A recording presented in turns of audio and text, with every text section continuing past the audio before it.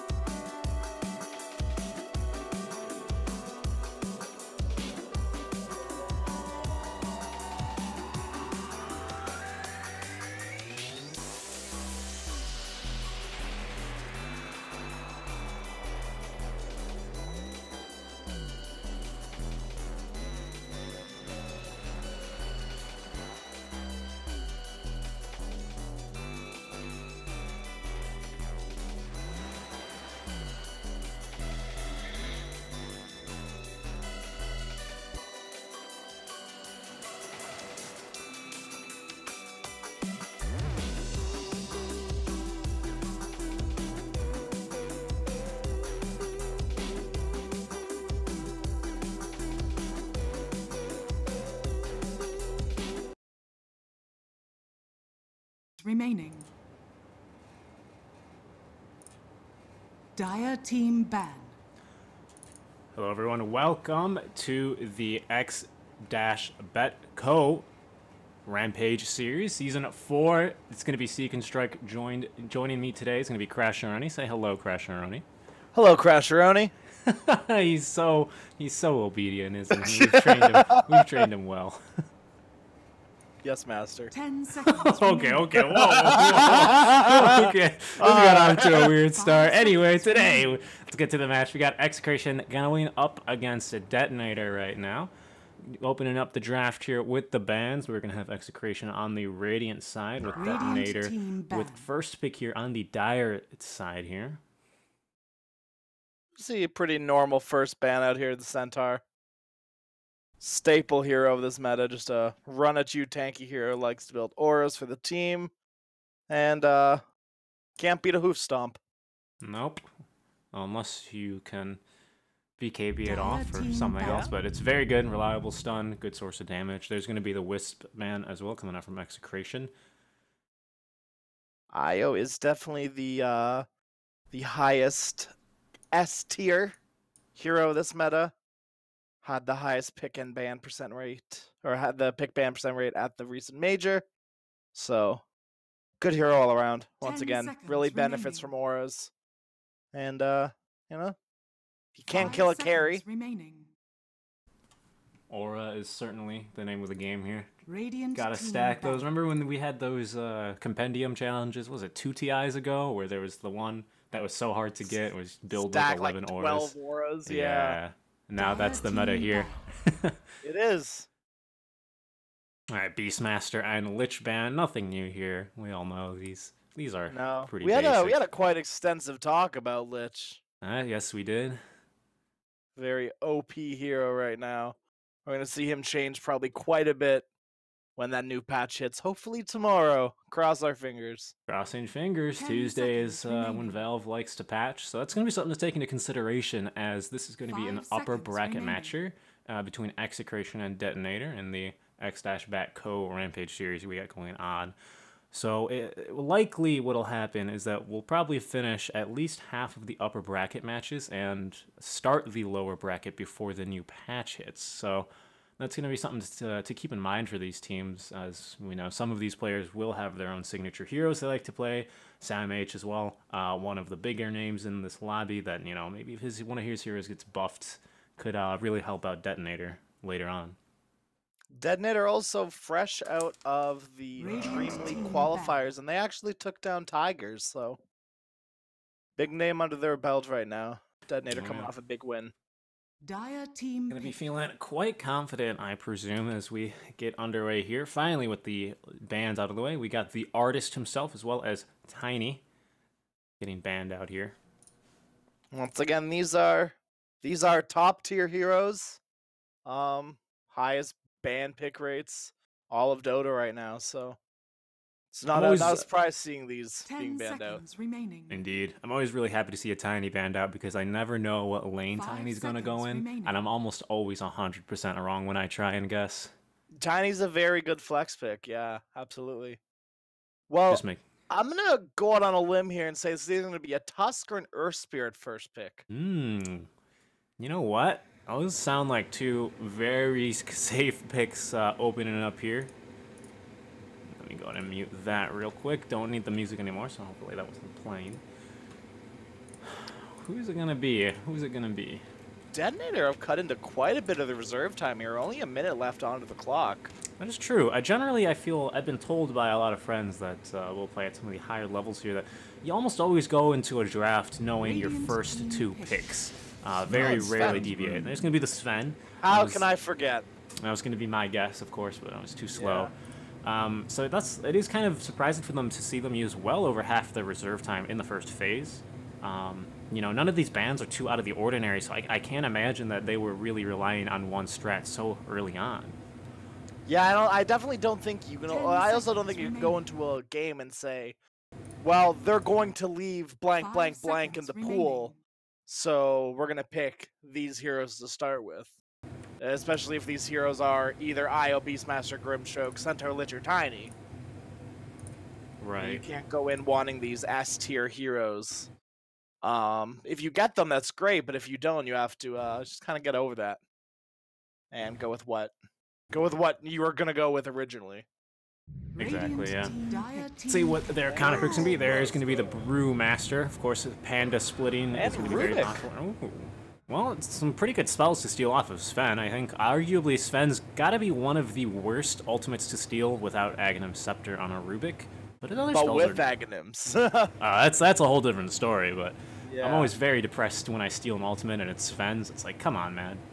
10 seconds. Pre-Ags, anyway. I wonder if Rubik turns green with the Ags and the 5 seconds remaining. We shall see. Hopefully maybe we'll get a chance to look at that. Alright. But I mean, Stormbolt, very strong stun, AoE stun, very good. Getting shot out by a Rubik is going to be kind of surprising. The difficulty for him, of course, is going to be closing the gap. Not the hugest cast range on Stormbolt, so he's going to have to get closer, but he can always use Telekinesis to kind of help combo that. Yeah, nice little chain stun there, too. Detonator, a lot of reserve time now, 30 seconds left. Picking up the duel. Alright, looks like... probably gonna be what? This is their off lane combo Yeah. of Sven Doom. We're gonna probably be seeing.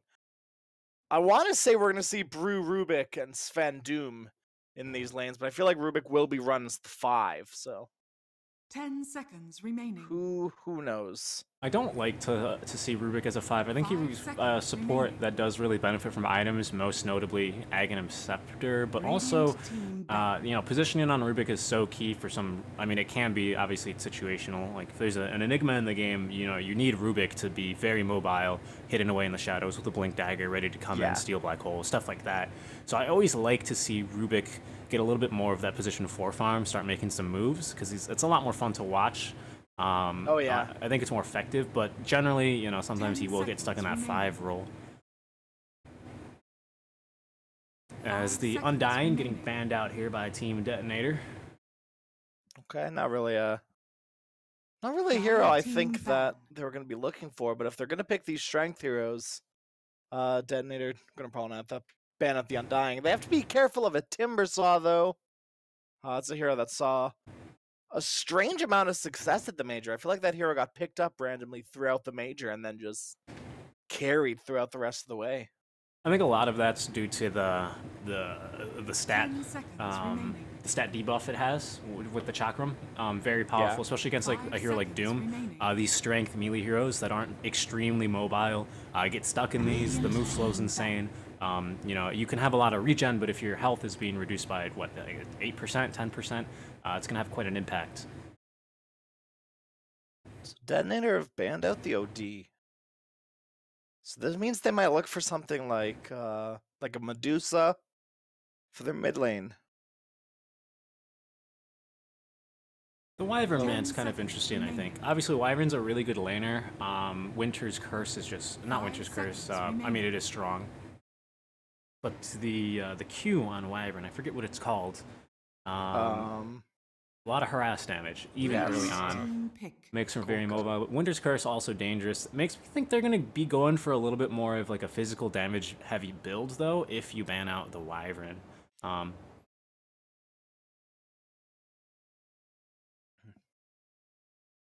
I'm interested. It's interesting actually because Detonator have played a bit of Wyvern, but it hasn't had the most success 10 on their seconds team. So remaining.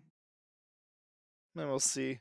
Maybe that was a targeted ban. 5 seconds Could be. remaining. Admiral Kunkka. Any thoughts on him? He's still a mid laner, isn't he? Yep. Yeah. He. I don't know. I don't think he's really changed much. He's just. He's a beefy boy. He That's is. pretty much all you can say about him. All he does is whether he wants to go the run at you build with the crit stick. Oh god, I can't believe we forgot about this hero. Yeah, well, I remember I said first. I thought he was going to be first dude. I That's think he's true. that good of a hero.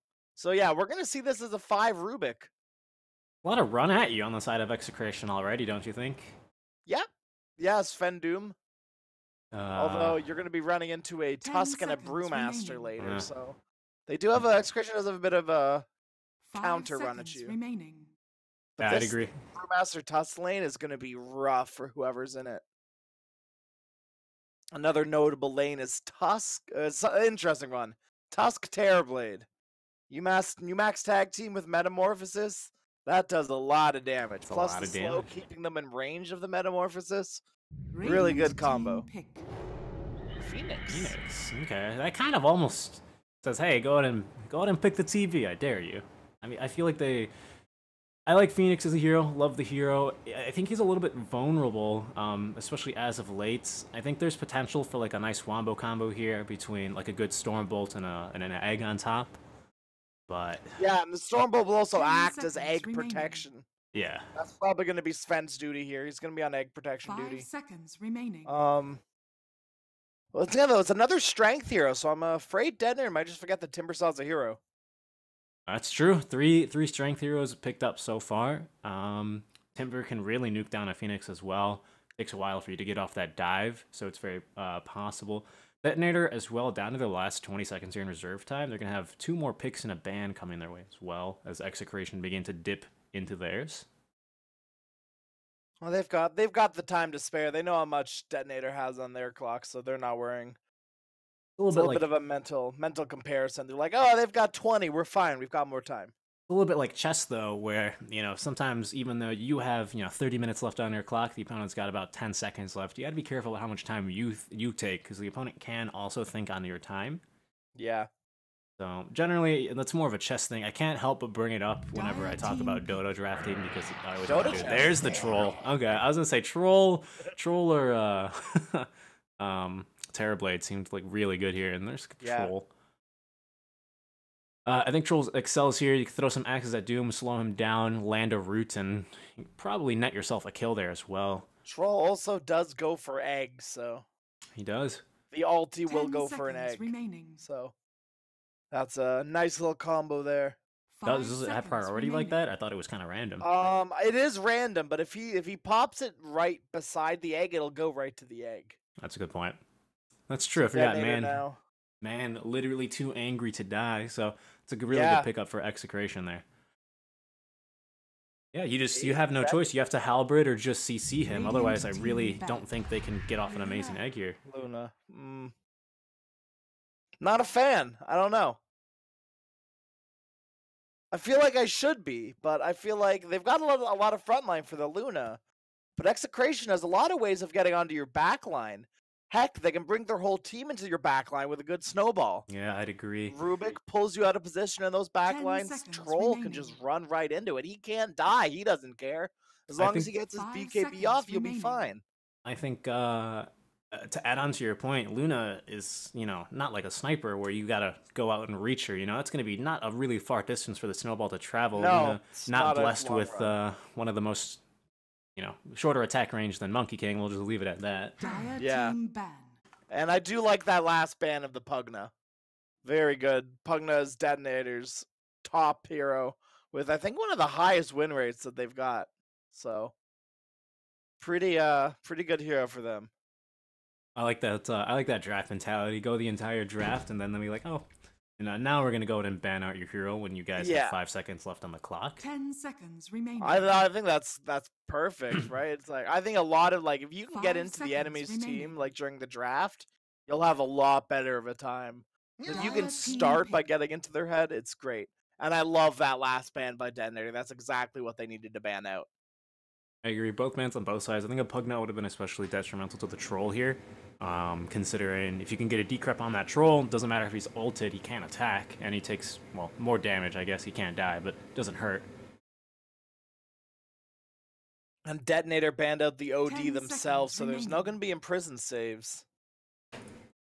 Still have the possibility for some sweet snowball saves, though. Maybe from a Sven Bolt or about it, really. You can wait out a lot of the duration from Eclipse here. Is Detonator, 3 seconds left. Running out of time. Pick Queen of Okay. Pain. I don't feel so bad about this, but I also think the Quap isn't getting played for a reason. I think the Quap's going to do her job this game in kiting the Troll ulti and being able to work with the Brew. But it's a lot of spells, first of all, for Rubik to steal. And she's also just that squishy backliner that doesn't really sit in the back. She's like in this weird middle ground. Or she's blinking right on top of you to scream and combo you. Yeah, kind of reminds me of of an ulti on top. Yeah, exactly, right?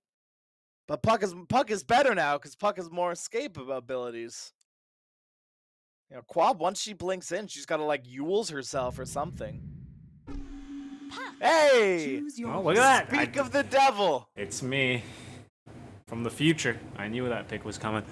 Alright, so these are both... This looks like a really old Dota draft, put together. This is like heroes that have been in the game for a long time.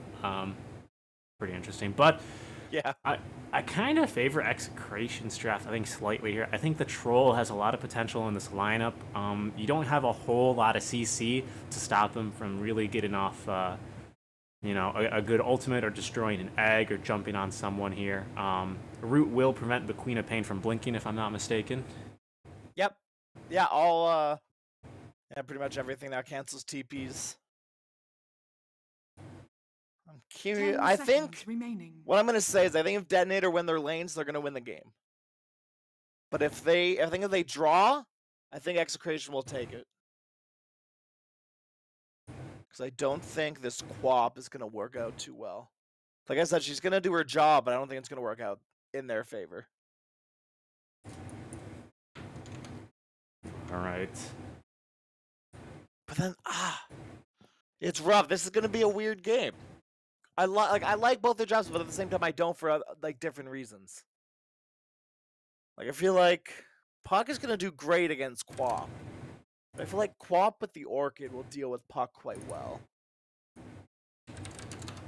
Luna's got to build a Pike, or this game gets weird for her. Yeah, that's extra mobility. Try and create some space, get that attack range as well, so you can get the Glaze Bobby's bouncing. getting remade. Everyone is disconnected.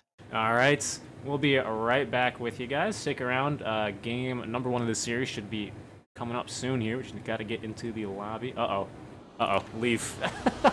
Let me go ahead and get out of here. We'll be right back, guys. Stick around for the start of this game.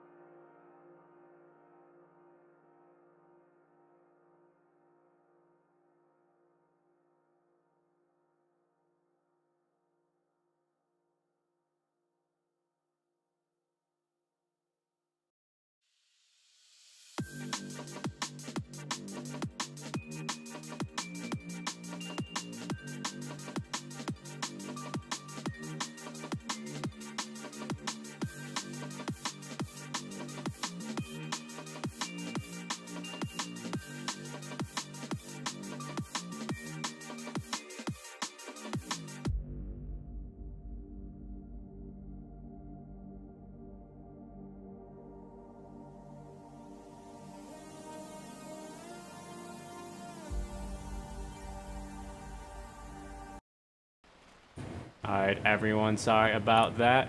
We are now back. Technical difficulties. A little bit of technical difficulties. We were playing hold the music the entire time, I assure you. But here we are. We are back in action here. As it looks like, let's jump in. Looks like they didn't start too long ago, luckily. Just gotta get everything back up here, as it looks like they're gonna be. Yeah, first blood there on the Rubik. Oh my god. That's my bad. Let's see Puck and Quap trading off here. Puck gonna pop the salve. Quap waiting to pop around here. There we are. Sorry, we are back in action here. Take a look at it. CS. It's gonna be Dens up in the top lane here so far on the Troll Road. It looks like they've actually sent Troll and Tusk top lane, which will leave Brew and the Rubik bottom. Maybe doing a little bit of a lane swap on them, trying to catch them off guard. Yeah, I mean, they want this Troll against the Doom. That's the free farm form. You're not gonna put him against this tri lane. Yeah, exactly. I do wonder how that would have started, though. Get that range advantage here on the Doom, of course, which will help a bit. Mid lane matchup already. Popping the salve is going to be Ben-Hur. A little bit of fancy footwork there with the phase shift already. And they need to get a little bit more out of this bottom lane. They have managed to kill this Rubik at least once, but that's not going to be enough for them to, I think, justify this tri lane, especially with the Doom. He's not going to be having such a great time up here going up against two of these really annoying heroes. They will land the whirling axes on it. Out comes the tag team 2 here. It's going to be a lot of damage. Maybe a kill on the Doom. Down goes Sam H already here. And I think top only lane is getting more than bottom. Definitely. It's going to be a sign of things to come for sure. This Luna is still getting farmed, to be fair. But Troll now with a kill under his belt. Yeah, certainly. It's going to be more advantageous. That's definitely a lane you can snowball in. Ah. Aha. I could really tag team on that Doom. Ooh, okay, that's... And it's Archangel gonna go ahead and pop the salve. Oh, trying to force out the auto attack there, which he does with the phase shift. He needs to use it. Oh, well done. Oh, and another dodge here. Puck might go in for the kills when the sounds the fair fire being popped. Quap dropping low, the blink away and pop the salve. She is safe. Yeah, a rain drop Puck. I'm gonna pop that salve in the mid lane here on the Quap. As Tusk gonna be pulling in this top lane. Speaking of pulls, they're going to try and interrupt this bottom pull as well, coming out from GRN, and Yepian will be able to do it.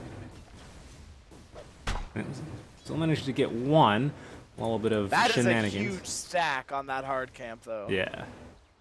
It's like, is Phoenix going to take that? Is that a stack for Phoenix? I imagine that's going to have to be a stack for Luna, as they look like they're going to try and stack it again or go for the pull here, which we'll be able to do. This is going to be one very dead creep wave. She got 2. Oh, no levels in the glaives yet, actually. No, you won't get levels in the glaives. You want this Lunar Blessing. That primary attribute bonus is huge. Indeed, as they're going to try and interrupt. We saw the Major A support Luna being picked up. That's true, yeah. By that legendary puppy. And it did win them the game in 17 minutes, but that attribute is really good. 24 primary attribute. That's a free Mystic Staff. That's a free, not quite Eagle Song, but... Oh, looks like they might make a play here onto the Rubik. Go at a beautiful CC right there. Trying to get on with the block. There's going to be the move speed bonus as well, but not before Thunderclap pops out. Going to go and slap the Phoenix away, discourage him from going. Under the tower they go. The salve gets popped, so they will force out the salve, but Fly Solo able to find the kill there. So the... Not the ideal kill, but a kill in the tri lane's a kill that they want, so... I agree. It'll relieve pressure as well on this Luna, at least for a little while. And might force out a rotation here, as Sam H going to be trying to vie for the runes here up against Chemo. Will not be able to do it, especially... Oh, no Snowball leveled yet, actually, but we do have at least level 1 shards. Yeah. You see, these two spells are interchangeable. Snowball tag, or Snowball and shards. Dream Coil drop mid lane as well. Well, and this is what happens. Puck now quite a bit ahead of this Quap, 25 and 14 to Quap's 18 and 1, and also now with a kill under their belt. And a 2-level advantage. About to only be 1, but still quite a bit.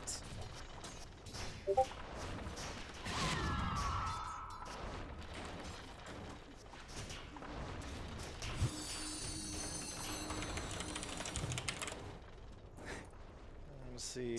Puck now, is she gonna... Yeah, go Shrine up here. The 6-minute runes are gonna spawn up. Bottom lane, though, pretty big engagement here. There's gonna be the Rubik Lift, Lunar Beam getting dropped onto the Brewmaster. He's quite tanky, though, sitting at 1,000 HP.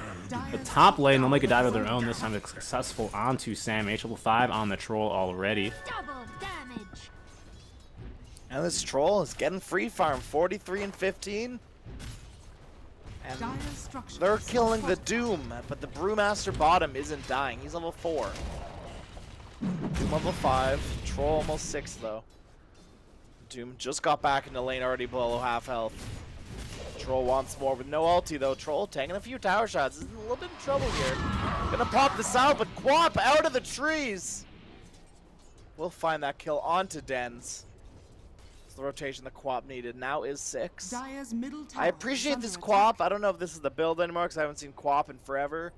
But Quap has not leveled anything to Shadow Strike, so it's just too easy of a spell for Puck to dodge. But to be fair, Scream is as well.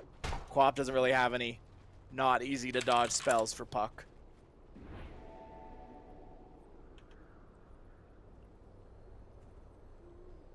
That's so much damage on that orb. Quap is just eating those orbs. Oh, yeah, we were talking about orb attack quite a bit, weren't we? Orb walking, that's a literal yeah. orb. Yeah, I guess Quap is literally orb walking, but she's walking into orbs. It's slightly different. Meanwhile, an engagement here, but Quap, she's already half health. Puck right out of the engagement. Phoenix tried to come for a gank, gonna drop the sentry, but the Observer's just out of range. Indeed. Well, they're going to try for a play here on Puck. They will land, actually, the Fire Spirit. Kind of hard to do on a Puck, but well played there. And here's the stack, actually. They're going to start on the stack in the bottom lane. They will be here to sap a lot of this experience, however, so it's all of a sudden not super worth it with 4 heroes there, despite it being Luna. a juicy stack. Luna can't do it either. She's only got 1 bounce with her glaives. I just don't think the glaives is very valuable. You want to get those points into beam so your Eclipse does Dire's middle something. tower is With under this level attack. 1 beam, it's not even worth leveling Eclipse because it's not going to do exactly what you want it to do. We got a hasted Phoenix going to be throwing out some harass onto the Rubik. Quite annoying, but there's going to be the Dream Coil Coil. drop. Let's see if Phoenix wants to break this. Has the dive. They're going to lift him out of it, not give him the chance. Down he goes. Stormbolt will connect, but not before the Silence does. And, well, Fly Solo will be flying solo away from that engagement after they drop the Phoenix there. Nice little gank coming out from the Puck as Radiant's middle tower a is little bit under too attack. aggressive there with the haste rune. Try to get a little showy. Yeah. Top lane, TP's coming in. Looks like they find another kill onto Samage. They do drop the Doom onto him. There's going to be the stun coming out from Fly Solo, having returned or TP'd in from the bottom lane. I think Phoenix is Dens out. doesn't care. Yeah. He just wants to last it. He'll eat that Doom happily. Bottom lane now, they're going to be making a play onto Raging Potato here. Looks like they have tornadoed up this Queen of Pain for quite a long time. How long does that last? It's Well, like that's 6 4 seconds. seconds. That was sick. Okay. 6 full seconds. She's going to be up there for. Very annoying here as they'll now apply pressure to the mid lane. Sam H will TP in. Eat a creepin'. Just do Doom things, but that was Primal Split dropped for an attempted kill onto the Luna. She just retreated back into the trees. No luck there. Rubik only level 3, by the way, approaching. Yeah, this 1.5 is the minutes. problem with, you went against that tri-lane. Rubik tried to, do these pulls. Speaking of tri-lane, Puck gonna be able to run out of here. She's actually gonna drop the Dream Coil onto the Sven, who's now just achieved level 4 here. Big pickup, Walrus punch up in the sky, down he goes. There's gonna be the shards trying to go away. Snowball save will stun up 1, at least a little bit. It's a very low level stun, only being a level 1 snowball. However, will they dive farther into the trees? The Hadouken getting tossed, not gonna do a whole lot of damage, but should dissuade them from fighting further here. That Puck a little bit overzealous again. The coil dropped early and not on enough heroes. As Tussle we wouldn't be able to approach the 10-minute respond to runes. it. Looks like Gonna go. runes are probably going to be a 2-2 again. Yep, indeed. Yep. We're Just gonna a find a 2-2. region. Yeah, Puck was very Archangel, pretty happy to drop the Dream Coil, as she will find 3 heroes protecting that's Regenerate. Thinks better of it. Unquap. Nice little regen in your pocket. I'm Curious to see what this Quap builds. If it's going to be the Veil, the Yules, the Orchid, the Ags, who knows? I definitely think Orchid should be on her list somewhere, but Yules might be a necessary first pick up there. Yeah, to, maybe get a more of a defensive item. The troll. Lincoln's isn't really necessary later this game, so she should only need like, I don't even want to say BKB because Dream Coil will just go through and Puck's going to get nags.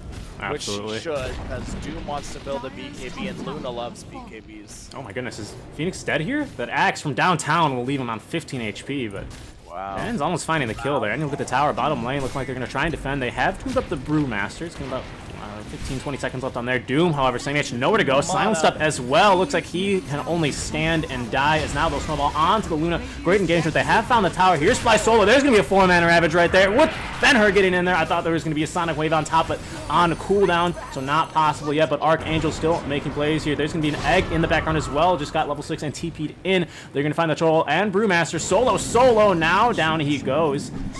Yep, I'm in the back lines. Going to need to cancel that healing beam. And they will do that. Paul still doing good damage here as the Urn of Shadows onto the Phoenix. Kim will finally fall. Phoenix finding the kill, so it's a 3 for 3.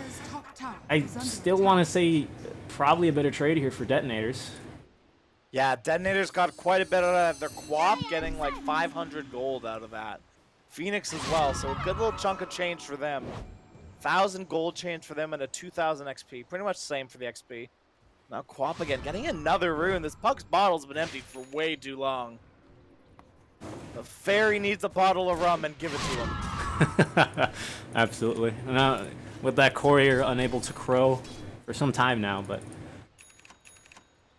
still I appreciate this Luna's build doing exactly what I said. Got the 3 points in the glaive now, not getting the eclipse, and keeping the beam in 1.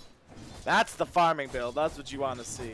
Absolutely. This Luna's going to be farming for quite a while now. Just going to take control of the jungle, which is what they've been doing for quite a while now. So 2-man smoke with Fly Solo as well as Ben-Hur here. They're trying to make a play mid lane where they do have vision here on the Brewmaster. Does have Primal Split. Doom off cooldown for another 40 seconds, but with 2 stacks of Devour healing, man, that's a lot of HP. 45.7 a second. Now they'll jump. There's going to be a DD activated on the Luna, trying to control him before he can get the stun out. Beautiful CC, but there's going to be the rotation for the team, going to do a 3-man snowball stun into the signs from the Puck. Now he gets off the Primal Split. 2 down already, and Paul with the triple kill, going hard, and they might even get more, as now they're going to be chasing off this Phoenix, who's going to Icarus dive away, but this is a very, very fast Spirit, but they're going to go at him back.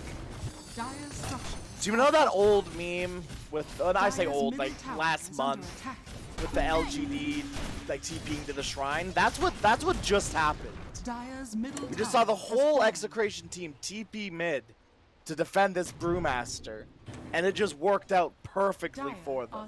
They got a 3-man coil, Brewmaster lived, got the split off, and they killed absolutely everyone. Indeed. That was a beautiful Dream Coil, too. Still farming, but her team's gonna need her soon. Getting close to that Yasha. And he is 144 full farming. She's gone for the 15 attack speed as well. Nice. Snowball trying to chase down Ben-Hur. They will keep vision on him. Actually, beautiful shards placed down as well. Walrus punch. Down he goes. Kim O finding a very nicely executed kill on the bottom lane.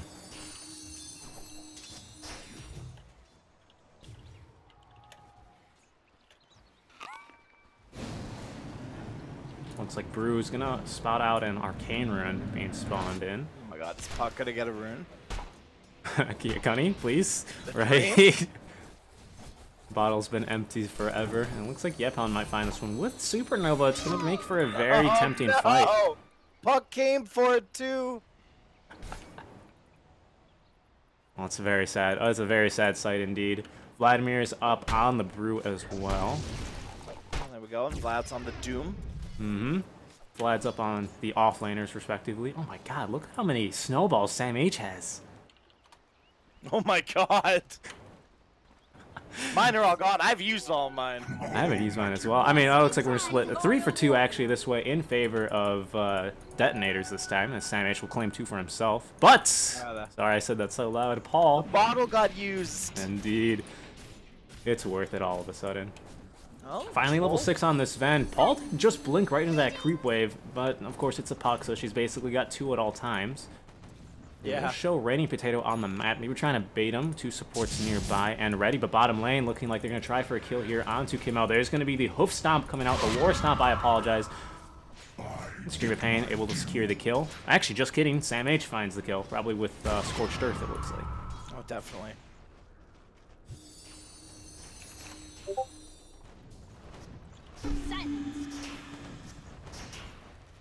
Tower-wise, mid-tower's still standing for Radiant. Something that it's just really going to open up the map for detonators here. And Doom. Not wanting another creep, so he's happy with this war zone. He's going to get the Blink Dagger, but I think he bought out on something else. Hello? What did he... Looks like maybe... Is there something on Courier? No? Uh-oh. What? Hello? Ben-Hur might be getting pincered maneuvered here. From behind is going to be the Rubik. Will they get the lift off? They will, but first they're going to go and steal that Scream of Pain. The CC is not there, and it looks like the Snowball was on a creep instead. I think it was on Quap. It kind of looked like it, but it ended immediately, didn't it? Does the Snowball end if you break range? No. Strange. Oh, maybe it was on a creep. I don't know. I thought it was on the Quap. That's a weird interaction. I've played a lot of Tusk. We'll have to check the tapes here, I think. I think the weirdest one is like the way Tusk or just heroes work with Glimpse. Because it's absolutely ridiculous. Oh, yeah. Because it's different with every spell. So you just gotta guess. 2 bracers on this Rubik, by the way. Not even upgraded boots. Just going for God. more survivability here. Bracers are OP, man. If you can live in a fight, that's all this They are Rubik very wants. good. You just want to get bursted down by this puck. Luna closing in now onto the... I almost said Laguna played. Onto the Mansa style as well. I went after this Ancient Stag. Very nice for her.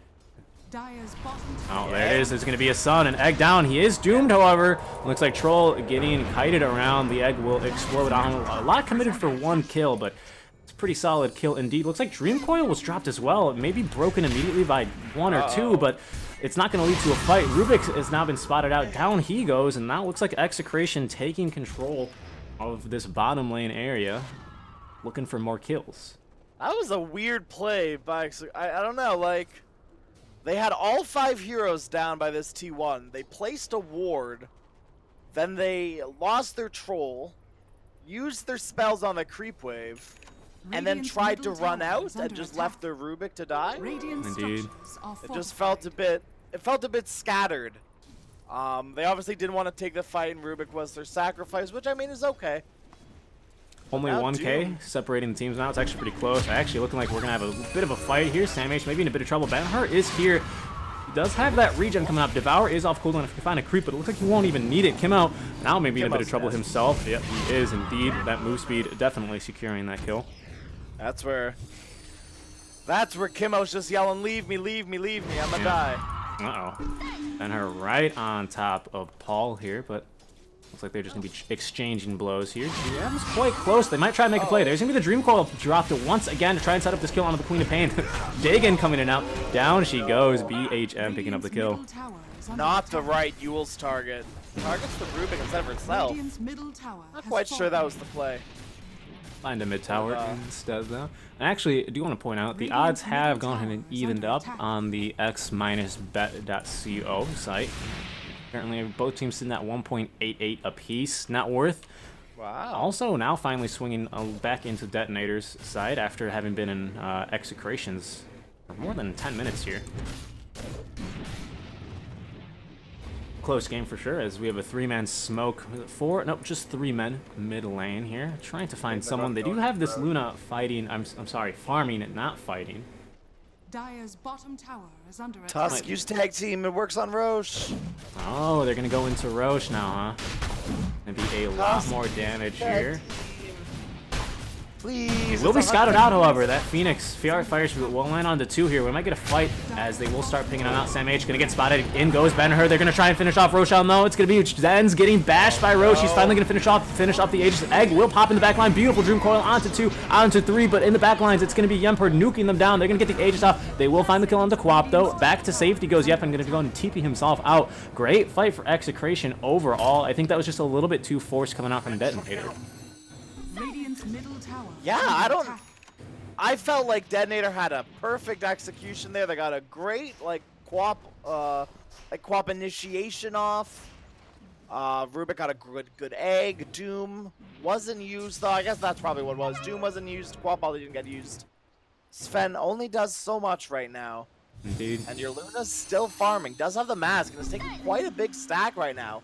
Mantis style as well as 3,200 gold. This Luna's going to be ready to fight very soon, and the buildings better beware when this Luna's ready. Mantis style now efficiently farming here. Don't block the camp. All right, cool. Man, I never played like illusion-based heroes. I random Terrorblade the other day. My illusion management very bad. This Luna a lot better than I am at it. Managing illusions quite well to help her farm and push out the waves. Indeed. Does Luna? Okay, not gonna go BKB. So I think that's probably the smart move here. Really the only thing would be like Hurl Boulder and Snowball and like I guess Lift. Cause Puck goes through it, which is a bit of a problem. I guess the Puck spells, but you can manta off the silence. So. Yeah, that's the most important thing, especially as a Luna. I'm surprised. We mentioned this in the draft, but she hasn't gone for a 4-staff, a Hurricane Pike. Well, I think it's okay. I think Luna, like, I would have done it, but I'm also like a pleb. Fair enough. I just think when I see Tusk, like as a Tusk player, when I see Tusk, I want to build a 4-staff. When I see Puck, I want to. I say I want to build a 4-staff in the sense that like I want to create space between Puck as fast as I can. Absolutely. Right, these are right after the Dream Coil. Also going to help with the brew, as well as kiting for this troll. But I mean, if Luna knows what she needs to know. Butterfly completed now. I think this is fine. She has the butterfly, and she's going to go for the BKB. I think it's a good move. Yeah, I think it's fine. She's saving the Morbid Mask for Satanic, likely, if I had to guess. And they're going to try and trade towers here. I believe, yeah, there's going to be a lot faster pushing here on the Detonator side. You can't do this against the Luna. Yeah, you can't. No way. Can't do this against the Luna. Not at all. Already the high ground tower almost half of its HP, and they're just gone now. They forced most of the rotations back. All of them now. Out they go. They have good vision around the shrine as well, ready to see if anyone was going to try and contest them there. Beautiful vision. But no, definitely not. And Execration should not be happy. They need to smoke. They shouldn't be happy with that. They need to smoke out and get a kill. Indeed, although it looks like Troll in a bit of trouble. Den's just absolutely going to... no. My goodness, it's a little excessive there, God is don't you think? The egg now. I don't know if the Execration wants to be fighting into this. However, they will. They will go at its snow dodge rather get the stun off there, the snowball, to make sure you dodge the stun from the egg is what I meant to say, but now he's stuck around a little bit too long. They'll still be able to find the kill. Looks like mid lane, Dream Coil pop. They will find a kill on the quad. Paul making plays happen all over the map. You blink and you miss it. Great catch there by Paul. It's the best out of a bad situation. Now, speaking of a catch, oh, not yet. No. Execration need to not die. They just need to not die. They've used their fortify. Puck cut the creep wave. She got a rune too. The next one. She got 2 runes, if you look at that. Wow.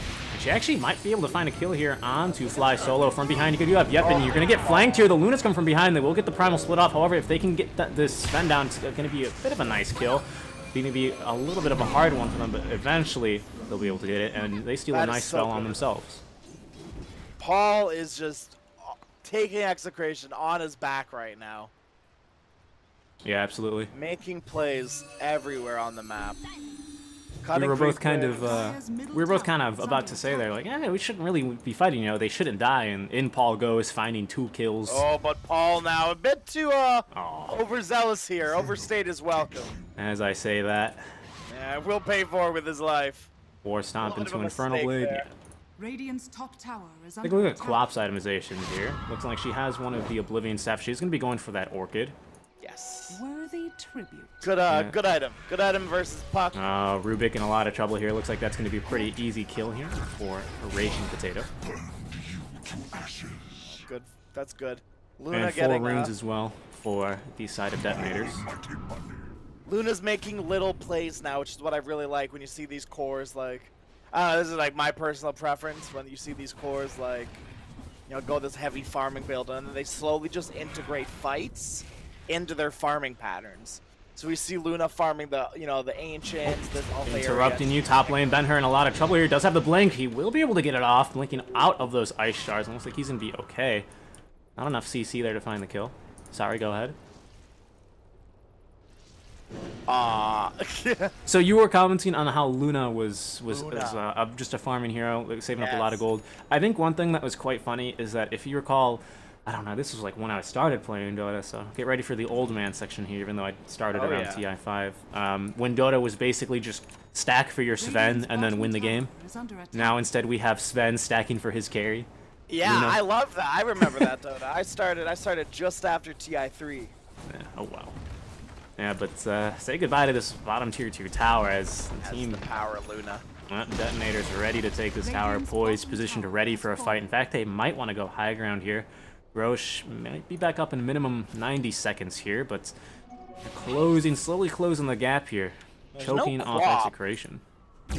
Yeah, they're not going to fight. No Quap, but no Puck at the same time, so. Puck just have the TP, no haste rune. Radiant Shooting that top, I don't know what Detonation's really doing. The Luna, okay, the Luna is still farming, which is the best thing out of this. Luna is still farming while their team is just taking the jungle, which is fine. Like, I mean, what they're doing is fine. The only one outside of the map right now is Puck. The only one farming is Puck, while Luna and the team is farming the jungle. So yeah, Puck's gonna be closing in. Towers. Oh, I thought they were going for something else. Oh, maybe. No. Oh, he blinked back. I was like, did he blink forward, that mad lad? But no, Puck's gonna wipe the creep wave. Ball's closing in now on the Lincoln Sphere. Needs a little bit more for the ultimate orb, but I think this team's going to be closing in now, trying to find him. Going to be pretty dangerous, too. Quap now has his completed Orchid, so watch out for that. No. Go ahead and D-ward. This Puck is having a Lincoln's at the same time this Orchid's been picked up, so it's not ideal. No, plus, I mean, you're going to have... They have two really good, Orchid and Doom. One's bound to land, even with the Lincoln Sphere. So we're going to see Doom actually put a Force Staff in his quick buy here. Very, very valuable item that no one else on this team has gotten. So, which, I mean, no one else really wants other than Luna building up Pike.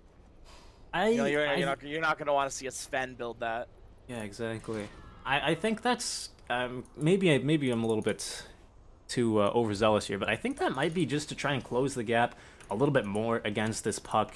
Force Staff after her waning rift, trying to land this Doom, because Paul is doing so much work right now. I say this as there's going to be the Orchid, just a friendly little Orchid on the Tusk. Radiant's top tower. They want this tower.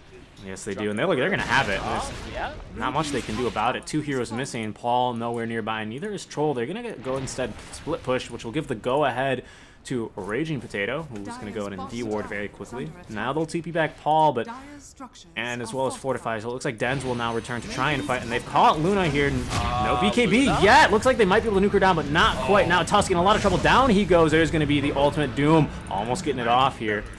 Sam H in the cast animation. We'll throw a rock after Sven, cut him off from the rest of the team. This is going to be a little bit of consolence, but not much. As you lose your top barracks and get a buyback out. They'll sing songs of Sven's valor. Indeed. Dying for the team. Look at Paul doing 2,100 damage in that fight. Doom Coil dropped. No Doom used. No Eclipse used. No Sonic Wave. No Egg. Held on to all their ultimates. They can now take a Roche fight. Roche will be up in 50 seconds. Indeed. Like, not a super long Roche, but about a medium one. About an average. As Raging Potato looking like she's just bought something. Is that going to be the completed Satanic? It's going to be... Oh, look at that. A completed Hurricane Pike. Oh, wow. Nice. It looks like we weren't wrong after all. It's always nice, right? right? I'm glad I'm not that much of a pleb. I always feel bad making these, like, not meta item calls and then them not going it because then people flame me. Exactly. Okay, you can just do it all the time, and then it's your shtick. You know, like me. Really bad. Just really bad. Yeah. Paul here has now completed the Lincoln Sphere at least, so makes herself a little bit harder to kill here. How much of a difference that'll make is huge testicles. I cannot believe it. Just farming the bottom shrine alone. And there's just nothing they can do about it. 9-second BKB, Butterfly, Hurricane Pike, I mean, TP, I mean... Let her walk around the whole map, like that's all they can do. I mean, I they figure, do have you know... TP cancels, though, through BKB with the Tusk. As well as Dream Coil, no? Nope, just kidding. Well, with Ags only, right? Yes. Otherwise, it doesn't break. Dream Coil does not pierce BKB. And now a cheeky little Roshan. Yeah, they're gonna go and smoke right into this. Let's see if they can snag it. Tusk didn't see this, I don't think. Sven was so close to breaking that smoke, too. That could have been so detrimental to their plan. They are all missing off the map. Top lane's pushing in quite a bit. This might give them a little bit of clues. Ben-Hur now going to TP back in. They still haven't scouted this yet. Doom's stuck. Sam H going to be 1v1ing them there. Now they might be able to spot it. They're going to be going in here, trying to get down Sven. Sven with the lockdown there. There's going to be the BKB getting popped by Troll. He's still going to get the Doom, though. Uh-oh, this is very dangerous. Now they go Kim. Oh, looks like Doom was stolen. Who have they doomed? I can't tell. Who have they doomed? They've doomed Luna. I'm not sure if it's going to makes much of a difference. It was a pretty cool play. However, Paul is going to be the only one standing here. Roche sitting on 1,200 HP. And actually, it looks like they're just going to make the call to run down mid. Yeah. Don't let the Luna in your base. Under attack. Radiant structures are fortified. Looks like they're just going to go straight for the end there. There's only 2 buybacks, and now Paul is nowhere near. Does have the TP. He's going to start TPing back now. 1 will buy back. There's going to be 2 buybacks, but look at this damage going onto your towers. Sam H is running around here with 17 HP regen. They're going to drop the Dream Coil onto 1. There's going to be the Diffuse. I'm sorry. The Lincoln Sphere broken. Beautiful jump onto her. Down goes Paul. Now it's only 2 standing. Supernova on top of your Ancient. Looking like this is going to be more or less a 1 game for Detonators here after that Roche fight. He's still Supernova, though. Use it. Yes, there's going to be the stolen Supernova. Is it going to be enough? They aren't hitting it. They will back up at least a little bit, saving a bit of time.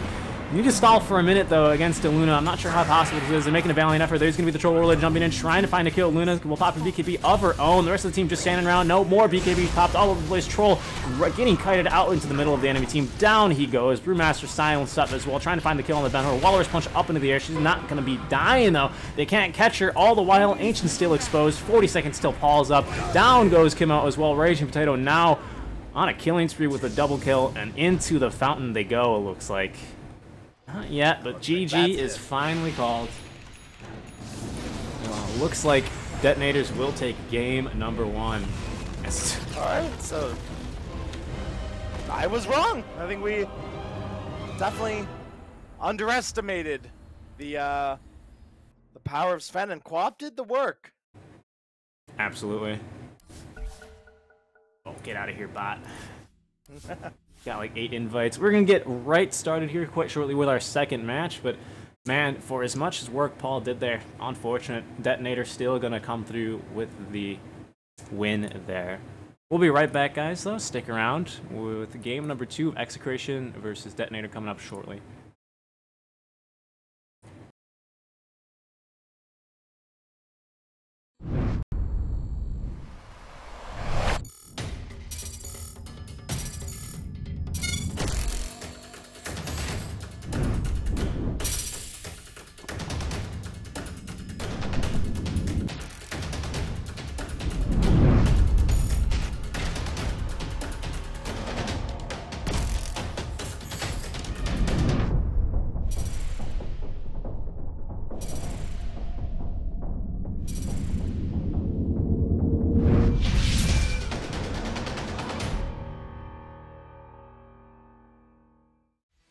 XBetCO is the hottest destination for esports betting, offering a wide range of top esports events and betting options. Access the highest odds in esports. Live odds are open until the very end of the match.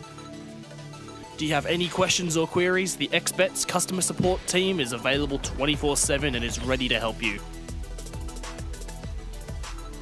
All players enjoy huge bonuses, amazing promotions, and winning jackpots.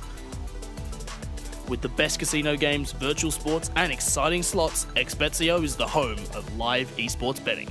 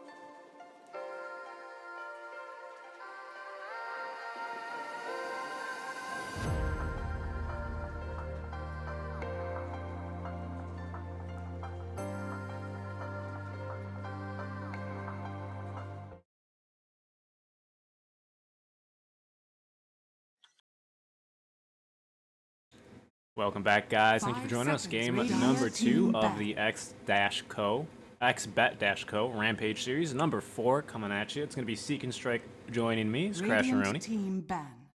Hello. Beautiful game 1 taken by Detonator. Despite Paul's best efforts here, it looks like they didn't quite update the score, or it's not on ticket, but Detonator do have a 1-game lead in this best-of-3 series, so keep that in mind. Dire team ban. And Detonator gonna remember about that Tusk this Back. game. Gonna ban that out. Yeah, Tusk making big plays, even finding solo kills there onto Ben-Hur, the Queen of Pain at times, so very nicely executed. Tusk is just that tag team. It's so Dire much, team especially because it back. works with your Walrus Punch. So you can kill a support pretty quickly with it. Yeah, definitely. Radiant Alright, team other first pick. bans, nothing too crazy. Looks like they put in a Medusa as well as a Tusk and a Magnus, actually, this time being banned out by Detonator, maybe. Interesting. That See, I doesn't- don't feel the Magnus because I feel like if you ban PA, which is a much better ban, you don't pick the Magnus. Dire team pick. 'Cause the only reason you pick Magnus is if you want PA or like Jug, or you want to do that like Vlad ZM build. Yeah, that's what I was thinking, because generally you pick them up together, get that cleave bonus damage, you get 3 daggers that all cleave, and it's wonderful, it's glorious, it's Yeah. hideous. Oh, it's an insta win combo really in pubs. Like, it's just one of those like 10 niche picks seconds where like remaining. any fool can do it, but if 5 it's in seconds the right remaining. hands, it's a beautiful combination. Well said, I like that. Dire team pick. Because like oh, yes. speaking of beautiful, Look at that. I Look at that. love this hero. Abs Radiant literally team chiseled out of pick. stone. I speak for the trees. Ooh. Speaking of abs, Look at that.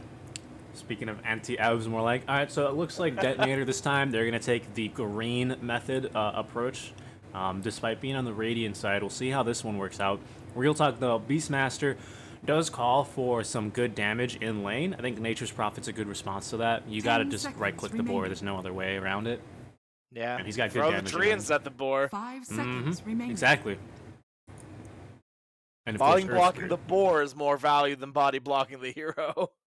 Yeah, in lane, you're not wrong. If you can get that boar out of lane, all of a sudden it makes Beastmaster much less scary. And you can just kind of get on with the lane normally, not being poisoned and slowed. Radiant team ban. And Grimstroke. I It's a good actually counter totally to forgot Dire that this team hero was ban. in Captain Smoke. Radiant team ban. Whoops. Let me paint you a picture. Let me paint you a picture here, okay? Alright. NP, pushing the Ancient. There's about 1 million treants there. All of a With an sudden... eggs. NP Yes, has with- eggs. Yes, there's 2 of the big boy treants, the mega treants. All of a sudden, from the side of the screen, you know, your ears are deafened as a black swell of ink goes across your screen, and 10 Grimstroke seconds is rich, remaining. buys a divine, runs down mid, ends the game. Alright, if we 5 see that, seconds remaining. can we get that as a bet column? on Yeah, that'll probably pay like what 1 to 10,000 there. Get some license yeah, City Fox. exactly. Hey, you know what? I'd bet on that. Sure, dude. But real talk, it's really good wave clear. It's a strong support, and there's a lot of fun possibilities with the leash, not the leash, the ultimate coming out from Grimstroke. A double roar. Good Uh-huh. starter. How does that work? I imagine it works like and like you said last game, like with Glimpse, there's so many different interactions with the spell. I believe, if I had to guess, the Beastmaster Roar would get doubled, Yes. but it would just emanate from his standing Dire position. I team think it back. has to come out from Beastmaster. Yes. And the push won't break the leash as well. So if the push goes beyond the distance of the leash, it won't break, it'll keep the leash. I've seen this interaction a few times now. It's interesting to say the least. 10 seconds remaining. Could make for some fun little tidbits though. Looking forward to Yeah. 5 seconds Well, it's a remaining. good it's a good easy combination. Slows as well. It's a good lane combination as well. Boar, Inkswell. it. Yeah, definitely Inkswell, the dumb little spirit that silences you. Very good as well. Phantom's Embrace. I don't want to Dire embrace team that pick. Phantom. Alright, Kunkka Tide, Kunkka and Tide. We Kunkka get and some Tide. lore-friendly bands coming out here. Is no Tide and no Kunkka gonna get the chance to show. Well, if you ban the Tide, you obviously want to pick the Kunkka, because Tide, lore-wise, is the counter to the Kunkka. That is true. So. Lore expert. Crash 10 around. seconds Yeah. remaining. I actually write all of Slax's lore videos. He just takes 5 seconds he remaining. just takes credit for them. He just voices them over. Yeah, it's an audiobook actually. It's on Audible. You just have to look for it. They can't have Kyle's little brother do the loregasms. Oh, they can't. Anyway, this time actually I was gonna say Execration using a bit more of reserve time compared to detonators. If we recall last time. Yeah, detonators. Although it's changing as we speak. It's changing by the second, you might say. Yeah. But, wow, yeah, it is. Yeah. Radiant taking a team bit of a lead. I'm gonna go with the Venge. I think this is a... Whose hero is this? This isn't a Sam H hero, is it? No. Not a Sam H hero. Okay. It is. Hold on. I'm getting it. They've picked Venge 9 times. They do like the Vengeful Spirit. You're right. They haven't played it. Haven't played it in 3 months though. Last time. I wish Dota buff was more friendly, man. I don't know. It's quite friendly still. I can't see who's playing this Venge. I misspoke. The Dark Seer, I think, is the Sam H hero, which is I think why we see Yes. it banned. Yeah, that's the famous one. Yeah, I'm gonna go for that's Sven Sven again. this time on Execration. All Get right. some of that move speed for yourself. Move Yeah, speed's so fine, you gotta make it mine. Does Execration, and they're gonna pick him up. Huh?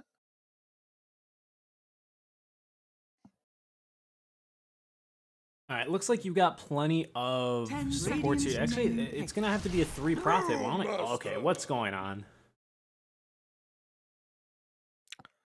Yeah, Is this a carry Venge? it's a core Venge. Oh my god, they're gonna last pick Luna.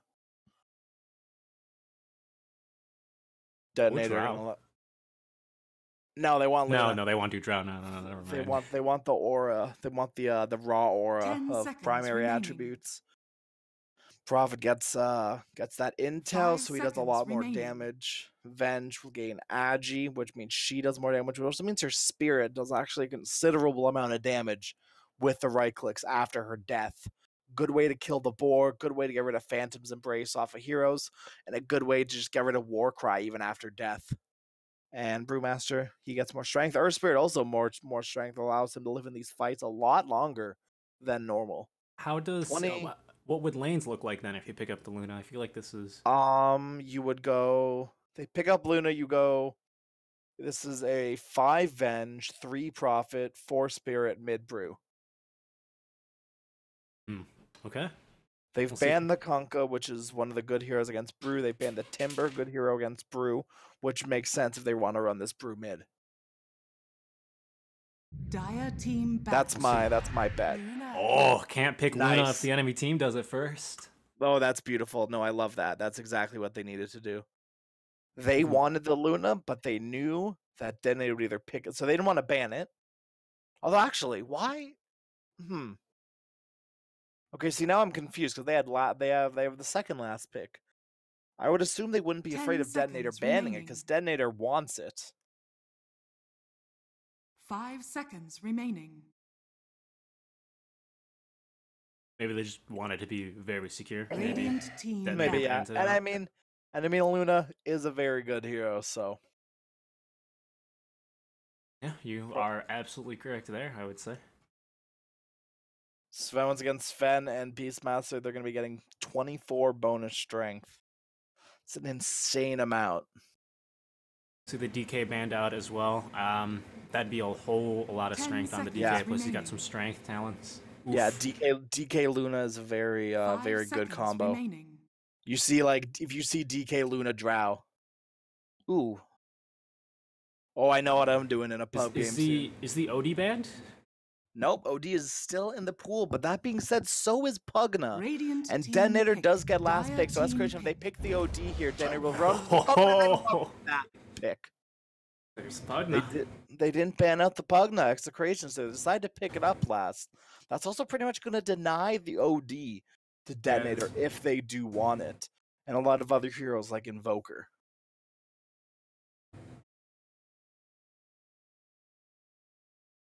We'll see though, detonators.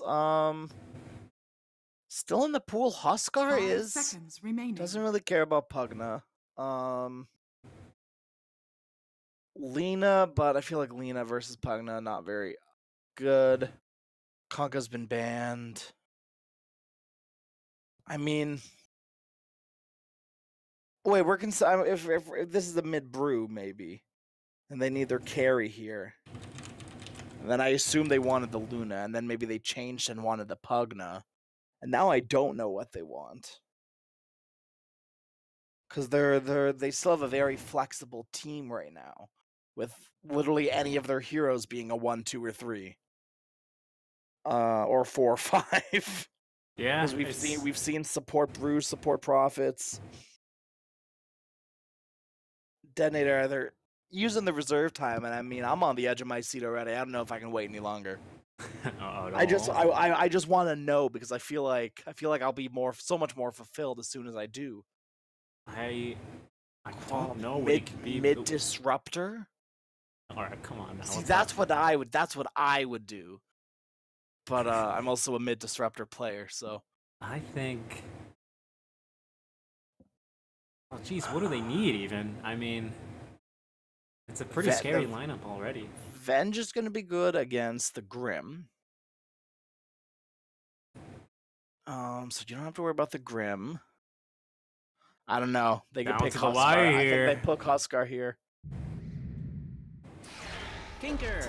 You may now select your hero. Okay, good against the Luna. Not good against the Pugna though, I will add. No. Not good against Sven either. Blink stun, blink roar. Oh my god, okay, so every single hero in Execration has a combination to use with this Grimstroke. We've got Lucent Beam, Stormbolt, Roar, Decrep Life Drain. My question is though, you put an Ag's Lucent Beam is it put on a hero or put on the ground? It's put on a hero. So could you put it on an enemy hero twice? I believe you can only put it on a friendly hero. 10 seconds remaining. Oh man, could you imagine though? Double 5 seconds remaining. I'd be building like Yashikaya Luna every game, which I'm surprised didn't catch on. I thought that was going to be a thing. Honestly, I felt like if Luna didn't need the Manta, she'd just get a Yashikaya and fight. But I was wrong. I didn't call that correctly at all. Very, very wrong. It's just because BSJ talked about it. because you're talking about it like with like heroes like pardon me, like Potom, like Yashikaya on Potom and stuff. This is when the patch first started, and then I was thinking like, like Luna could want it, but saw it a few times, then never saw it again. Yeah, the more I think about it, the more I like this Luna change, where it just gives you primary stats. Like, the reason I said OD was, obviously more stats is great for OD, more damage, more, Oh, it's insane because that int difference. It's immediately you get a free Mystic Staff of Intelligence. It's crazy. Alright, so we get underway. Game number 2 here so far. I don't believe these are... Looks like it was posted here instead. No, we're just kidding. Get underway. Game number 2. Detonators are up 1-0. Let's not forget about that. Oh, they're looking to close this game out quick. So, oh my god, it's a mid-profit. Mid-profit, safe lane Tinker, and a tri-lane bottom Earth Spirit Venge Brewmaster. Brown boots on the Tinker, huh? Oh my god, oh my god. Safe lane Tinker gonna be going up against the tri-lane of Sven Grimstroke Luna, while Brewmaster gonna be bottom, or Beastmaster gonna be bottom. Oh my god. I don't think either team are gonna call what's happening right now. A little bit of a clown fiesta, one might say. I think it's only going to be made more clowny by this Earth Spirit constantly roaming around the map trying to gank your lane. 30 seconds to battle. Going The on no here. the no cosmetic Earth Spirit. That's definitely clowny. No, he's got a custom staff. Oh, he does. That's right. It's a little But- bit wider. The Bow of Bedrock Serenity. Huh. Never seen that before. It just looks like a bone. Does look like a big earthy bone, which is weird because, like I said, he's made out of rock. But anyway, here we go. Looks like they're gonna split runes 2 for 2. Execration trying to find Oh, some and they- top rune, but they won't. They scouted these runes. So they're gonna send Tinker bottom. Yep. Still gonna be a profit mid though. Starting with the Oh, null but- tally, hidden for 66. The Hawk just scouted Tinker. So we're gonna see. Beastmaster's still bottom. Now I'm feeling it. I'll send Vengeance. How do they respond? What do they do here? So it's gonna be Beastmaster going up against a Tinker, Venge, and Earth Spirit Tri-Lane. Earth Spirit hidden in the trees. There's gonna be the disarm to tilt to the NP, not allow any of the CS to get done. And here they go immediately now. They're gonna throw the stun, but already pretty far into the tower is the Beastmaster, so he's gonna be relatively okay. But we'll have to keep an eye out here. That can change very quickly here between Rolling Boulder and Magic Missile. I think as soon as laser's up again, they just go. They've Yeah. got roll up, missile. They're gonna TP the Grim Bottom though. Yeah, they need to do something, or else his brew just dies. Good Hawk there. Throwing in the trees, make sure nothing cheeky from this Earth Spirit's gonna come out. No, definitely really good vision to have. This Always need vision Tinker's on that just hero. rushing bots. No other smaller items, just bots. Yeah, he did start with brown boots as well, but it's gonna be a lot of damage on him. Sam H taking a bit of harass as well on the Brewmaster. Mid lane, so far nothing crazy here. He's gonna be. Paul's gonna have a little bit of a higher CS count, I think, just because he's getting kills onto these treants. How much gold did they give? Like 14? Yes. It's not a whole lot, but it's more than skeletons for sure. Yeah, oh yeah, skeletons give 5. Actually, they give 5 twice, I think. They give 10 total, because they die twice. Oh, that's a good point. Which I That. still don't like. I don't know, it doesn't feel good. How do you kill that is what's already dead? Yeah. But like actually though, Tinker, I thought he was gonna just shoot the laser into his face. So far, surprisingly calm laning stage. Well, it's weird because this laser is just such a high like cooldown level 1. Although that might change the rollout. Not Ooh, gonna a connect, whiff, so that stun's though. not gonna hit anything there. Felt the breeze go by as Grimshaw clenched away. Paul finds himself an illusion rune, which now I don't know. I'm not the statistician here, but I believe he's gotten 400% more runes than he did last game already. So very good for him. Yeah, that's an exact stat actually. That was to the decimal. Wow. So both heroes gonna grab these null tallies. Profit now. He's gonna be the Vlad's builder here, building up the Bassi. Something a lot of people don't know about Basilius is for some reason it just gives 7 damage. Very good. It just randomly gives you 7 damage from nothing. Like neither the Sage's Mask or the Ring gives damage, but 7 damage and mana regen. Brewmaster might be in a bit of trouble here. Nice. Good slow onto Sam H. Now looks like they're gonna chase him into the side shop. It's gonna have that evasion for at the very least, however, but they're doing a good job of making sure that he's no escape from him. One more Lucent Beam and the auto attack from Dens will secure first blood. We're all okay, but bottom, yeah, indeed. They're gonna kick him back as well. There's gonna be the Ink Swell to try and get out of trouble, but the laser, as long as one auto attack will be enough to find the kill. Good Okay. response. This is really clowny. Tinker, he is level 3, but still only has 1 point in the laser. You're right. What is he doing? He's really hello? close to boot to travel, though. What's going on? This Tinker's gonna get a 5-minute bots. At this rate, he might actually. I think runes are going to be super important. I don't know what the plan is here, but Raging Potato is concocting up something. I don't know what the plan is, but I love it. For now, though, Vengeful Spirit in mid lane going to be sitting here trying to find a kill onto Paul. Also rotating over will be Yepun, so watch out here for a very quick kill. There's going to be one, the setup into the Rolling Boulder as well, kicking him back into the waiting arms of Ben-Hur, who's going to take the chance to auto-attack a creep once. But it won't matter. He's gonna find the kill regardless. No rotation Bottom lane either. Tinker. Big kill. Your element. That's a very big kill. Bots, That'll settle. those bots timings. I know. Slightly delayed, but he's still 1,500 gold.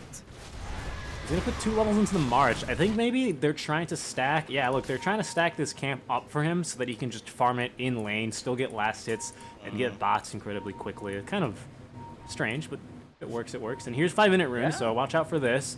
Fly solo gonna be not able to get 1, so it looks like Execration will get themselves 3 if I'm not mistaken. Yep, Detonator's gonna get 1 damage. Securing 1. So that'll set back bots as well. Level 4, still saving 1 skill point, not putting into stats yet. Dire's structures I think he just wants to make sure that They're gonna set up for another kill mid lane. Actually, as the rollout will connect. Magic Missile a little slow to come out, but I think they planned for this. They're gonna kick him back towards the waiting arms of Ben-Hur once again. He's gonna try and run away in the decrep form. Ooh, looks like he's gonna live. yeah, Kimo's just gonna walk in and hit a few treants. this is the classic support TP of I really don't have any mana, but Yeah. I'm just gonna He's gonna come for emotional war from behind Yuppin with the slow this time. Gonna be able to find the kill beautifully placed. And Kimo actually might be in a bit of trouble as well. He's actually getting body blocked into the trees by the rest of the treants. He's got really nowhere to go. There's gonna be the ultimate, Nature's Wrath. 16, 15 gold. boar. Got the boar with it. There's Tinker farming. Oh my god, Tinker's about to... Tinker has bots. 6 minutes. So not quite 5 minutes, but Still quite fast. And he's gonna find an arcane. So weird. First item, boots of travel here. I can't believe it's so good though. Like it's the thing. Like They do find themselves in mid tower. Is this enough for a kill? Level 6 on MP already. They don't have a whole lot more. Do they have the damage? It doesn't look like it. Out he goes. Something we haven't mentioned on so far is going to be Luna. Dan's going for a much different Luna build this time as we miss a kill in the bottom lane. Perhaps another one as Tinker in a lot of trouble here. They need one more auto attack from the Beastmaster, and actually it looks like he was dead. Yeah, I think the what's it called is going to get him. The Phantom was going to get him regardless. But now Beastmaster in a lot of trouble. Down he goes. They do get a kill on the Tinker, who's now queued up a Soul Ring. as he should. Just want to be clear, this Tinker literally got brown boots, tangos, boots of travel. Specifically 3 tangos. That's it. That's all he needed. You know, he's got boots of travel. He's going to be pushing all over the map here. Real quick, too, before I get interrupted, Dens is going for a much different build this time. He's going 2-3-1 so far. Still not picking up the ultimate yet. Compared to... Oh my god, so many treants. Look at this damage. Yeah, those treants are insane. Now the Wrath of Nature gonna Here it comes. oh my god! You gotta be careful about that one. Magic Missile on the Beam Stroke rolling in. He's gonna be up and down. He goes, except not yet, actually. They do manage to get a Storm Bolt on him, but Wave of Terror, able to find the kill. Good pressure everywhere from Detonators. I just have word in from one of my friends who's watching. He says you hold the points in Tinker just because he wanted to see if he could kill or not. They what? He just wanted to see if he could get a kill or not, so that's why he held it. Ah, I got it. So combo here onto Kimo. Looks like he's In a bit of trouble. There's going to be the roar onto the NP. Lots of burst time onto him. Down he goes. Big kill onto the Nature Strong. However, you got at least 1 stack here of Martial Machines. He's going to go ahead and add a second one rolling in. He's going to be onto the Pugna. Will be Yuppin. Good Magic Missile on top. Down he goes, getting kicked right into the missile. Very good coordination there. Now GRN. No mana left on Raging Potato. Still has enough to TP home if he needs to. Kimo going to try and do something here, but there's not much he can do. Circle Fade up in 1 more second. There's going to be Phantom's Embrace onto Yuppin, trying to find at least a kill here. Down he goes. Not going to be able to connect with the boulder. Oh, they should get 2 with here the slow. solo. Yeah, it should be a kill here as well. The Fallen Angel will not fly. Not this time, although she will come back and hit you a few more times at least. But you are losing your top tower here. Yeah, I mean, these are the trades you're going to have to make with them in Nature's Prophet in the game. Just going to be constantly applying these lane pressures. Radiant's top tower is under attack.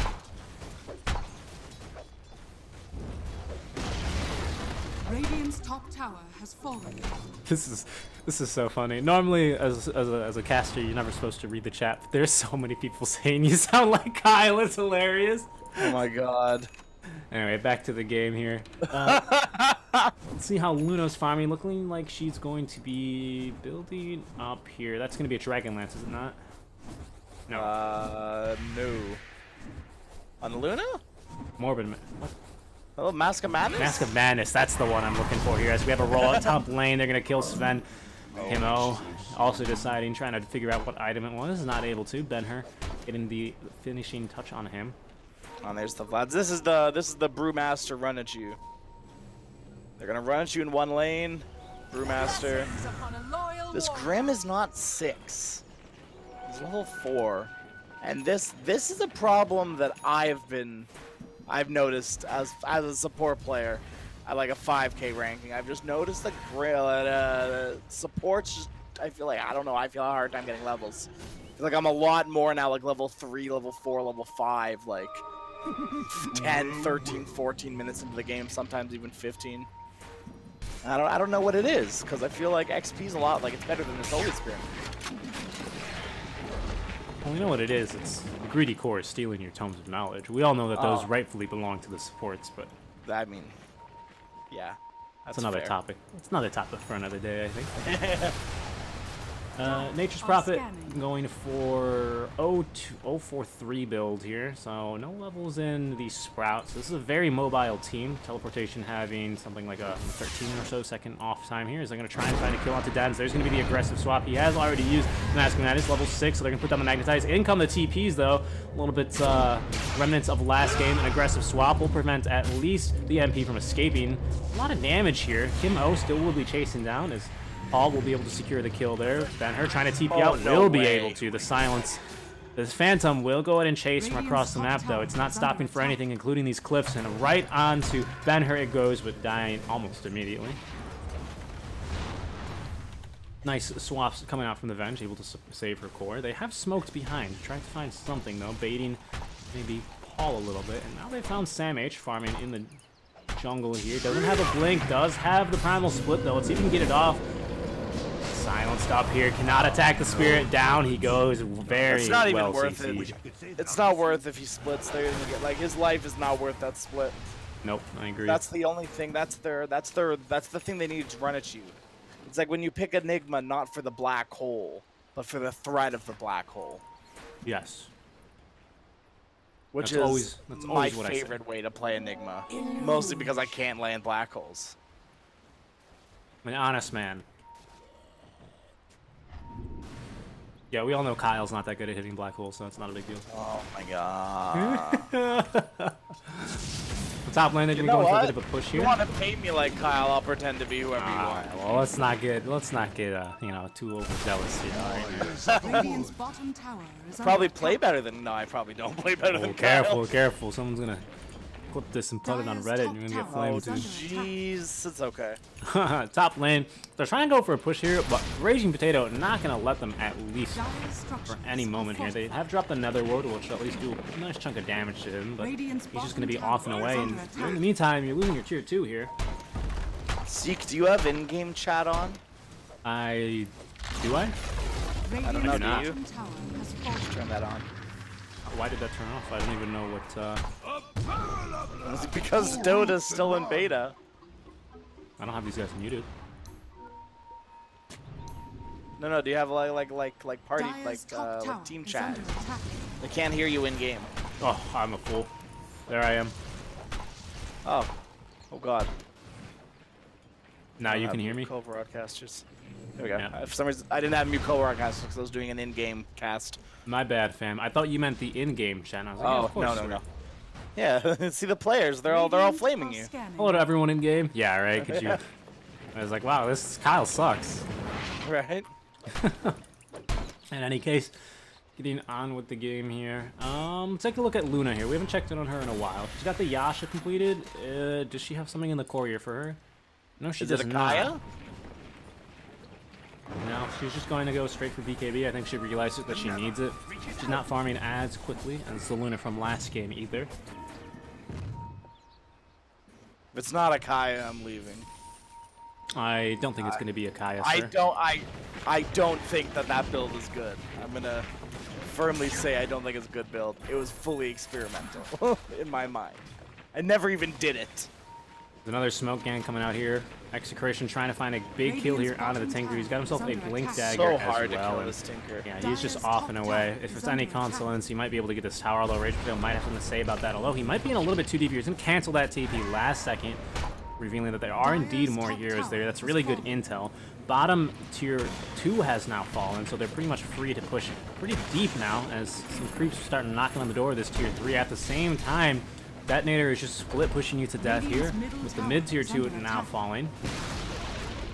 Speaking of this Luna, I am not a big fan of this Luna's build at all. This 4-4-2, she's missing out on like double the stats that she's not only giving to herself but her team, making her farm a lot stronger. She's also been sitting on strength treads for a while. Okay, she just switched.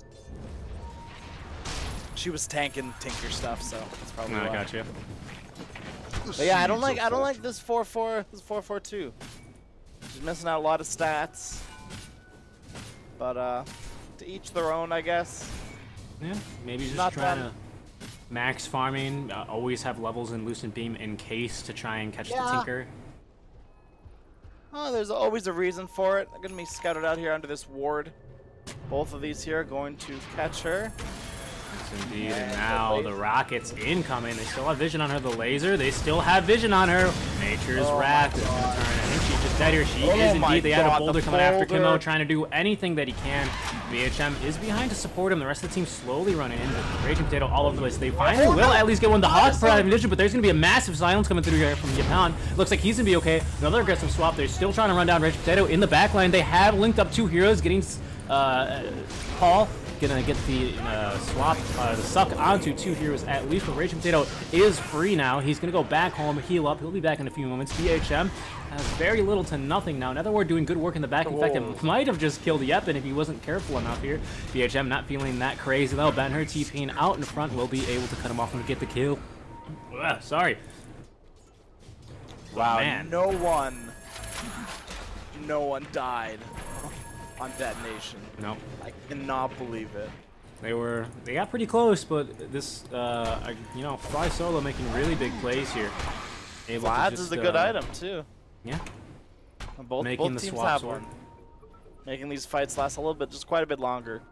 I thought they were gonna get it. I thought the Hawk here was gonna be enough, but they just didn't have the lockdown. And now with Roche starting up, all tier 2, well, all tier 2s except for top down. It's gonna be a bit of a hard game. It's really hard when you start off a fight by losing your Luna. Yeah, not the best engagement. They have scouted this out, and they are in the area, but with so many marches going to be going down here, I'm not sure if they're going to be able to finish it off.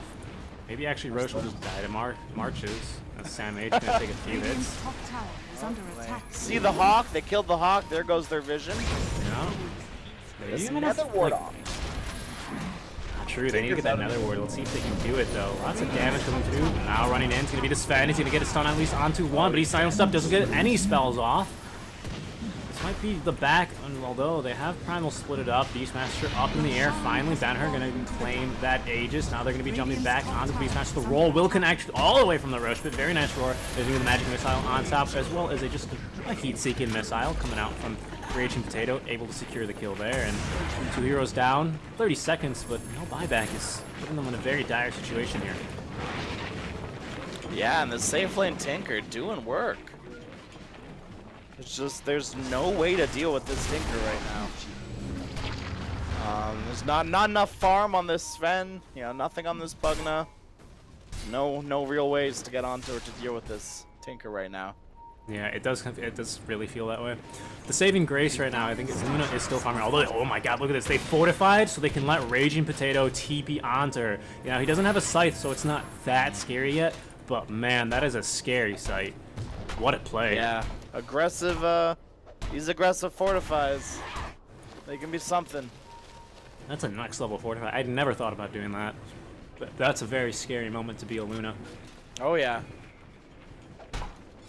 I have a friend who just loves to aggressive fortify to take a tower. That's very worth it. I mean, but now obviously they don't have a fortify now. Not really the biggest concern of theirs, considering they've only lost 1 tower, and the other tier 2s have only lost about 600 HP combined. Yeah, they've got those T1s up with both. You know, either one of those go down, that means a refresh on their fort. So Absolutely. They can use it twice. A lot of bracers on everyone. Team Bracer pretty much on Detonator. You got 1 on the Venge, 2 on the Earth Spirit, 2 on the Brewmaster as well. Oh, I mean, like it's the meta of this game where you just want to stay alive in these fights. The bracers specifically are probably the best out of the 3 items because they give you that magic resistance as well as strength. Absolutely. Strength, agi, int, and magic resistance.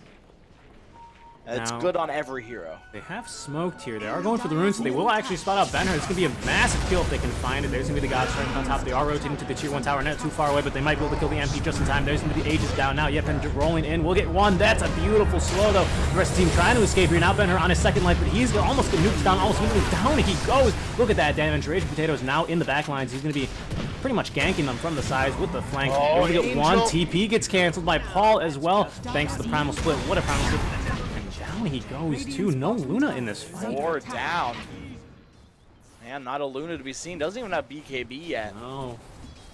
I don't know what the Luna would have done, honestly, but it's so hard. This game is so hard for Execration. They're facing in this best of 3 series right now in the X-Co Bet-Co. You know, not elimination, but they would be sent down to the lower bracket, which is going to be a best of 1 for that first round. But definitely not a game you want to lose here. No. We'll see Brewmaster here. Almost picking up the Radiant's Venge. Just going to help him farm up these camps here to get that recipe. And he does have it now. Going to call it out onto the courier with a TP scroll, looks like. Or a Clarity, maybe. Probably a Clarity. Let's check. Aghanim Scepter up on the Tinker now. Oh my god. His damage output is just insane. Yep. Like, he's already doing so much damage in these fights. All right, what do Execration need to do here to win a team fight, turn this game around? We got the BKB on Luna, so I think that's a good step 1. You've got to win probably 4 or 5 fights. How's it start though? What's the breakdown need to be? 12k gold advantage right now. You need this grit. You need to get a double like roar on probably like Sam H and this Tinker, which it will never happen because they're never going to be beside each other. But if they are, that'll be what does it. You get that double roar, that double silence, all those double stuns, kill the team, and then you take down these 2 big targets. The split is useless. The Tinker, he can't, like, he can try to escape, but if he's in the middle of a team fight, there's really no escape for him. And all they got to do, all they have to do is bring down the Tinker. The smoke breaks. They will catch 1. It's going to be the Beastmaster also getting stunned up. Is going to be the Sven. See what they can do. Luna doesn't know where to go. The Pathing's putting her either way. There's going to be the good stuns, though. Eclipse coming out. Good damage onto 2. The roar is... I'm not sure if it was double. There was a swap there. Kind of... You're going to have to check the saves onto that one. But there's going to be the Primal Split coming out. That wasn't enough. 2 solo. Beastmaster will go down, as well as the Sven in the back lines. MP trying to do whatever he can. But he's got a DD rune on top.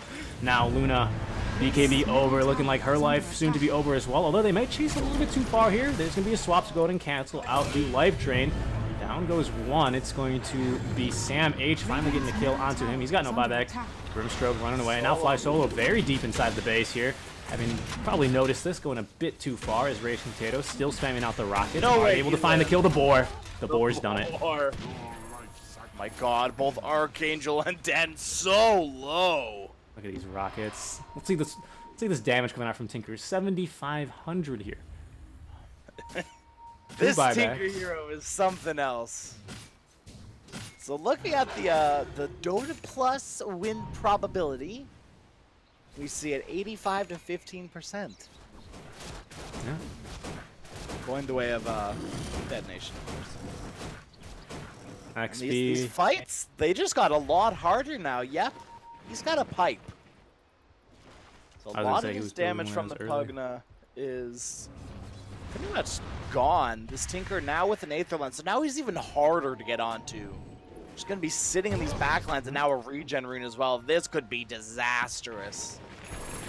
Gonna give you block a Lucent Beam there, block a nice Nether Blast. Yeah. Nice magic damage barrier. Yep. On this Prophet now. Orchid's been the game of this, or the item of this series, hasn't it? He's had the Orchid for a while, but I think the Shadow Blade is newer, if I believe. I think so. I think you got to work at second item. Radiant's I bottom just tower noticed it, is though. under So. attack. Fan's in a very dangerous place. Interesting ward getting put down. Never really seen this one, but unlikely I've seen this one twice now, actually. Uh-oh. Came out in a lot of trouble. He's going to try and stun him up, but looking like he's actually just going to to be okay to TP out. He's out. He's dead. He's just a wave hello. And See ya. Yep. Just a quick little drive-by. I didn't Nathan notice wins. this brew has a Midas. That's why he has the Radiance so fast. Okay. 2 bracers up on Grimstroke. Helps you take another missile or 2 at least. Might make the difference. Yeah, that's really a lot what it is, right? That's like 12% magic resist against a Tinker. It's helpful. And the Earth Spirit. Yeah, Kim Mao's actually queued up another bracer. It's a little bit far off of it, being position 4, maybe 5 support, but here they go. And actually, they are under vision, so Rage Potato just going to be unleashing the rockets here. They still got 1 or at least 2 more. Oh, the laser. Oh my god. Oh my god. No, Oh he's my God, okay. no, it wasn't going for him, but I thought that was going for Beast. Oof. And the vision from Detonation has just been insane. This ward here, the ward here, like these double wards, they've just been amazing. And Tinker's played around them perfect. Radiant's middle This is tower it. This is the under opening here attack. for Team Detonators. I'm not really sure, you know, what Execration can do about this. I think they just have to let this tower go, although then you run the risk of Megas. Luna, not the worst against Mega Creeps. You definitely don't want to be stuck inside your base this early on. And here comes the Rocket Barrage from Look at this Potato. Treant! There's just a Treant sitting in their base! There's going to be at least a little bit of damage. The HN gonna dodge the roll, but the stone gets tossed down. Down he goes. Stream Protector, I'm sorry, Nature's Prophet has just been chilling, just auto-attacking. No problems. There's nothing going on here, nothing out of the ordinary. Just Raging Potato doing Raging Potato things. So now he's godlike. Luna's still up, but she's the only survivor. You got buyback on the Pugna, but that's going to be your bottom rank. There's nothing they can do against this. This is, I think, either come down to, okay, either a GG out or a mistake on Detonation. Yep. They will choose the faster one. GG out. And Detonation played very well this game. I agree. I don't know, man. This draft was something else. Not the bad, laning stage was something else too. It was. Did not expect this safe lane Tinker to do this well. 41k hero damage. It wasn't even a safe lane Tinker. It was an off lane Tinker. He Oh, went I off guess lane, technically, yeah. and then he first itemed like Boots of Travel. Boots of Travel. That was That's literally 7 it. minutes bots. When we see this player items, like let's take like I could not be more serious. I'm sure you're well aware, but Boots Speed and Tangos, and then nothing until the 6-minute 35-second Boots of Travel, and then after that it was off to the races and a good 2-0, yeah, a clean 2-0 by Team Detonator. Yeah, I definitely don't think there was a real slowdown moment for them. Not at all.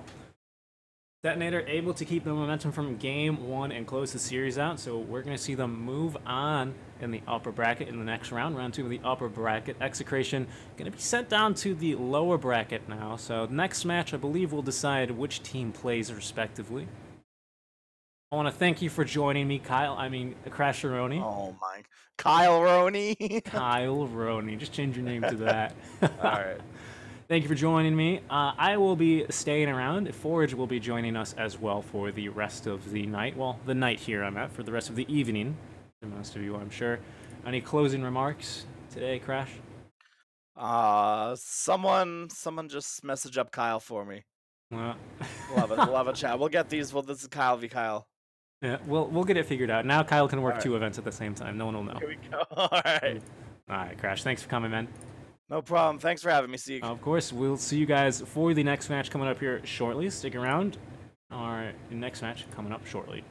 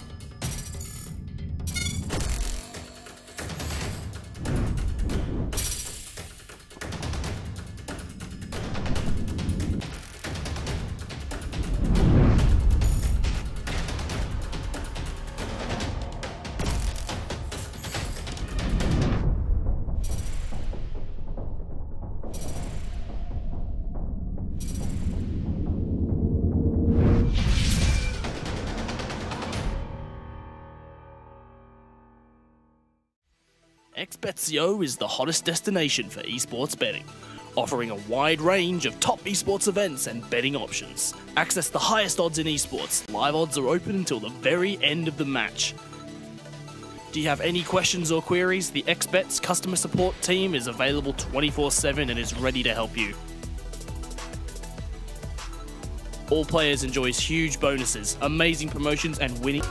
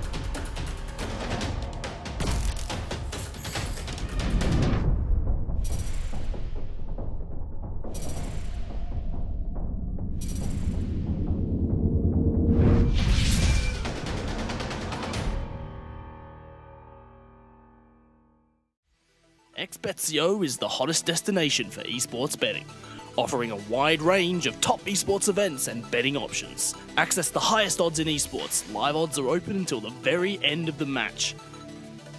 Do you have any questions or queries? The XBet's customer support team is available 24/7 and is ready to help you. All players enjoys huge bonuses, amazing promotions, and winning jackpots. With the best casino games, virtual sports, and exciting slots, XBetCO is the home of live esports betting.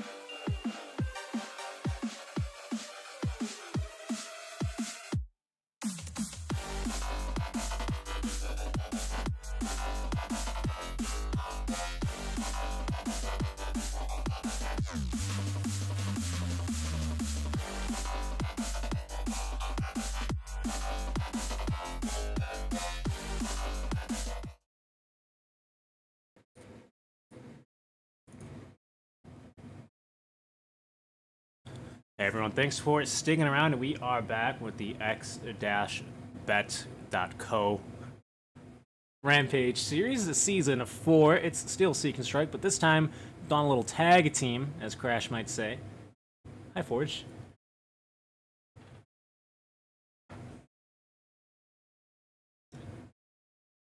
Super hyped to be back. I missed C Dota, man. C Dota's always so much fun. It always is, dude. C Dota and excuse me, SA Dota. So I just missed the E, but still they are just magic, dude. Magic happens in those lobbies. Yeah, they have like their own micro meta. Like it's such chaotic, bloodbathy. It reminds me of like old school CIS Dota. I feel like CIS as a region has kind of calmed down over the last year or two. Teams are playing more disciplined, playing still kind of hyper aggressive, but not. There's a lot more like macro strategy behind it. Whereas I feel like South America and C have kind of picked up that like hyper early death ball. We're gonna run at you until you're gone meta, and I love it. I'm in for it. Pick Monkey King every game. Oh, it doesn't matter. Yeah. We'll set him mid, set him bottom. It doesn't matter, dude. He's a strong hero. You know what? We'll have some fun. I love it. So, really looking forward to this one. Meta's changing soon. So, this is going to be one of the last few times we can enjoy the 7.20, what are we, ED sort of patch. I think it's E right now. 7.20 is E. So it'll be a fun time here. Just setting up doing some behind the scenes work here, so don't mind me. But first band's nothing out of the ordinary. Undying is a little weird, I think. I mean, Undying is just really strong, I think, as in this kind of meta right now for having the option to just run at the team. Right? You just drop a tombstone, you give this huge area denial. He makes the laning stage really strong with the kind of shift back towards tri lanes. Try on try. Like, Undying wrecks that 3-man decays. Alright, sure, hit me with it. The guy becomes an unstoppable monster, and he actually kind of scales well towards the late game now, which he didn't used to. So I think Undying's a reasonable enough ban. Yeah, I do like it. 10 seconds remaining. Tusk made it through, though. He did. Tusk made it 5 through. seconds remaining. Beastmaster made it through. Yeah, Beastmaster went through, so we'll probably see at least one of those. Tusk did have some. Okay, there it is. Maybe we'll see both. Who knows? Yeah, I mean, Tusk did have some questionable results at the major. He saw a lot of picks, but I feel like he got dealt with very easily, so I think teams are starting to kind of figure him out. Grimstroke definitely being one that's still in the pool right now that deals with Tusk very well. If he snowballs in, you've got the Soulbind ready to go, the Silence is very strong, Inkswell, just all this area stun, very good against what Tusk has on offer. Yeah, Tusk very strong hero. I think not underrated because everyone's always talking about it, but tag team, dude. Tag team. Tag team is such a stupid ability for everything that it does. Like, if it just made your laning phase stronger, it would be a good spell. If it just let you take Roshan stupid fast, it would be a good spell. If it just made trading like almost impossible, it would be a good spell. But it has a slow, and it does all of those things. It scales with your Walrus Punch. Like, that spell is just silly. Very good spell. Dire team pick. There's Sven. Kind of spent a lot of time there on that pick, didn't they, Admiral Dota? I think maybe they're just trying to iron out a strat. Maybe they wanted to open up with the Tusk, but... And I say this every single cast where teams actually dip into reserve time in the first 2 picks, but I've really been told, generally you have your first 2 picks kind of ironed out before the draft. It might be one of those things where, like you said, they were hoping to grab the Tusk for themselves. That's why they didn't ban it. They do have last pick, so I do believe that means they had overall last ban. They opted for the tiny ban, hoping to grab the Tusk, get snagged. They're going to grab the Tide Sven. This puts Sven in the position 4 or 5, which I'm on the Sven hype train, man. I love support Sven so much. He offers stun, damage. He makes your whole team incredibly tanky. Later on, he can kind of 10 scale into a seconds pseudo remaining. core, but he doesn't really need to, because if he just builds aura items and makes your whole team 5 tanky, seconds remaining. as a position 5, he's doing more than enough. Very strong position 5 as well. He's got the nice AOE sort of what did they change with it? What's the spell name? Warcry? Warcry, that's the one. Yeah, the Nice extra damage bonus block. HP.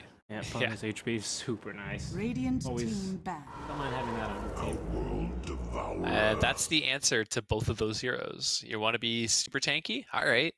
It's just more times I get to bop you on the head before dropping the hammer. OD is... he's back, and I'm not really happy about him being back, because I think there's only a couple of really good counters to OD, Sniper being 10 one of them, but seconds Sniper's remaining. a garbage hero. Lena also pretty bad right now, so 5 OD seconds feels remaining. pretty difficult to actually deal with. You basically either need to be able to burst him down at the start of a fight, or just outrange him, which is very difficult to do. Dire team ban.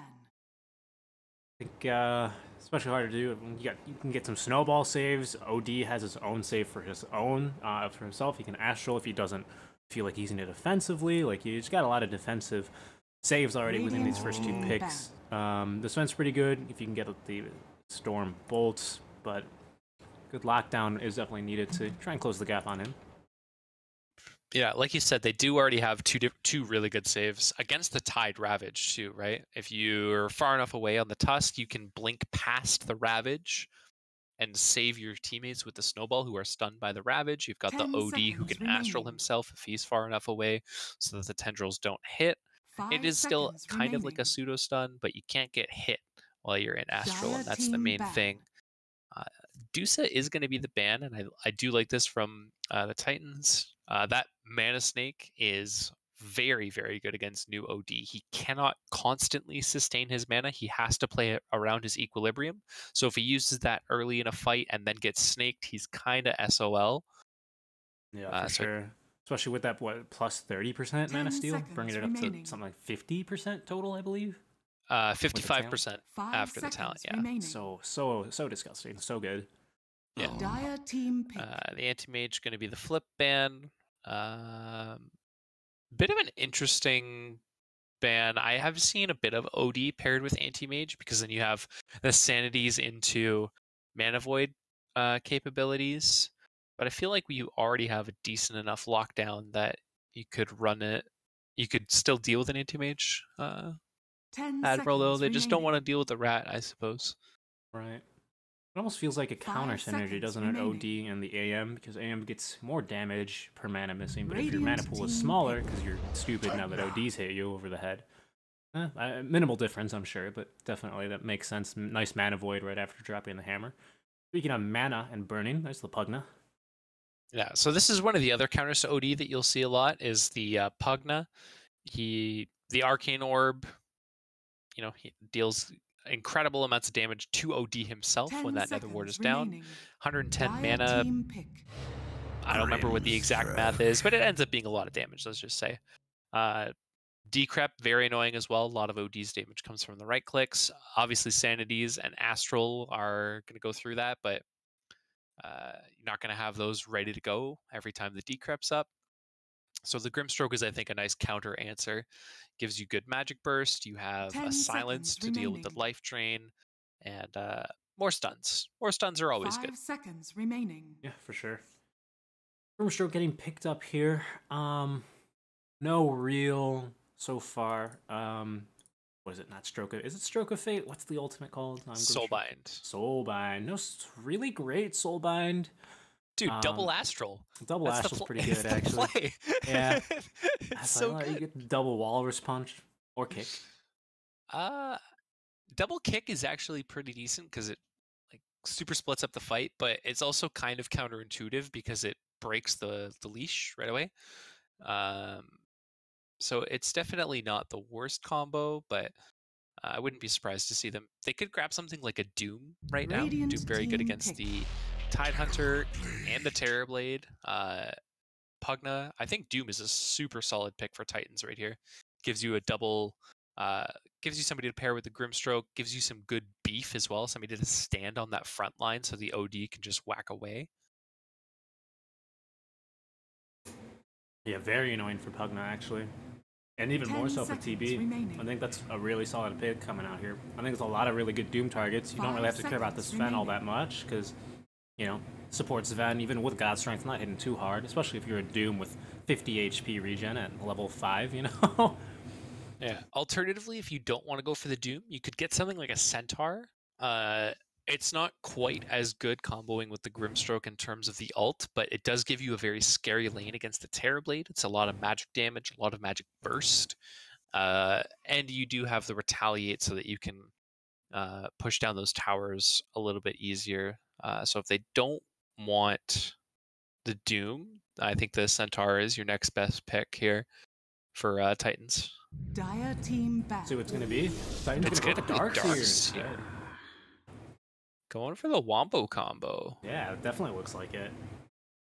I don't know if you go all out here. I think the Darkseer into a really nice Sanity's Eclipse, into Grimstroke, into Snowball, you know, I think that's good enough. So I don't, you know, sometimes more and more so in your pubs and when you're playing with your friends, you start picking some of these heroes and you go, oh, it's time to, you know, throw an Elder Titan on top. And oh, how about an Enigma? Now, sometimes you need to go, all right, that's enough. This is a good setup for a team fight. What can we put on top of this that'll just do more damage? They need somebody that does damage through BKB. Because right now, Terrorblade buys BKB, and he's just unkillable. That's their big problem right now in Titans. They have very good magic damage. They've got a lot of very good team fight. It's got good answers for the Pugna. Tide's always going to have Ravage. There's nothing you can really do about that. Hopefully you can get your silence off on the Grimstroke onto the Tide, but right now they need, like, Terrorblade gets BKB and there's nothing that they do. So they need somebody to stand up to him. Luna's banned, Jug's banned. Jug's banned. Man, a lot of good carries are banned. You could grab the Morphling, arguably. Good nuke it gets damage. banned. Oh. Man. What about CK? Remaining. You can potentially nuke him down. Maybe if you get a good jump. 5 A seconds CK gets remaining. destroyed by Reflection. Like, just Ah, absolutely yeah. annihilated by Reflection. You could go for something kind of memey and get, like, the Ember Spirit. Ember Yeah. Spirit's not super great. PA's actually still in the pool. PA is not terrible here.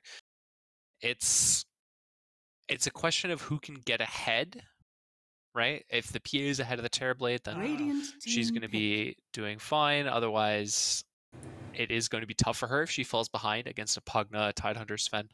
But I think that's the only carry left that can deal damage through BKB and still kind of fight up against that Terrorblade. Yeah. Because the other alternative is like Troll or seconds remaining. Void.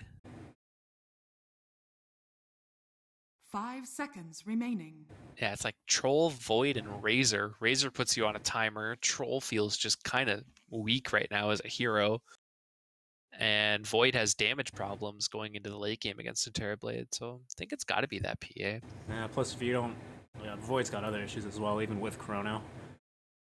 Decrep into a Chrono. Anything else, really? Just ruins your day. Ooh, I don't know.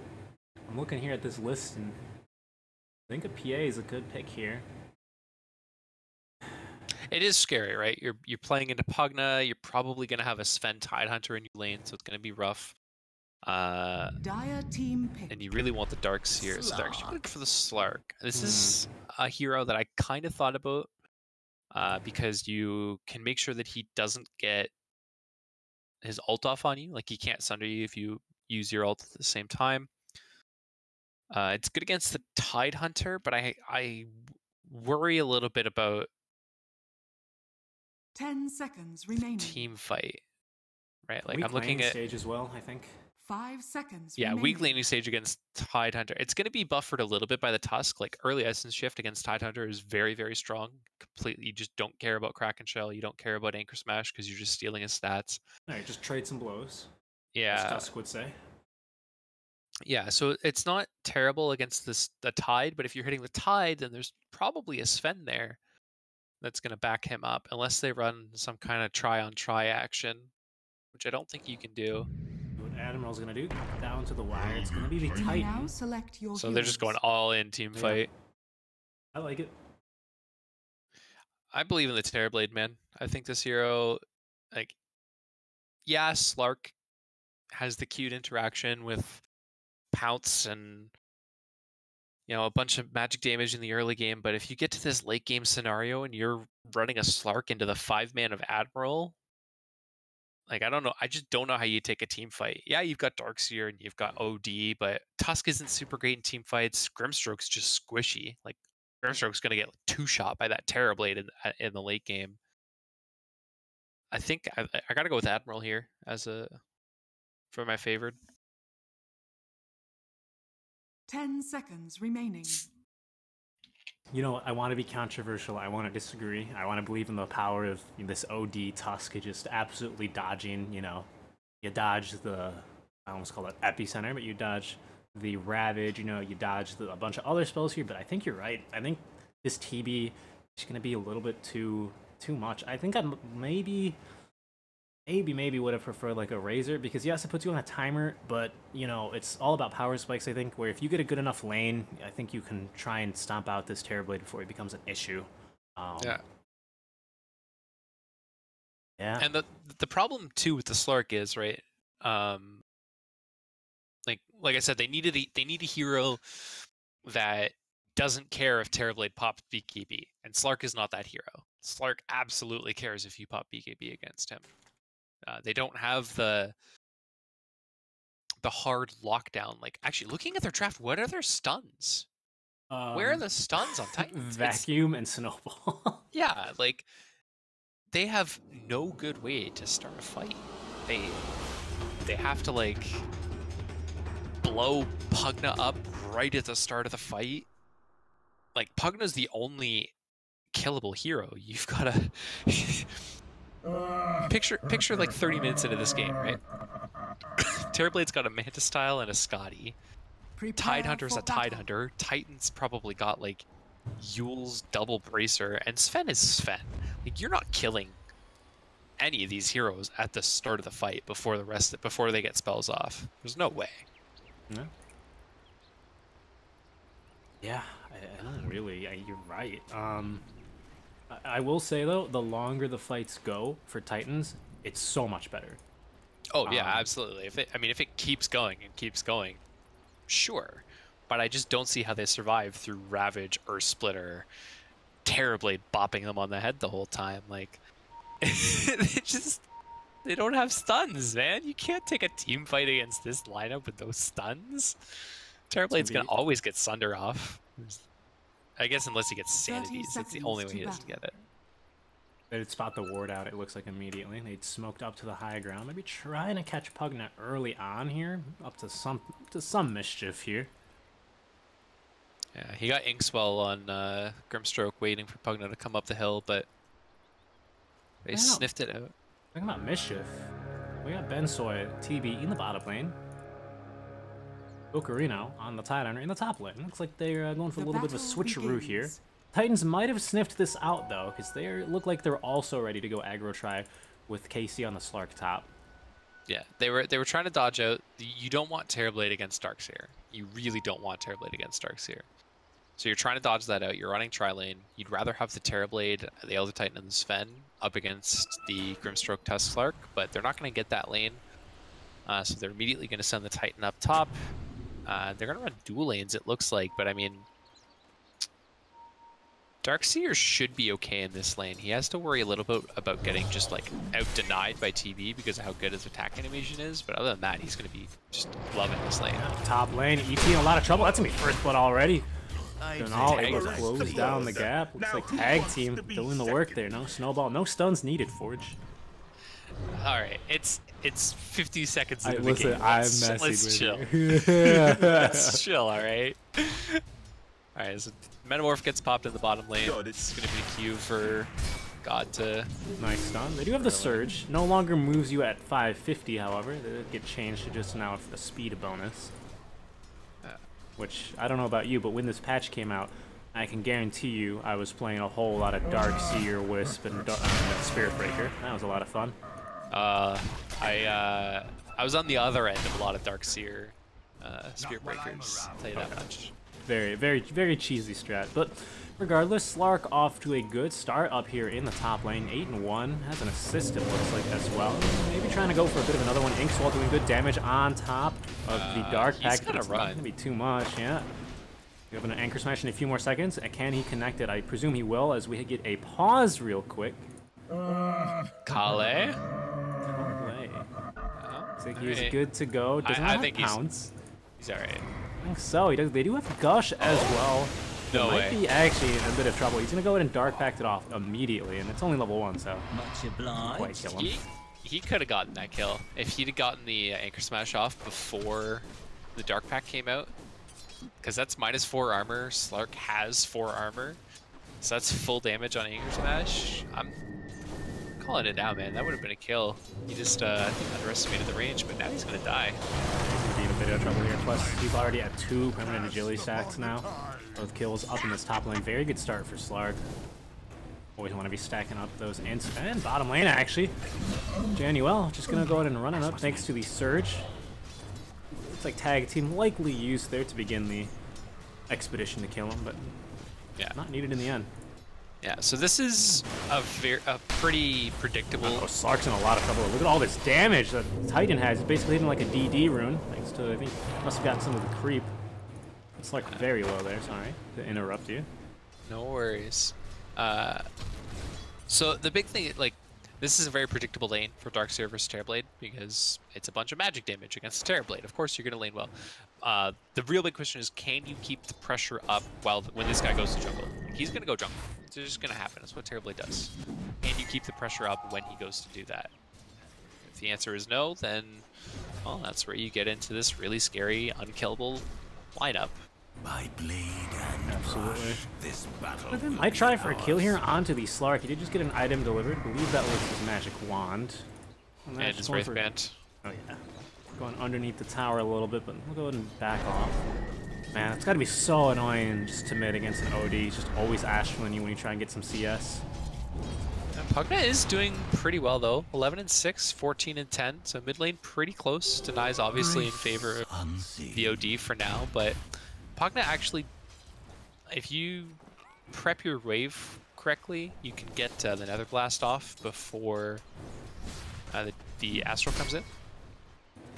They're gonna try for a kill out of the mid lane. Grimstroke gonna break Invis. Probably gonna be using the Ink's Roll, Circle of Fate, trying to get as much damage as he can here. There's those sneaky little tendrils, however they have rotated one, and it's gonna be the ET. Is it enough? It's not for now, though. That's a lot of damage on this Titan who has not leveled anything in a stomp yet. He's gone for a Oh, the TD on the 0-2-1. the TD tag team.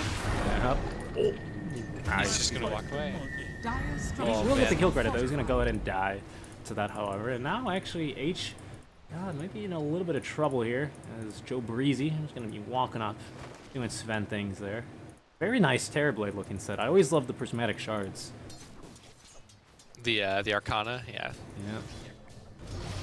He is top of the CS though, which is pretty impressive considering. Indeed it is. Oh, he may have stepped a little bit too close. That's going to be tag team already, but they're not going to be able to get too many hits in his Karate Chop. fine. Not really the best source of right-click damage. Top lane, though. KC almost dying, trying to get a nice kill in. Not able to, but does manage to get himself 7 stacks. Well, it was up to 7 stacks for some time. As the runes will now be spawning in. Oh, beautiful dodge there. This might result in a kill. That's a massive kill, maybe even a double kill. Look at Januel. Oh, a beautiful masterpiece. Que hermosa. That was so nice, Forge.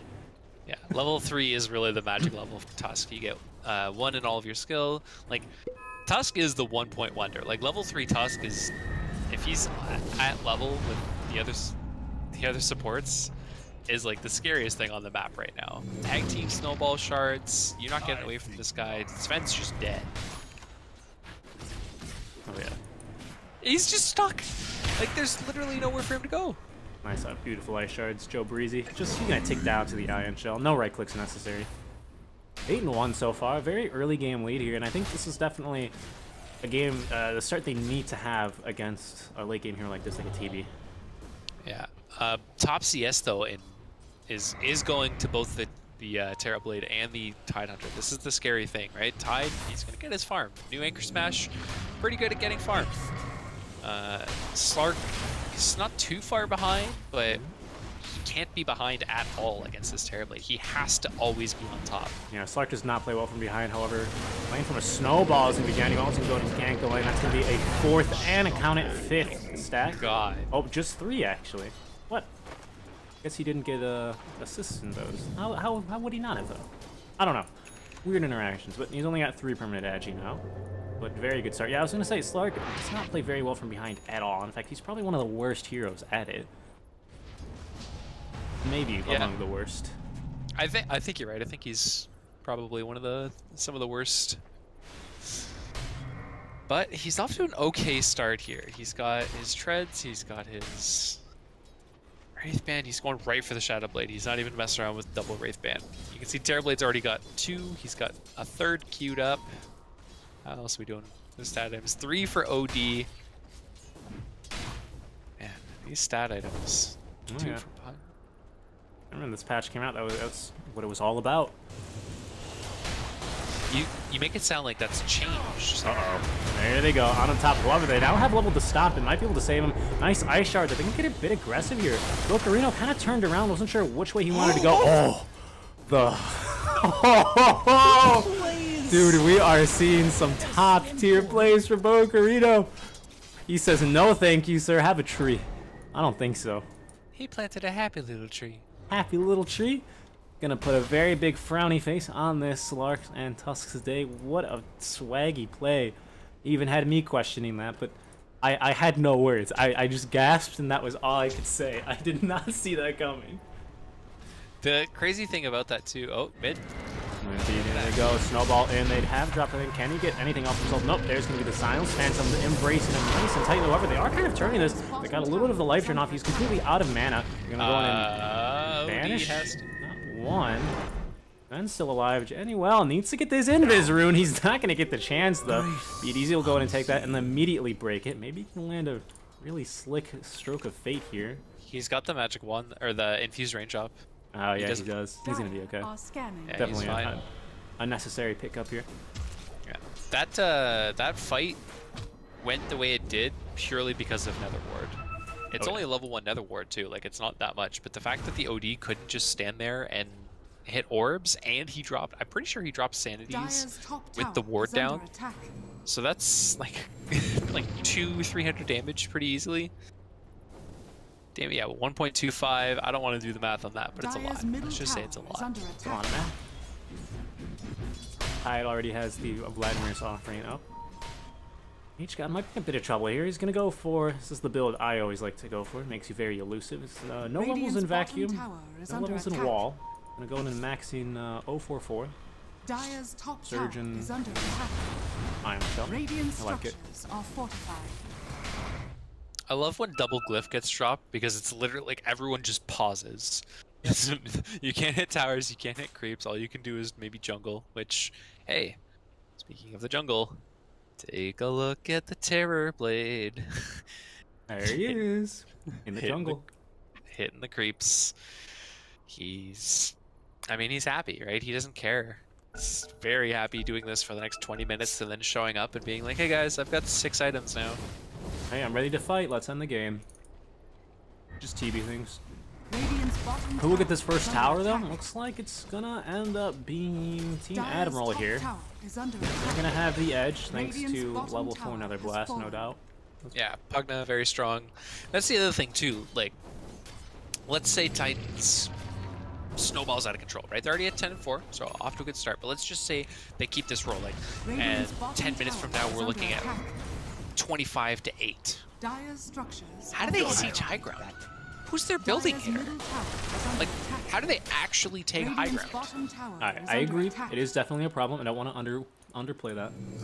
But I think assuming that it gets to that point and they are at the stage where they can push high ground, I don't think this team just runs up high ground. This isn't a team that does it. This is a team that tries to start a fight, you know, snowball up your high ground. Oh, as we get a ramp on the bottom lane, they're gonna get H-Dot as well. There's gonna be the suck down. Goes the OD. No chance to do anything about it either. They're Like, it might be going for more. This is only a level 4 Sven, so there's not much he can do except provide emotional support, as well as a nice little war cry, but... We're gonna get the tower. Yeah, no more is necessary, honestly. Very nice engagement. Tower is under attack. That's the power of Pugna against OD. It's one of the best counters that I did forget about when I was talking about heroes that deal with OD. Radiant's bottom tower has fallen. But I mean, Nether Ward is just so good, and the decrep into Blast into Life Drain, it got him so low that even if he gets his Astral off, dies just from the Nether Ward damage. This opens so much of the map up here Dire's middle for tower Team is Admiral, under and it attack. cuts off so much farm for Titans. You know, there's not a whole lot. I mean, obviously, every hero is better with farm. They're going to set up for a kill. A nice little snowball juke, but it only brings him closer to Sven.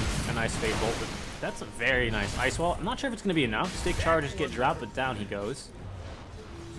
Mid lane, maybe try and force something here. Still no wall, but my god, that is a very fast Darks here. Not even Pugna can outrun him there. There's going to be the Phantom's Embrace. He's going to try TP himself out, and he's not going to be able to. H-God ticking him down slowly but surely with that level 4 Ion Shell. I mean, that wasn't really that slowly. Like, that was some close close stuff, man. Like, he burns through. Decrep into Ion Shell is not realistically what you want. You're gonna just melt to this guy. 543 damage. Basically 500 damage from Ion Shell. It's over 70 ticks. It's a lot of damage. Anyway, I wanted to get just 1 point off really quickly. Which that... No. Okay. Okay. Well, you know, imagine a scenario where, you know, this game does go 28 to 8. And then, you know, who knows? It still might at this point. So I think it's a little bit up in the air, although that seems less and less likely the closer Terrorblade gets to bigger items. But regardless, I don't know. I feel like a Slark after a nice team fight at 30 minutes, if he's able to get that far, he does hit really hard very fast, and that's a lot of tower damage. It's not the best. It's no, you know, it's no TB with Metamorphosis, obviously, but Or something. Pugna, or Pugna. Sven with God Strength, Or yeah, tying any- it with a DD rune, threatening your Yeah. tier 1 mid tower, smacking Yeah. with a, that's not a fish, but And he's got Ravage up again. Like, you don't take this fight. You do not, but Slark's gonna get right up in his face here.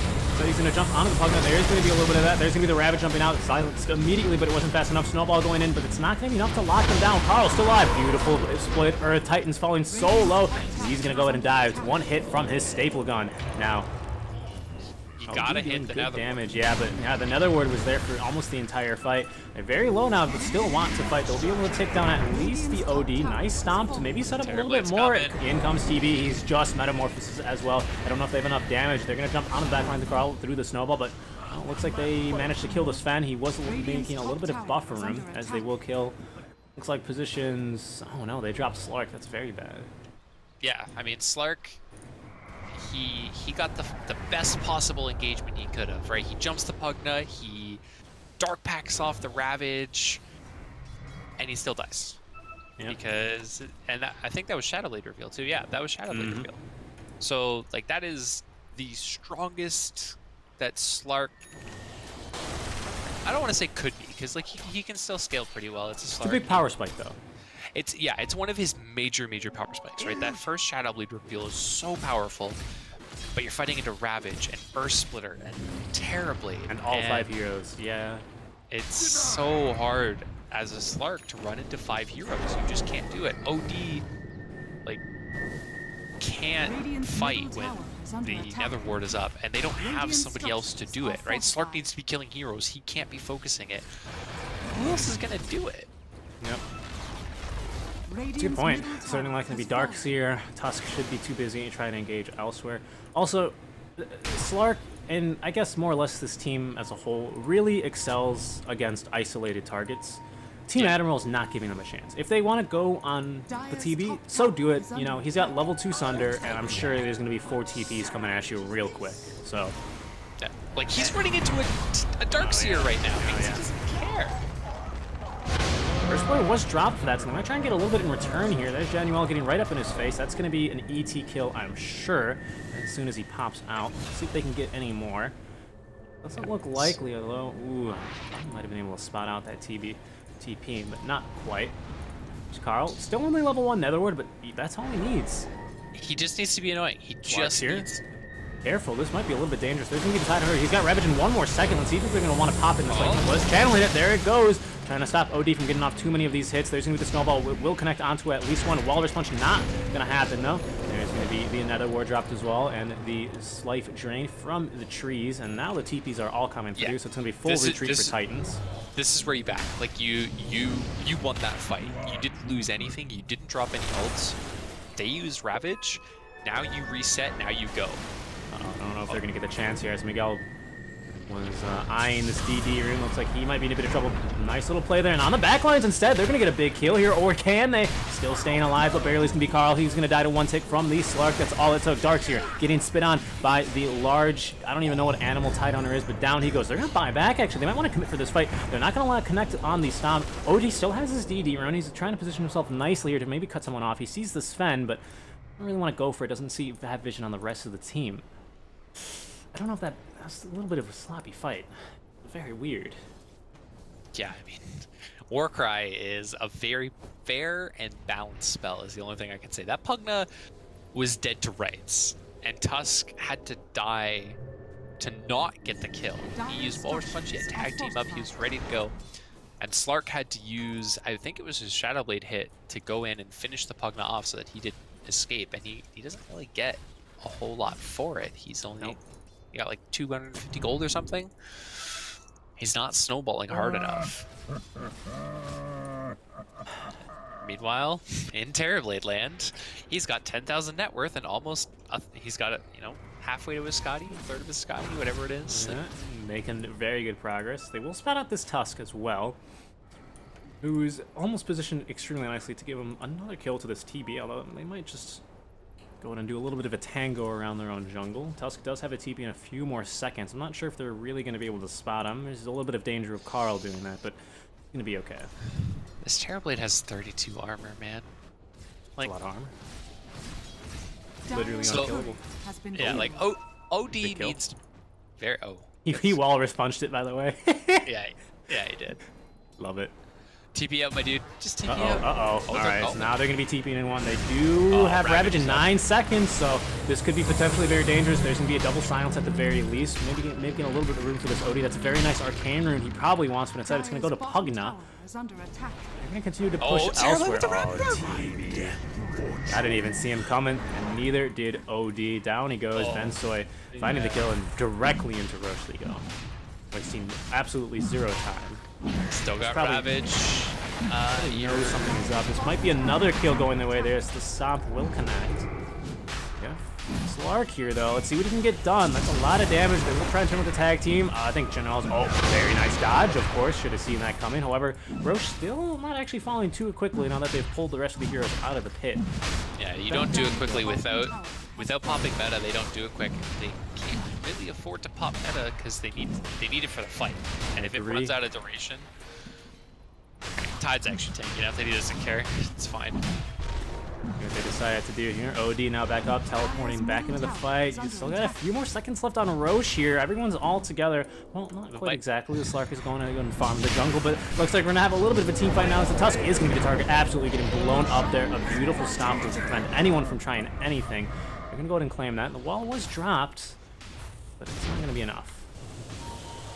Aegis for Bensoy, and that's massive. Now, Slark actually taking a lot of damage here, but he's going to be okay. Yeah, so TB's just going to go. He's going to retreat to the jungle. He's going to go finish up his Scotty because he's very close to it. He's got most of it already. So you get that Scotty power spike in 500 gold, and then you just start pushing down lanes. Okay. This is a farming Aegis, but it's a very, very good farming Aegis. It's a farming Aegis for about a minute, and then it's no longer a farming Aegis. It's a pushing Aegis. You probably... I don't know if you poke high ground. Steal some nice essence. Oh, there's a knife. Oh, there's too many heroes here, Slark. Don't do it. He wants the rune. He got it. He got it. He got the rune, but now he's probably going to find the entire rest of the enemy team. And you know what?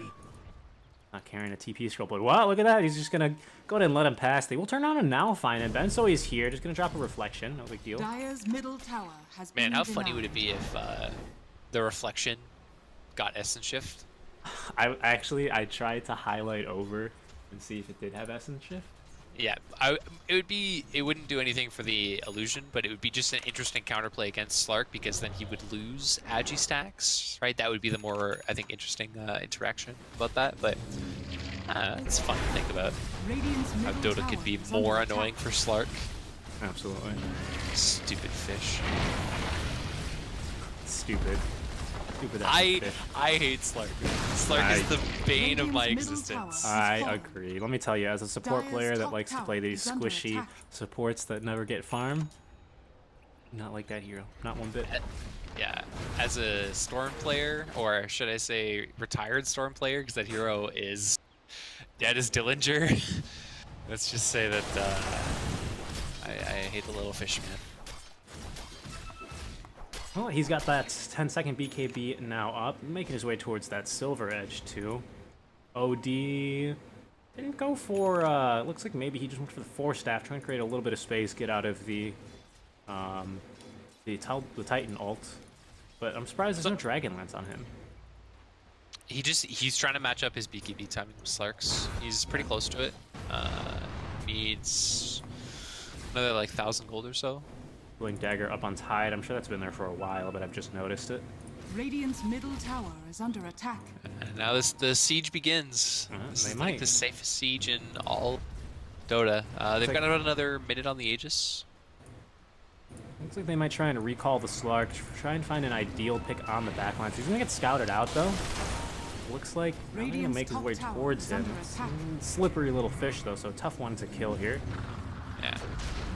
There's gonna be the wall getting dropped, just to maybe try and force him away. Nicely, it's a vector targeted ability now. Yeah, they wanted something to try and hit on the nether ward. The nether ward, yeah. Because they've got 3 melee heroes, and if you send the OD up to hit the nether ward, they're just gonna blink ravage you. There it is, 40 gold.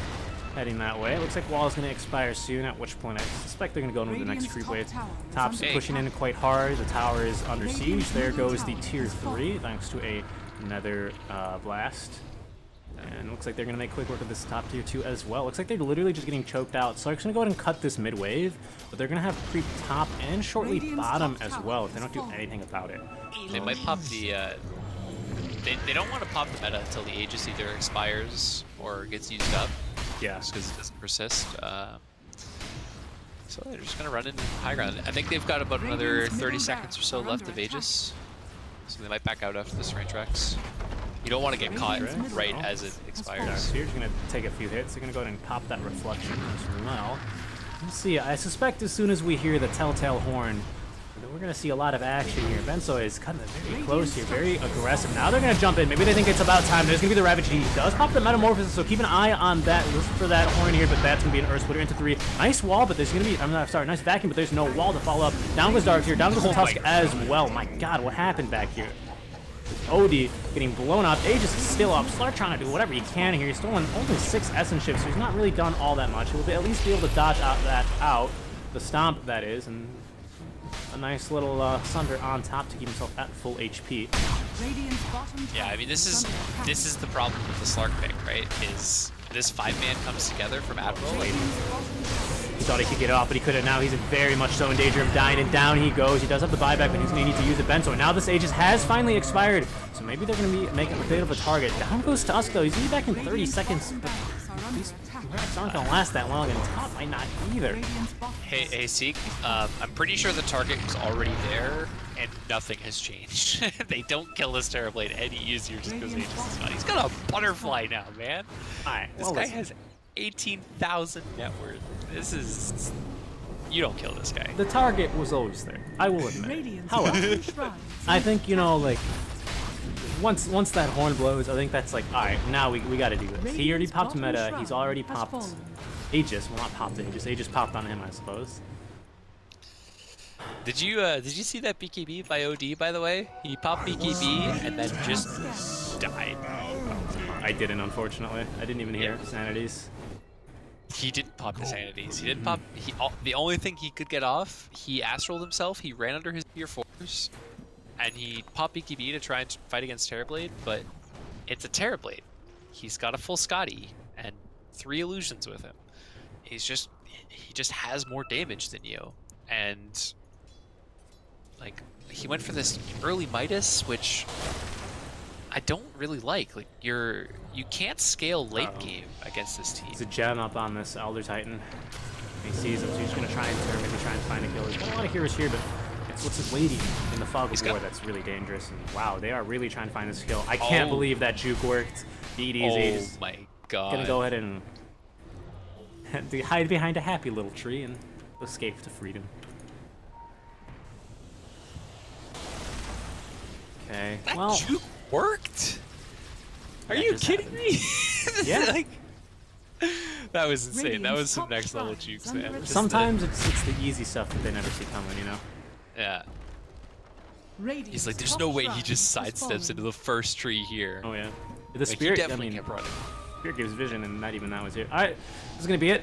A necessary hold. They have smoked up here quite nicely on the high ground, but not gonna last too long here. Metamorphosis is up. New Butterfly, Iascati, and Manta Style. Can they kill the raid boss? That isn't terribly. This is a good start. They have Silence up too. He is chained as well. Soul Bounty. Good vacuum wall. It doesn't really catch everyone though. And look at OD. Down he goes. He's dead. BKB makes no difference. There's gonna be a Rampage on the back line just to secure this fight as well. Buybacks all around, but they killed the Slark already. Give this man a rampage. Yeah, this wall is not doing too much either, sadly. Radiant's top tower Just the slow pretty much, and here he goes, gonna be focusing on this top racks. Team Admiral gonna be closing this one out, most likely here. Slark dead for an entire minute. OD has brought back, but doesn't have BKB. Not that it really did a much difference.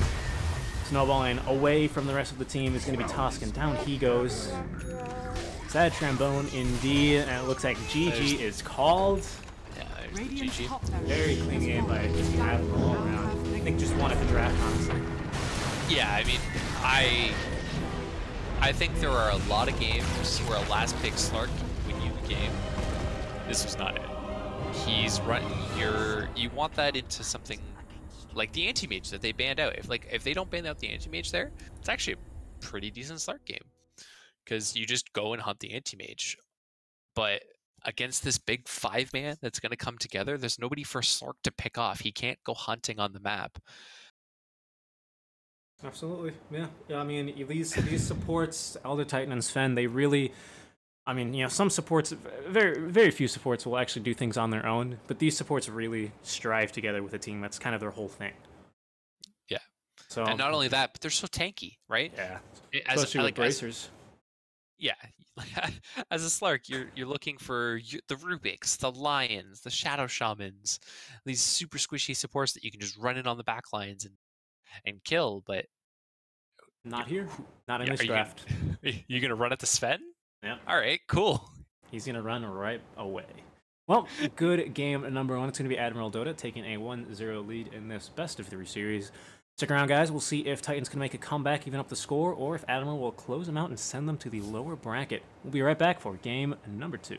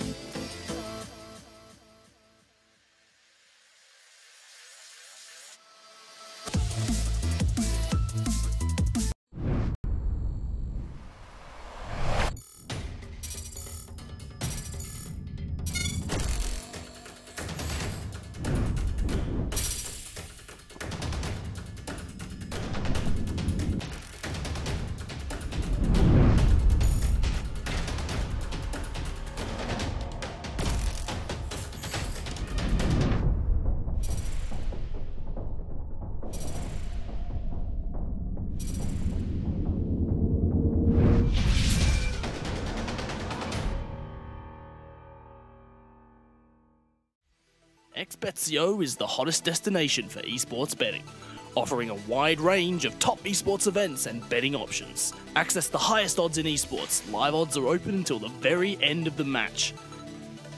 Do you have any questions or queries? The XBet's customer support team is available 24/7 and is ready to help you. All players enjoy huge bonuses, amazing promotions, and winning jackpots. With the best casino games, virtual sports, and exciting slots, XBetCO is the home of live esports betting.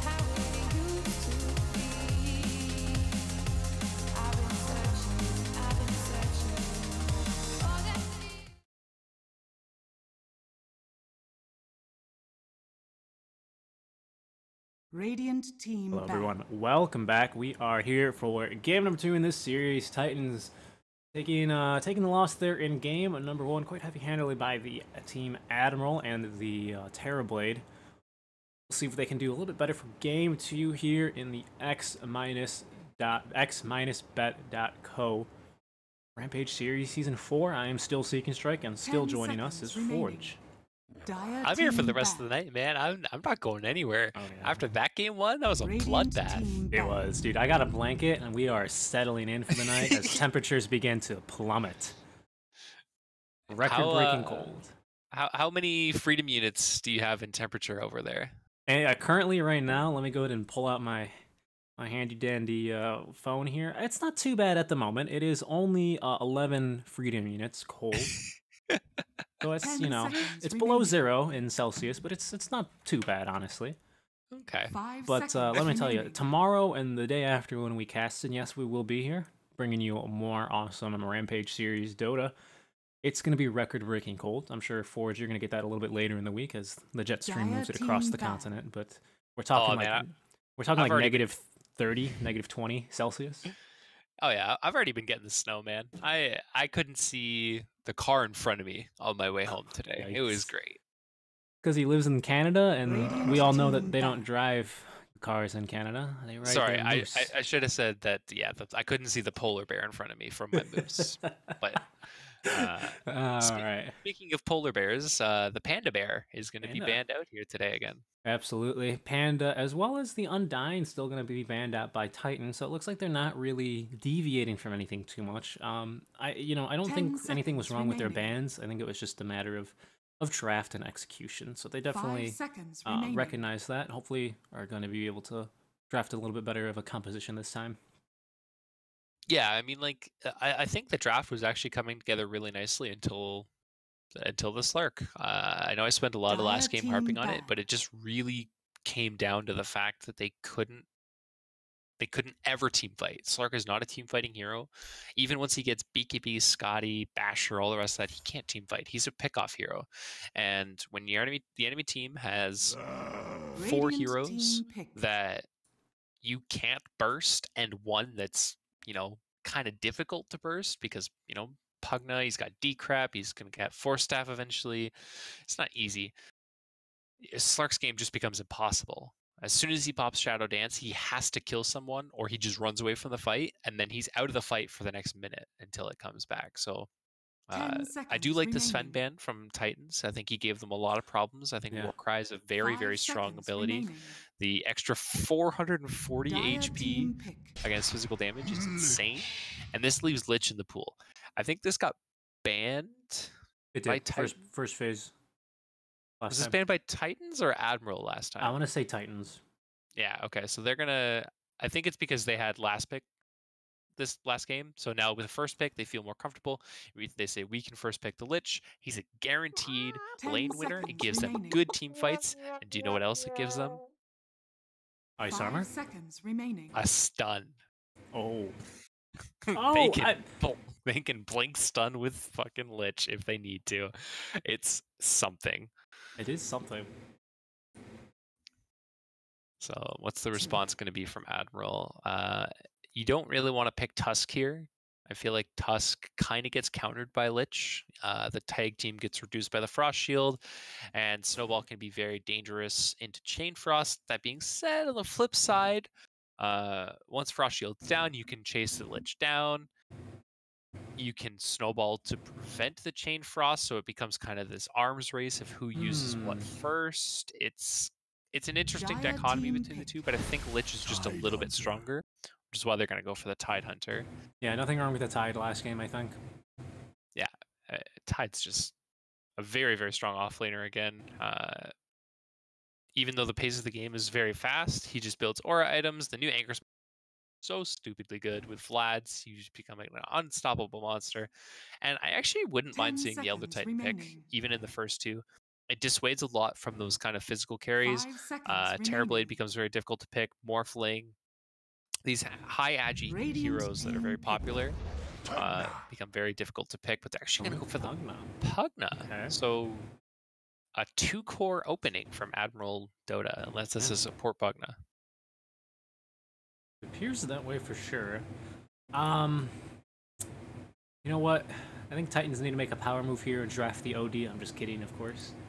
10 seconds remaining. I'm sure that's the play. No, this is a really weird and also kind of very annoying opening that Admiral have played out here. Well, let's see how Titans respond.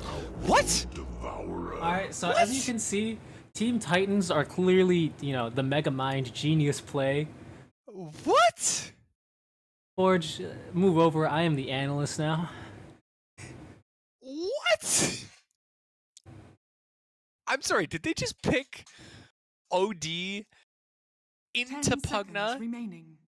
after they got thrashed that hard last game? Like, that 5 Pugna seconds remaining. destroyed that OD in that last game, and they say, nah, we're gonna run it back, show you how it's really done. I don't know, man.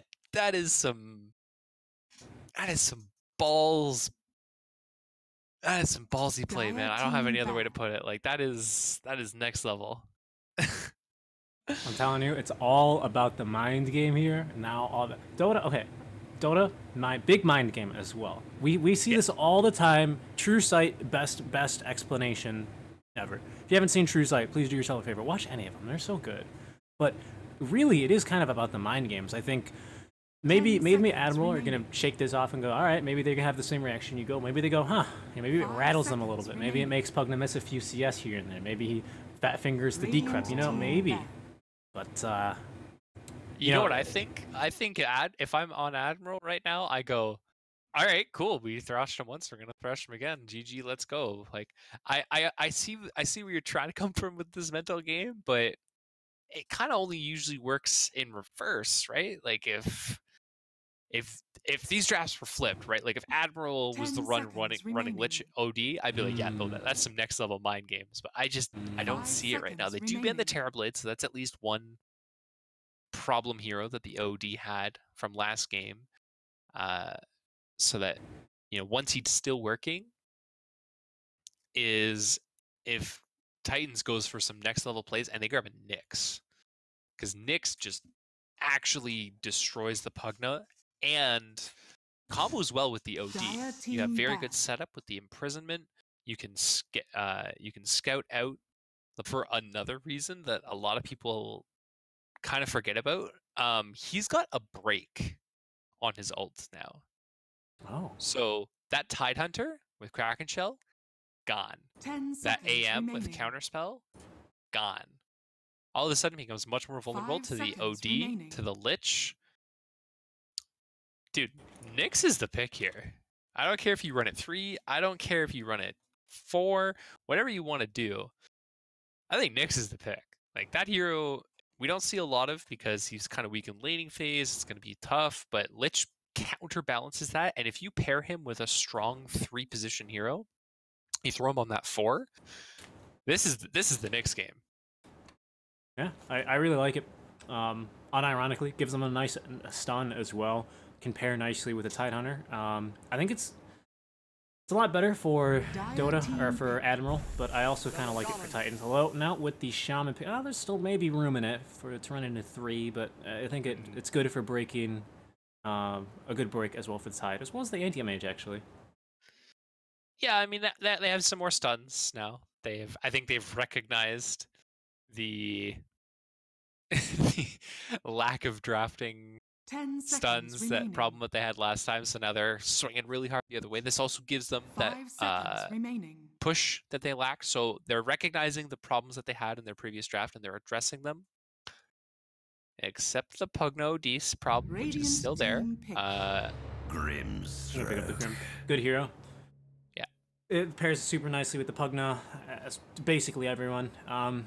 You know, double mana void, double life drain, double spit, gush, whatever. Very, very good. So once again, Titans finds themselves in the position where they need a 10 hero that seconds can fight remaining. when the BKBs get popped. 5 seconds Anti-mage a little bit remaining. less likely to want to grab one, but will probably end Dire up doing team it. back. But it's also just like, you just need physical damage. So Centaur, okay, I'm in with the Centaur. Not because he solves the BKB problem, but because it gives you good initiation, and disengage. The slow from the soulbind doesn't matter. You just stampede it off. Ravage doesn't matter because you just stampede and run away, or you get damage reduction. 10 seconds remaining. Gives you good initiation against the AM. It's non-targetable stuns, 5 so he can't seconds just remaining. counterspell to like dodge it. I like the Centaur pick. Now they just need a core, some kind of physical damage core that can fight up against Radiant the AM, team ban. deal with the Tidehunter. Yeah, I like this. It's good tower push. I mean, you already have Snakes and OD who, you know, can do pretty good on their own, but with some, you know, that retaliate damage does stack up nicely. If you're not going to use it in a fight, use it during a push. It's very nice. Yeah. More than likely, actually, you use it to engage in a fight after you host stomp in, and then you just build the 10 stacks up again, and seconds it's ready to remaining. go when you're pushing. I love it. So this is actually 5 seconds a remaining. kind of sick CK game. You mentioned it last game, but this would be a sick CK game. Hey, by the way, peep that last ban from Admiral. They're going to go ahead and ban out the Slark. See, yeah, okay. So this would be another one. This would be a good last pick Slark because now you have a core that you deal with. Until Anti-Mage gets a BKB, Manta does not dispel Pounce, so until he gets the BKB, he can't get out of Pounce. You have a more additional lockdown. This would have been a sick Slark game. That's why they banned it. Radiant Last game, team a little bit not so much. I like the Elder Titan ban. Would have rounded out the draft nicely for Admiral and did lots of work for them previously. The what's it called? Magic Amp from Spirit is super underrated, especially when you pair it with a Pugna. I think technically, it's like Natural Order is not an amp; it's a armor reduction. Void. I swear to God, Seek, I will. Well, listen. I mean, you say magic amp, and you think of Soul Catcher on Shadow Demon. Okay, let's not confuse. We are here to educate. We are educators, sir. Okay. Well, I will educate you that this is a good. I like this. This is a good Void game. I think it does a lot of the same things the Slark does. 10 seconds and better. It makes you and better. It makes you a little bit more survivable in lane. Obviously with the seconds time remaining. walk, very good. Not a whole lot of lockdown on the side of Admiral to shut him down either. We'll see, that it might change. Choose your hero. Okay, so does that make this a support Pugna? I think it does. Or is that a support Tidehunter? Isn't Bocarino? No, Bocarino was the Tidehunter last game too. Okay, so that's. Tell you what though, Admiral lacking in stuns this time themselves. They do have the ultimate on Ravage. No one's denying that. AM does as well have the mini stun, and I mean Huskar. They have Inkswell. Yeah. They have what? So they have Inkswell. Very true. Very true. Thank you for pointing that out. Yeah. But you're right. The stuns definitely swinging back in favor of Titans. 10 seconds remaining. And I think 5 seconds remaining. this is a tough one. I really think this comes down to how does the mid lane go. And I think in early levels, it's definitely going to be Huskar favored because you don't have the range on Imprison to actually deal with him. But I think once you start hitting like level 4 or 5, it's actually kind of an okay lane. You do still have pure damage to be annoying to him. Not that the magic resist matters anymore, but pure damage is still very annoying. You can trade kind of okay, and you have stuns to gank him with. So you can actually rotate supports in and get kills. I think this mid lane matchup is going to be the one to watch, because if Huskar gets out of control, it's a Huskar game. He's going to go out of control and just murder everything. If he gets shut down, this game could be kind of close. I'm telling you, dude.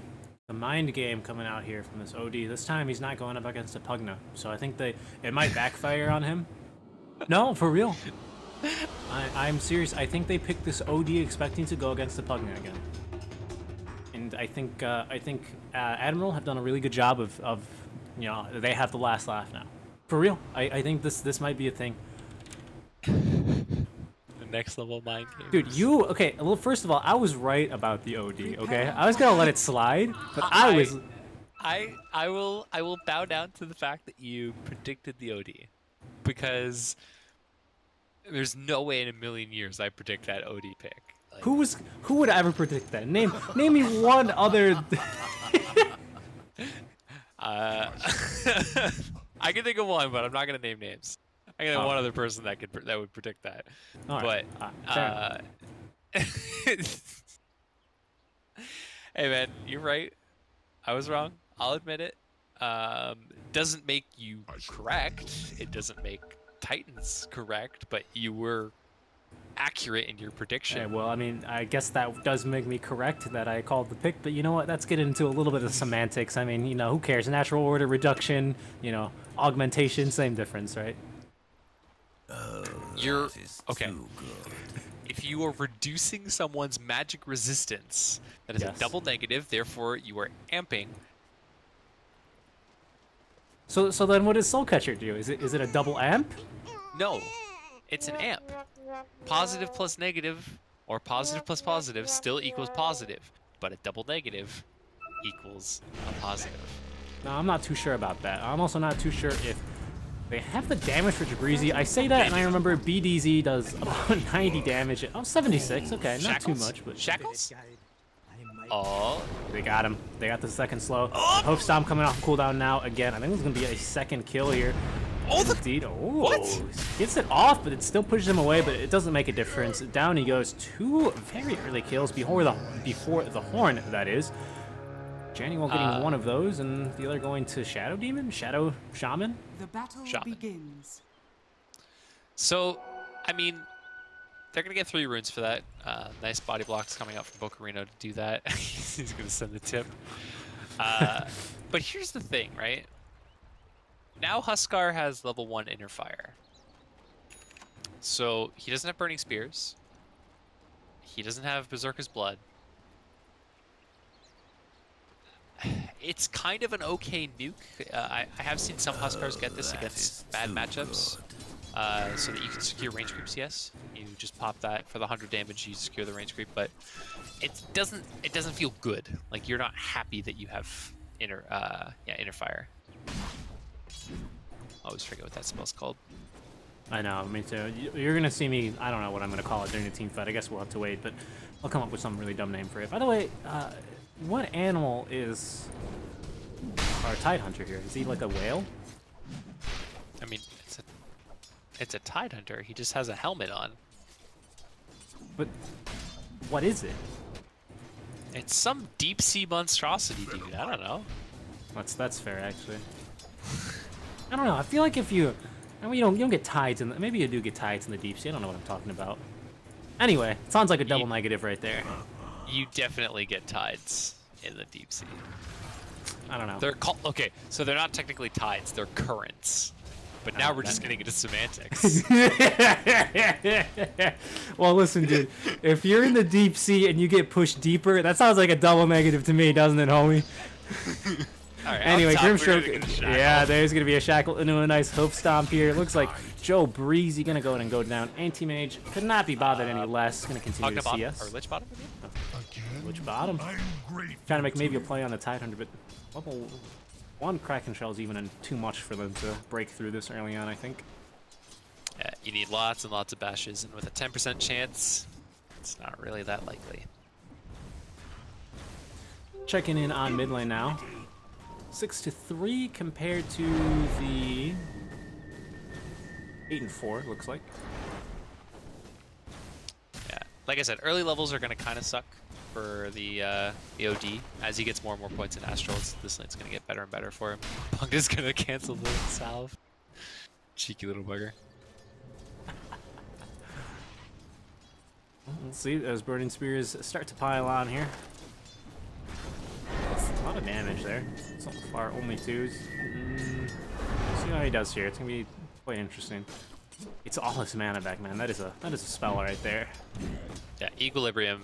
A change that I wasn't a super big fan of when I first read it as an OD picker, but I think just kind of raised the skill floor a little bit, which is never. I don't think it's a bad thing. Just a little bit. You get screwed by RNG. Well, never. You can't get screwed by RNG anymore. And now you have to think about when you want your mana. Yeah. I like it. Denied. So far, after the first 2 kills early on, a little bit calm, although not as that. Centaur Runner gonna get ran down here. I'm not sure if they have enough. Just keeping them low on mana seems to be the play here. Max retaliate stacks, however, so might decide to turn that. You do keep those if you die, is that correct? I believe so. Okay. Top lane, they're gonna get one stomp. He's gonna actually use them. It's gonna be the Ether Shock that finds the kill there, but they're not gonna be fast enough for AM. Although he did turn around to eat a very heavy auto attack there. A double-handed axe. The fact that Retaliate costs no mana is actually just insane. Yeah, like I thought it did. Nope, costs no mana, and when he popped it there, it was giving him an extra 84 damage. So he had a DD plus a bit. It's pretty crazy. So they're both going to run back to base, mana up. Shrines aren't up yet, so this is going to give a little bit of space to the anti-mage. Boomy's making a play mid. It looks like he's going to be able to find the kill, actually. Yep. Oh, not quite. He might be okay. He's got it. Oh. I don't know if it's enough, though. I really doubt it's enough. They even got another blast in case they need it, but they're going to give the kill to Carl. TP comes a little bit too late, so they're going to go ahead and cancel that. That was unlucky. Support Pugna, man. Just been running around, doing whatever he wants. Roaming Pugna, new meta. Is roaming back? If we're in tri-lanes again, is roaming back? I feel like roaming's back. I feel like roaming's back if Tuscan or Spirit are back. I feel like I can confidently say yes, roaming is back. Okay. I kind of like it. I don't like tri-lanes, though. I really don't. The dual lanes was getting a bit much. Yeah, I suppose. They almost find a kill onto the Lich. I just like, you know, if you're going to bring back tri-lanes, at least bring back Iron Talon. Controversial opinion. No. That's a hot take that I am not ready for. Alright, they're going to try again here on the ground. I think they have it. I think Ben Sawyer realized it, so they're just going to let him die. Oh, maybe not, actually. The Inky Tendrils are here, so he's going to speed away to safety. He got fogged by the tree. Yeah, very good. Also, only had 4 retaliate stacks. Not really enough to get those kills. You know what I think this guy is? He's a Kraken. And why do you think that? I don't know. I feel like... Who else do you think can summon whatever Ravage is on Dry Land? Aeron? Come on, dude. You gotta know your lore. Alright, well, listen here. I guess that is why you're the analyst. Yeah. Dude, he's already got his Vlads? Yo, this guy doesn't even care. No, boots straight into Vlad's. You know what? I don't get the opportunity to cast a lot of SEA Yoda, but I am loving it. Gotta say. Oh, that was some greedy play from that boy. He dropped I did see that. Wraith Band. It's all about that efficiency, though. I mean, now he's got full mana, pretty close to full health. Tower looking like it will fall, however. Bocarino doesn't care. He's not even hitting the tower. Ooh, he's got it, though. He does get the last hit at the very least. 6.5 minutes. That was two time locks in a row there. Pretty cool. I think we're gonna get to see a triple. I think we see at least one, but my money's on it being on a deny. Okay.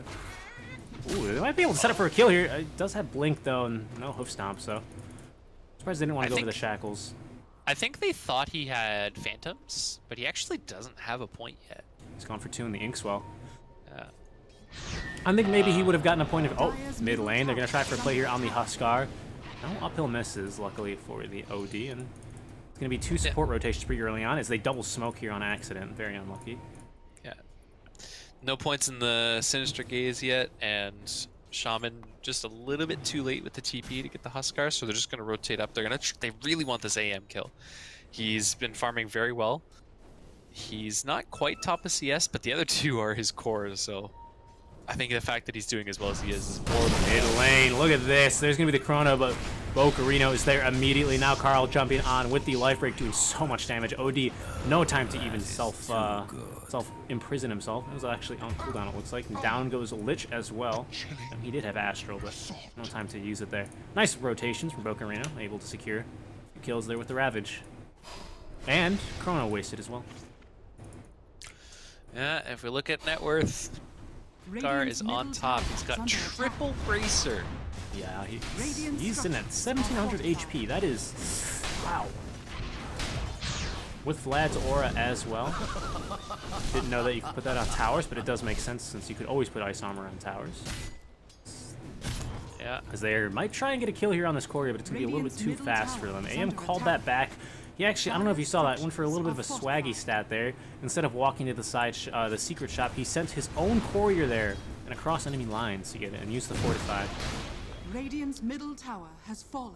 I mean, why not, right? Like, your team's running down their tier 1 mid, just go for it. Go for plays like that. What's the worst that happens? Courier dies, and your Pugna's magic wand doesn't get delivered? Oh no. Dire's top Does this tower guy have a is veil under already? attack. No, that's Huskar's helmet. Top lane. In trouble's going to be the shaman. However, it looks like this Centaur owner in a bit of trouble. Pugna look like he will finally die here. BDZ getting the kill there with the little damage over times from these shackles. Yeah, and if this was last game and that was the mid Pugna, I'd be like, okay, cool. Dire's top You tower get- is you- under Speaking attack. of mid, OD in a lot of trouble there. There's going to be life break. He's silenced up as well, which might have landed him last time from Astral. He's got no chance. I even think they got a ward there, but sadly, just a lucky rotation. They are going to put a ward nearby, but I don't think, unless you put the sentry to the right-hand side, I don't think you're going to actually get the Dire's top vision for tower that. is under attack. So a really nicely placed ward will spot out into that shrine, a little bit of that wraparound, and into the lane as well. Really nice ward spot, actually. Yeah, very good. Forgot they got rid of. There used to be a ward spot up here a few patches ago. It seems like they always change ward spots. I mean, of course they do. It's the whole point of patching the game. Uh-oh. 10-minute runes now spawning. Might have a little bit of engagement here down in the bottom lane. Let's see what he wants to do. Yep, they're going to go ahead and claim both runes, run circles around this Tide Hunter. Although, when I say that, he's going to go ahead and pick up a haste rune here and about to run circles over someone. I was like so ready for him to just run down that ledge. Oh, yeah. Like I was ready, I was hyped. Is under attack. I just wanted him to run at that lich so bad. That's a hero I'm sick of seeing in my pubs, man. Lich is just so stupid strong. Just auto wins you the Dire's lane. structures are fortified. Radiant's top tower is under Quite attack. managed to do it against the support Pugna though. Radiant's Is support structures Pugna are the answer to the fortified. lich? Just have the magic damage? Yeah, actually, that's not a bad idea because I believe it only reduces Physical. attack damage. Yeah. No, it looks like Radiant's top tower just a- is under attack. It's worded Dire's middle as if tower it's is under attack. it's worded as if it's just flat DR. like drop snakes for a mid-tier 1 with a siege creep as Dire's well. middle tower has But look fallen. at this, they're pushing in T2. They are pushing in, but you have no more snakes and your tier 2 is getting pushed in bottom lane. Lich, you're gonna find doesn't actually the have AM. He doesn't There's have gonna be mana the void. there's the stampede, and it's gonna make the AM lose interest. However, your tier 2 top lane has been sieged this entire time, and now they're gonna make a play towards him actually. Oh man, if he gets the Sinister Gaze off, He has no TP either. That blink might have just secured him safety, although it looks like he needs one more blink or to break another tree here to get to safety. And not really too many. Oh, the scan though. They scan him out. I don't know if they can reach him though. Yeah, he's gone. Max blink first. All right, blink dagger up on the Centaur. That's a big item. yeah, they need to make moves with this. Oh, they're already in Roche. They gotta scout this out and go now. But I think it's too late. And they've got Ravage. You can't. They've got no scan. Yeah, they got Ravage. Pugna could put another ward elsewhere. He pings it down right as the thing falls. And so looking like he's closing in now on the Battle Fury. Kind of stopped. Well, pretty standard to just get the Ring of Regen, obviously, but stopped along the way to get 2 Wraith Bands.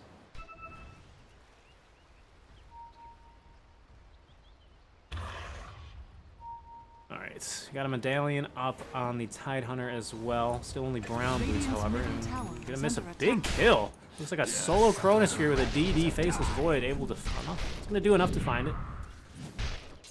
Wow, a lot of damage. Yeah. Holy cow. So, I mean, it's good because you killed Anti-Mage, but now they're just gonna go high ground. Radiant's middle Right, go tower slow has clap, fallen. You don't There's have another Chrono. ward. We have Ravage. We have Aegis Huskar. How do you take this fight right now? Yeah, you can blink stomp, but like, OD needs some stacks to be able to drop sanity. Here they go. There's the blink stop. Like we said, they're going to link 2 together. And there's no life drain actually defensively. There goes Aegis, though. I think he died on impact there.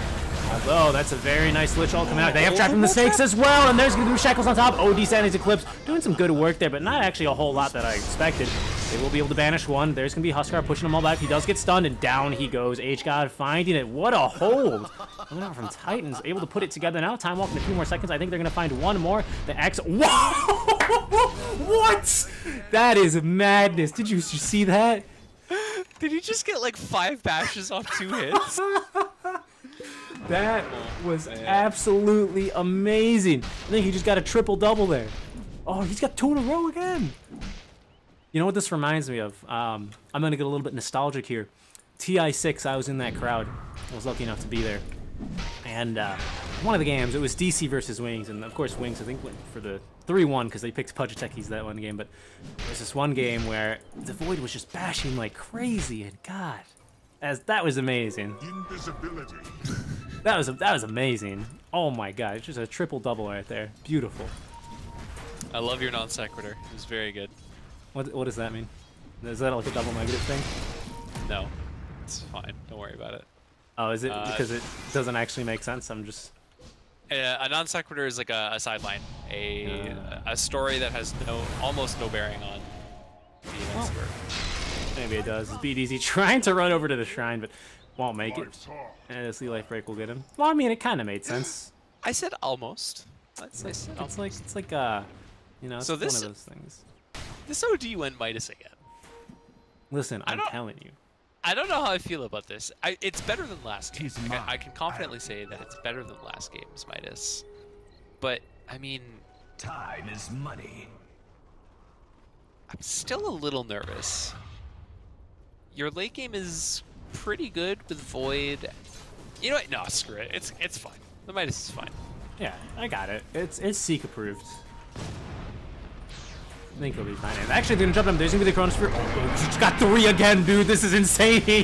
I can't believe it. They're not gonna give him a chance. He's gonna be shackled up in the backline, so it's gonna get canceled. There's gonna be the 2-man leash together. They're gonna trap him in snakes again, but he's gonna life break his way out of there and to 2 heroes as well. OD has astraled himself, but he's gonna be in the middle of 2 heroes when he comes back out. I don't think they quite have noticed him. And actually, they do find the Huskar in the backline, but now Ben Soy is here. He's gonna burn all this mana off Void. Still has the mana drain down. He goes, or the mana Void rather.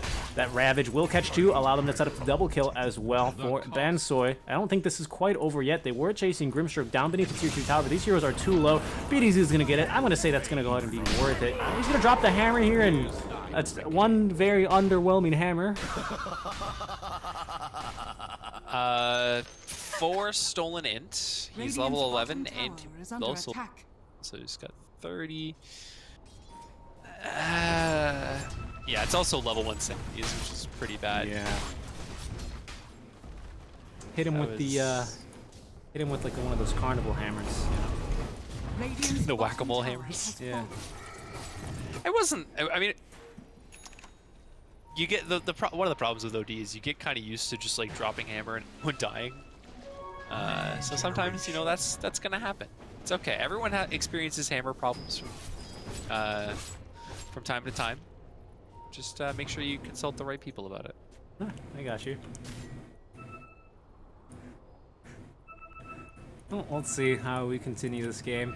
Faceless Void with the Mask of Madness. He's going to run 3 heroes here. Might be a little bit dangerous. They do have the Phantom on him. He's not going to be able to jump out, except he will. And he actually times that up as perfectly as he could there with the life break. He's still probably going to die, although he did have maybe a little bit of an opportunity there to try and run away. But he's going to say sorry and be forgiven. He'll find the support Pugna in the back line, but it's not going to be enough here. Yeah. I think if he runs towards his OD, gets imprisoned, and then immediately jumps, he could have maybe lived, but it's tough to make those moments, those call in the moment, right? You're just trying to desperately get away from the Huskar running you down. This medallion on Tide, by the way, is doing so much work. All of these heroes are very low armor, OD and Void being the exception, but like Shaman has 5, Centaur has 3, Lich has 4.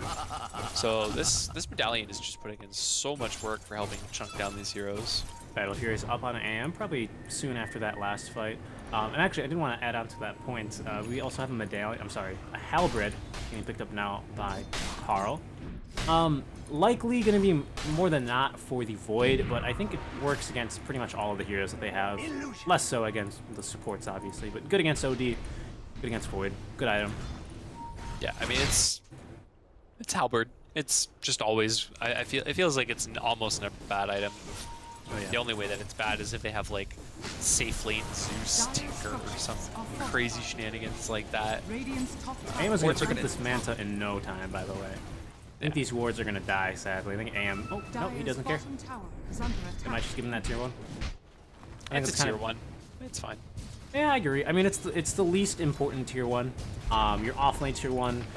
I mean, sure, it makes this area a little bit slightly less to farm. He's going to clean it up. They got the tower, yeah. Damage. He almost got the deny off, but it's hard to do when they all tech in sync. That's like the least important tier 1. You know, if you lose your mid or your safe lane tier 1, it's very bad because it opens up so much of the map. I mean, like look at the ward coverage that they have here on the side of Admiral. Chrono down somewhere? Down bottom. Down bottom indeed. That's another kill. Big kill. I didn't hit this, man. I really need to be looking more for these Chronos, but they just happen so fast, you know. It's a big kill. They might keep going though. I was going to check to see if they had it for this high ground hole. Oh, it's freshly off cooldown. Where is he? And I just barely caught the end of that. A little bit of a D-War to War going on now here. 3,200 HP on this Huskar. No problem with that. There's the Centaur going to get immediately silenced up. No chance to even get off the hoof stomp. Down he goes. Beautifully played there. My God, he had no chance at all. And another ward's down, so, like, I can't take this one. Oh my God. That was a little bit overzealous by Lich. They're going to go ahead and give him a tip for that. And Disarmed is going to be the face of Void. You cannot BKB that off, my friend, sadly. They're going to go ahead and try and chase him off. Give him another one. One more. We need one more. If it's not going to happen, OD dropping the hammer once again. Not doing a whole lot of work there, sadly. But Carl slowly falling. They get a bash. Can they get one more? We need one more bash. That's not going to happen, but they still find the kill. Now Bocarino, no Ravage here, but they will maybe get the Lich, who did just now die back. There's going to be the courier flying through the middle of the fight. They have the micro to go ahead and actually fortify that. That was very impressive. Tank, going to go ahead and run away. Oh my God, that was beautifully played by Benasoy. He's going to trap himself into stakes, but they still have the attack range to hit him. Pugno did buy back, interestingly, in this fight, so they need to get a little bit more out of this. There's going to be the Shaman buying back as well. This still isn't enough. It's not bad, actually, getting that buyback. I mean, that's like the third buyback for that one fight. Void didn't die, and OD still has his. But you get 3 buybacks, one of them's a core. All you lose for it is a Pugna buyback. AM was farming that whole time, finally shows up near the end, but I mean, this anti-mage is getting very scary. Yeah, he can keep getting solo chronoed by the Void, but every time that happens, immediately Admiral just runs down mid, takes those towers, threatens those racks, because they can't have any defense without that chronosphere. Yeah. That was a terrifying moment there, just happened for Januel. He started TPing, and just before he finished the TP, someone scanned to where he was TPing, and it turned out positive, so he probably pretty spooked there. Luckily, it was just an AM doing some shopping in the side shop, or the secret shop, rather. Now he's got his Manta style up. Looking like he's going to be going straight into that Abyssal, starting with the Vanguard. Yeah, I mean, makes sense, right? You want to be fighting with your team. Your Huskar's going to be peaking pretty soon. He's arguably almost there. Once he gets that BKB, that 10-second BKB is going to be the big, like, kind of final power spike for Huskar until he hits level 25 again. He kind of becomes a bit easier to deal with. OD will have his BKB soon. Uh-oh. So, a bit of a BKB war. KC might be in some trouble here. They're smoked around, and Invis Pugna did scout him out. Looks like they're going to try and not go for him. Carl, the life break just scares me every single time I hear it. It doesn't matter what. KC might have not seen that. I know Fog of War has some really weird interactions with seeing spells and not when you do or do not have vision, so I'm not sure if he saw that, actually. Oh, Shaman's going for the rat play. No, he's going to TP back. I saw Shaman in the bot lane, and I was like, come on. I saw it, too. I really wanted him to do it. Honestly, I think I don't think it would have been bad. Yeah, you don't have them for the defense, but I think getting that tower, getting that map control away from Admiral is one of the only ways you can get back into this game and into this series. Like, if they lose this game, they're out. They're in the lower bracket, but yes. I mean, out of the series, they're down, they're dropped. Give me something to work with, man. Yeah, double negative. Radiant are scanning. It's still... Really? You gonna go there? All right. Are scanning. All right, I see how it is. It's all right. But no, I agree with you. I don't know. I do agree. But honestly, this is just I just have such a hate about the off lane. Not that like it manifests itself and that like I will never go to the off lane no matter what. But you know, this is the tower you really want to be taking mid. Although obviously it's very hard. That's the tower you want to be taking because then you know you can put wards in this jungle, but it just opens up so much more of the map. It closes off, or at least puts doubt into the other team's mind and farming safely in their own jungle. I mean, I don't know. I think a tower's a tower for the most part, but you also got to just make sure that you're... Also, these wards have been here forever. Now they're going to finally find him. But definitely you want to be making sure that you can get, you know, prioritizing the mid tower and the top tower. Well, okay. Well, he has his Blink, at the very least. So you can get Blink Hex off on the Anti-Mage, on the Huskar. Is there... Kraken Shell does remove Hex again. They did change that back, very sadly. But... I mean, there's still lots of pretty good targets for the Blink Hex. This Shaman's going to scale very well into the late game. I mean, Pugna's obviously going to as well. Will it dispel Hex? I thought... Yeah, they changed it back. Okay, good to know. Thank you. Hex is dispellable again. That's why Slark's... One of the other reasons that Slark's back in the meta.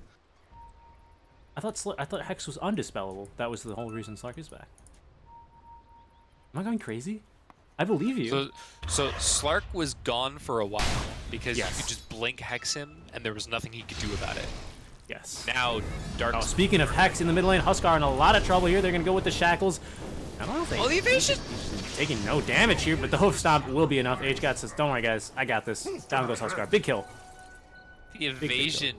OD hates evasion. Yes, he does. Especially now, more so with Equilibrium. It's such a waste. Yeah. And he's getting all of his mana burned. Oh man, he actually doesn't have mana to regen. Oh yeah, you're right. Hex is strong dispels only now. Very cool. Yeah. Yeah, so Dark Pack gets rid of it, Kraken Shell gets rid of it. It's a... I mean, Hex is still very good, obviously, but Yes. it's not the insta-counter against those heroes that it was before. Yes, understandable. Thank you. What's up with you today? And that's why I'm the analyst. Yeah. I was setting you up for a cheeky remark there, but Yeah, no, you know what? No, you're right, though. I appreciate the insight. God, what is the percentage? It's still not only... It's 25. It's 22 now. Okay. For Dota Plus? No, for Time Lock. It used to be 25, and then they just recently nerfed it a little bit. Oh, the top lane. Centaur eats a mana void and just continues to walk away. Does That man, not care. Yeah, that man just barely has any mana anyway. Yeah. 600 mana. Yeah, you're looking at best, what is that, 1.1, so like 700 mana nuke, maybe. Yep. Not a whole But he's lot. got a pipe. He's going BKB actually. Man, this Centaur is looking to, he's not messing around. He's ready to throw down. Yeah, BKB solves a lot of the issues here on the Huskar, and actually, here we go. This is really good timing for them. Especially if you can get this BKB off before being hexed or anything else. They are looking very pretty here. But Carl, now with fresh 10-second BKB, you got Aegis and Cheese on this rush. You got Ravage up. Mana Void down, but coming back off cooldown soon. The face tank! Goodness, what is going on here? There's going to be a Chrono on the back lines. Casey can be going for the sports, looking like he's got some PTSD from last game, trying to find the kill on this Pugna. At least he will, but now he's in the middle of 4 enemy heroes.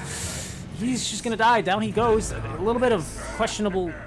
you know, target priority. Maybe he was expecting the team to go on a little bit more. We did hear the stampede, but it just looks like they were preoccupied with something. No one wanted to take the jump here on the Huskar. Speaking of jump, now there they go. Do they have the shackle for him? There it is. Oh, canceled it though. He is trapped, but he can just jump out very easily with his life break. He's gonna get stunned up for a long time though. That's gonna be a good start. They will be able to nuke down. It looks like HGOD as well will finally die. So now you got 3 people left. You did buy back on your Void. No Chrono, no BKB for at least another 25 seconds here. And it looks like they're going to be able to finish off a Roche quite quickly here. They trapped the Centaur! He got stuck in the wards with the Huskar! So he's just like, all right, cool, Battle Dome, let's go. I will win this. It was a duel. Legion Commander duel. It was the worst. It was the worst duel ever. This got really dicey for Team Titans here. Yeah. Level 20 talent now on AM, so now he's even harder to catch. Bocarino as well, picking up his level 20 talent. -5 Gush armor, and he has a Solar Crest. This is getting really scary. It's coming down to it. Mid-racks go down. They don't have any ults to fight with. Like not. this No is at fortified? least, this is 2 lanes. I agree. I don't know if you can really risk going in before everyone's up again with it. They've got Ravage. Like, you can't fight into Ravage with no Chrono, no Stampede, no... Oh, goodness. I was trying to find the OD. I was like, where's the OD? He does have... He got at least something, but Benzoy's going to find him and put him down. He does have buyback. He does have, you know, the ultimate, so he can use this. That's maybe their saving grace here if they can get some nice charges up. However, in the backline, they will find the Pugna. They're committing a lot for this Pugna, though. That's going to be a Stampede and a little bit more. Chronosphere now off of cooldown, though. Bocarino trying to juke him out with this Ravage. They're going to hex up one. That's going to be a very nice Chrono, but you do catch your OD, though. That's not what you want. Shaman in a lot of trouble. He's going to get nuked down by this AM. They're going to be chained together now. Not a bad ult altogether, but I don't think it's going to be enough. But look at this Lich Ult doing work, but unfortunately, it's going to bounce over to the creep wave. One will buy back, but your carries are both down for at least another minute here. Top lane's going to fall, and in fact, they might even start going for more. H-God going to be able to save at least They called it. Shaman, but yep, GG, well played. The Titans going to the lower bracket here. Admiral with 2 very strong performances back to back, able to bring it and find the W here. Yeah, I mean, I liked their draft better this game than last, but I think the execution just from Admiral was just so clean, and they had serious Houseguard problems on the side of Titans. The OD was supposed to be the answer, but they just got baited so hard by that Pugna. Like, you saw it there in those last couple team fights. They're like, this Pugna's pissing us off. We're going to drop Chrono on him. We're going to blink stun him. We're going to kill his Pugna. It's like, okay, cool. That's our support.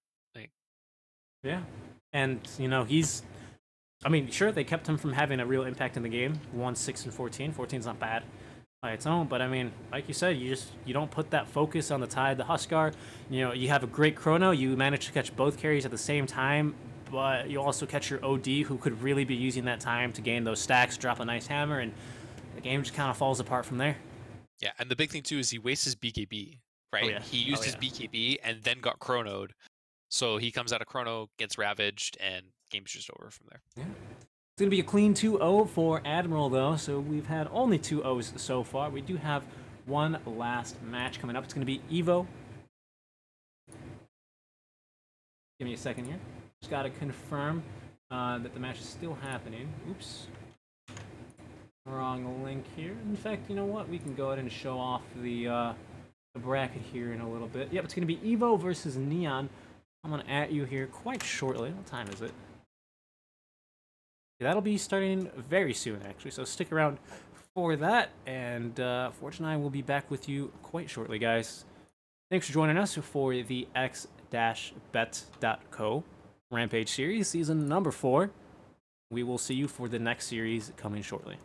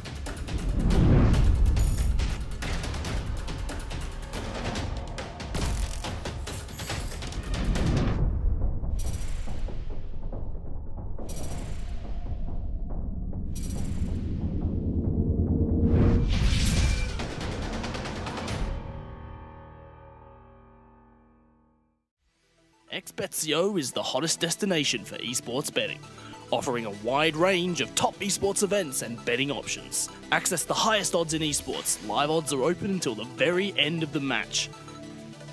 Do you have any questions or queries? The XBets customer support team is available 24/7 and is ready to help you. All players enjoys huge bonuses, amazing promotions, and winning jackpots. With the best casino games, virtual sports, and exciting slots, XBetsIO is the home of live esports betting.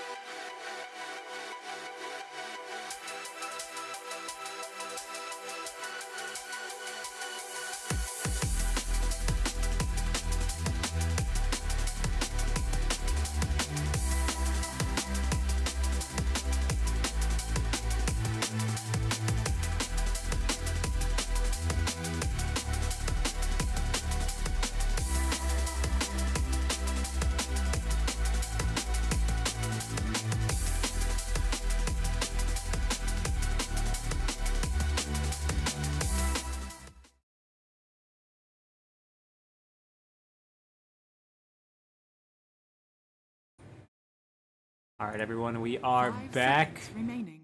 to the OD. I mean, we are back with the x-bets.co Rampage series, season number 4. I am still Seeking Strike, and joining me is still Forge. How we feeling, Forge? I feel like you're riding that OD train a little, my dude. I don't know about that one, man. When you're Freudian slipping on your introduction because you're still thinking about it that much, I think you need to cool your jets. Well, 10 okay, so you know how seconds like there's the one that got away, right? Yeah. This is the one I caught. Radiant team That ban. doesn't happen very much as a play-by-play. Very rarely will you call a pick that odd in the first phase, considering the circumstances before, and you know what? I got it. Dire team ban. You know what? Sometimes you can have your cake and you can eat it too. I'm proud of you. Is that what you want to hear? Yeah. Sometimes you can pick OD and not win, though. I mean, that'll happen. Yeah. Whatever. New team, new series, Neon versus EVOS, new bands. Beastmaster going to get targeted. Earth Spirit, I think nobody wants to play 10 against that, so seconds remaining. Yeah, That one makes Beastmaster he's no stranger to the ban phase 5 generally. seconds remaining. It was Team kind of ban. strange. He didn't seem contested at all in the last series, was he? no pick, no ban. Just Interesting. flat out ignored. That boar is still quite strong. It's definitely a force to be reckoned with in that lane, especially since, as most of you know, he doesn't draw creep aggro. So you're free to basically harass until it dies. Yeah. I think that's something that needs to change. I think the board needs to start drawing aggro. 10 I agree. seconds remaining. Elder Titan is going to be the follow-up ban. Another 5 support that's made its seconds way back remaining. in. That I mean, Dire team ban. try on try scenario. All of a sudden, he's going to be hitting for an extra 100 damage. Mm. Magnus ban though. I haven't seen a Magnus ban in a hot minute. That's a little older. From No, I this think patch. we saw him last patch, didn't we not? When we were talking about how it effectively bans out the PA 10 as well, or was that? I'm sorry, was that remaining. with Crash? I think we That saw was him with Crash. Sorry about that. We saw him in the first series. 5 Um, seconds remaining. Although we both kind of think it's Radiant strange because team obviously he ban. synergizes incredibly well with the PA. Throw 3 daggers and you know they all have cleave. What are you gonna do? But it's so strange that sometimes you see him banned and not the PA ban. Maybe it's a little just too much of a cheese strat that you can't really deal with it, so you just ban the Magnus. You can deal with the PA through other means, though. I don't know. Yeah, I mean 10 Magnus. seconds remaining. Magnus is strong independent of PA. PA is not strong 5 seconds independent remaining. of Magnus. Like PA very easy to deal with. You just like dumpster her laning phase. She takes a long time to recover. She doesn't really recover farm very well. She needs a good start. Magnus, on the other hand, he can go jungle. He can help his cores jungle.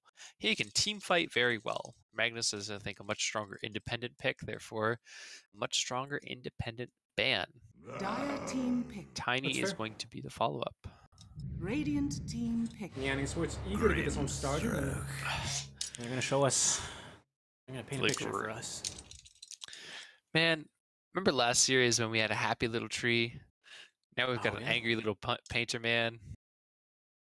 I think we had both in the same game, didn't we? I'm pretty sure I've seen Yeah. Grimstroke almost exclusively today. I'm pretty sure. Correct me if Yeah. I'm wrong, but I think was it Grimstrokes in both Radiant games, and I think there was team Grims in the first series of the day. I don't know about the first series, but he was definitely in both games, and he wrecked both games. Dire They are going to team deny pick. pick the Lich, so they're going to go Lich Centaur, but I mean, Grimstroke's pretty okay against the Lich, because you have lots of magic damage to go through that Frost Shield. Even though the tooltip says flat damage reduction, it Dire is only team physical, banned. so you can still magic burst through it. So right click Uh, damage, aka, right?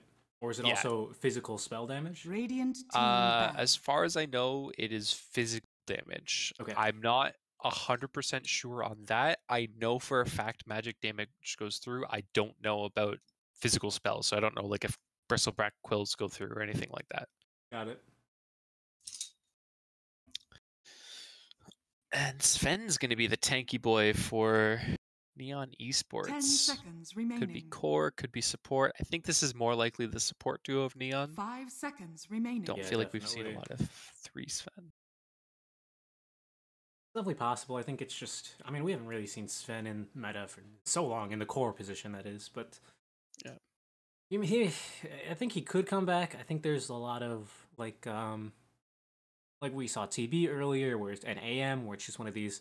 All right, you guys, you give me a good laning stage, and then I'll go jungle, and I'll come back when I have a few items. Good luck.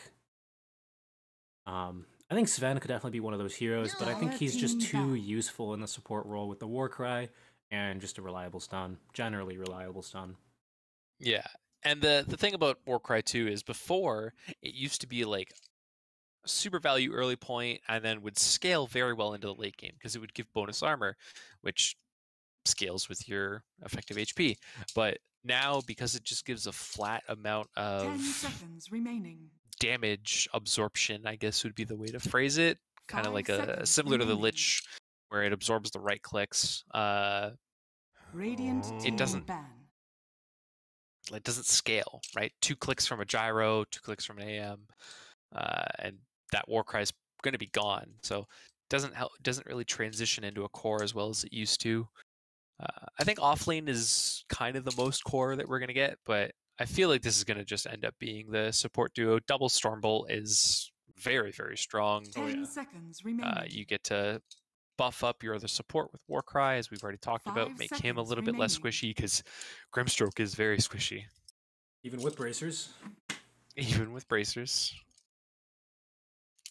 I will say, Radiant team I pick. like watching Centaur. I think Centaur games are pretty fun. It's like Axe, but where you can just jump in and turn the tide of a team fight, which I generally like seeing in some heroes. But I don't know. I feel like I've been seeing a little bit too much of him. He's very good laner, reliable stun, good damage, and retaliate is very good, as well as 10 Stampede. So seconds basically, all remaining. 4 of his spells are very good. But Dire team pick. Okay, so they're going to go for a Tusk. This does leave them a little bit light on lockdown. It's pretty much just on the Centaur. Like, yeah, you have the gaze from Lich, but it's not really super reliable. It is a channel, so it can be interrupted. It can be, and it feels like kind of hard to get off, except unless they're trying to run away. On the flip side, now you've got Bane, so this King does of push easy. Sven into position 3. Oh, you are correct. Or it's a core Bane. Or it's a position 1 Sven, and this is all a giant debate. Yo, I'm in for support or for position 10 1 Sven. seconds remaining. I miss that hero so much, man. God, 6.88 Sven seconds was remaining. my life. I would also like saying it. I think it might be.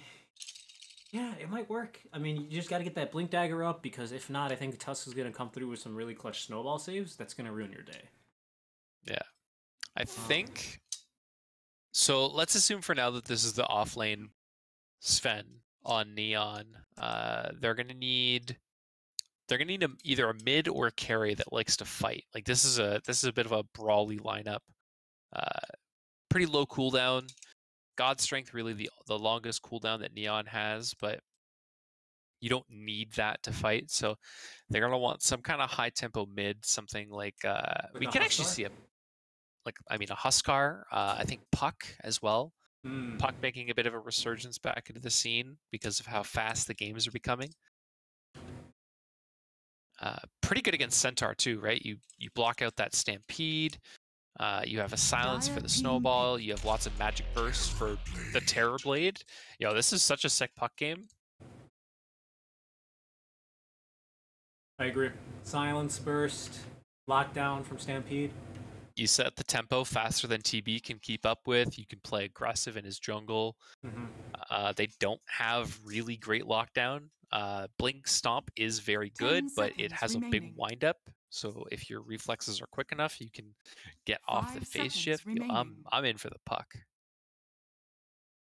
They don't have last Radiant pick, team so back. they're gonna go for the Morphling. I think it's along similar notes. It does lack the silence, which I think is very nice to have against the TB. That's my only concern. And they could still play this safe. They could still play this safe lane too. It's going to be a bit of a tougher lane against the Centaur +1, whether that be 10 Tusk or seconds Lich. remaining. But You can do it. Team back. You have the Bane or the Grimstroke to back you up, so your own lane isn't that weak.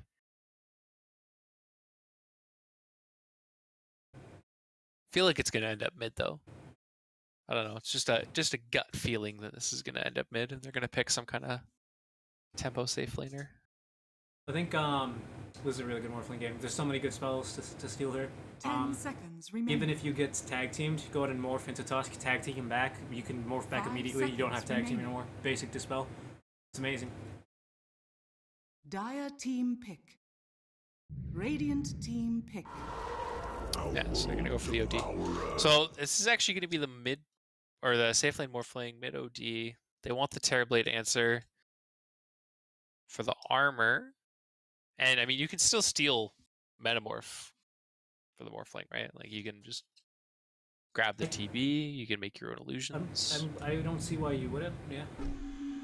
Oh, You may I'll now take the select puck. your heroes. I think that solves some more Alright. issues that they had actually. It's the same reason why Neon would have picked it up. It's a good silence against the Morphling, good lockdown and nuke damage as well for the Yeah. Morphling.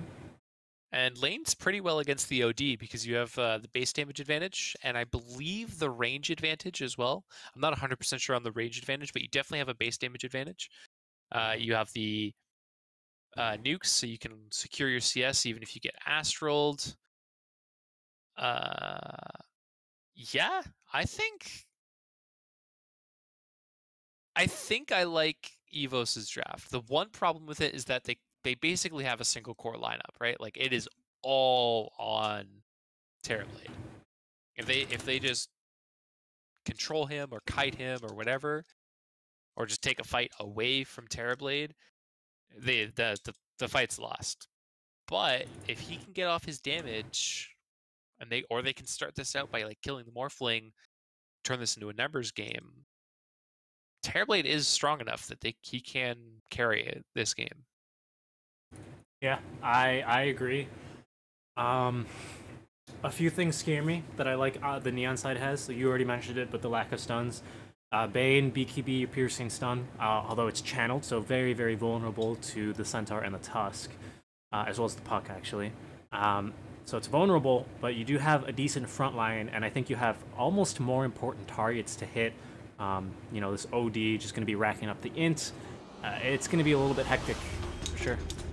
Yeah, I mean, it's going to be... It's a very... I feel like the ease of execution is favoring Neon right now. They have... Like, Bane's job is ult the Terrorblade. That's it. That's all he has to do. If he just ults the Terrorblade, even if he gets cancelled, like you said, those are resources not being spent on controlling the OD, controlling the Sven. So, I think the ease of execution lies with Neon, but EVOS definitely does have the capability to take this game. It's going to depend a lot on this Puck, right? Puck's kind of that boomer bust hero. Yeah. Sets the tempo, but, you know, doesn't want to be behind either, obviously. See what this game has in store. Should be a very exciting series as we get underway with our last game, our last series of the day, rather, of the Rampage series. Shoutouts to x-bet.co for sponsoring us. As a reminder, you can check out the links in the description or the bots. Go ahead and get signed up and get up to 100% deposit bonus. Check that out. 30 seconds. Centaur, yeah, in some trouble. Nightmare level 1. They have the Stormhammer. They have the Inkswell and an Astral. They got more than enough. He is going absolutely nowhere. First And it blood. goes on the OD. That's like the best hero to get that too. Mm-hmm. So he's gonna start, and right away he's gonna have his null and his salve. Looks like they're gonna send Morphling down to this bot lane, trying to dodge out this aggro tri-lane, I guess. There's the courier chasing. Yep. Solid laning. They'll split runes 2 to 2. 2 for 2, rather, but not bad regardless. Yeah, Bane's sitting down here trying to spot whoever's gonna come bottom. It looks like it's gonna be the Terrorblade by himself. Yeah, that's... Oh, TB, you can't be here by yourself, my dude. I hope they're probably going to realize that quite shortly here, as now he's going to run head first here into a bang. Does not care. No logic on the TB. A bang there, and who are they going to rotate over? Cannot see who that is. It's going to be White Man on the Lich. And So- now, play hard. The Grim's going to go back top, so they are going to be dodging this out completely. Is he gonna actually just run top? Kind of looks like that. Rappy is going to be just exchanging some blows with the Tusk here. Man, this is like so disastrous for EVOS. He's literally missed the first 2 waves. He's got 0 experience at the 1 minute mark. This Terrorblade is the most sad you could possibly be. And they're just going to send him top. They scouted the rotation. They're like, why isn't Terrorblade in the lane?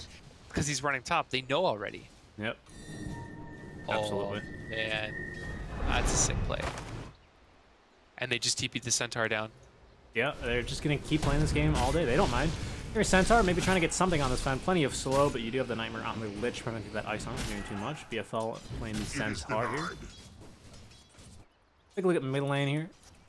Mark on the OD, and Facehugger on the Puck. An Alien Facehugger. Puck almost kind of looks, not really, but could be. OD's getting real low. He's got to be careful. He does have the salve. He's got to be Lich. careful it doesn't get canceled by the orb. Oh, Lich. Want to use it yet here?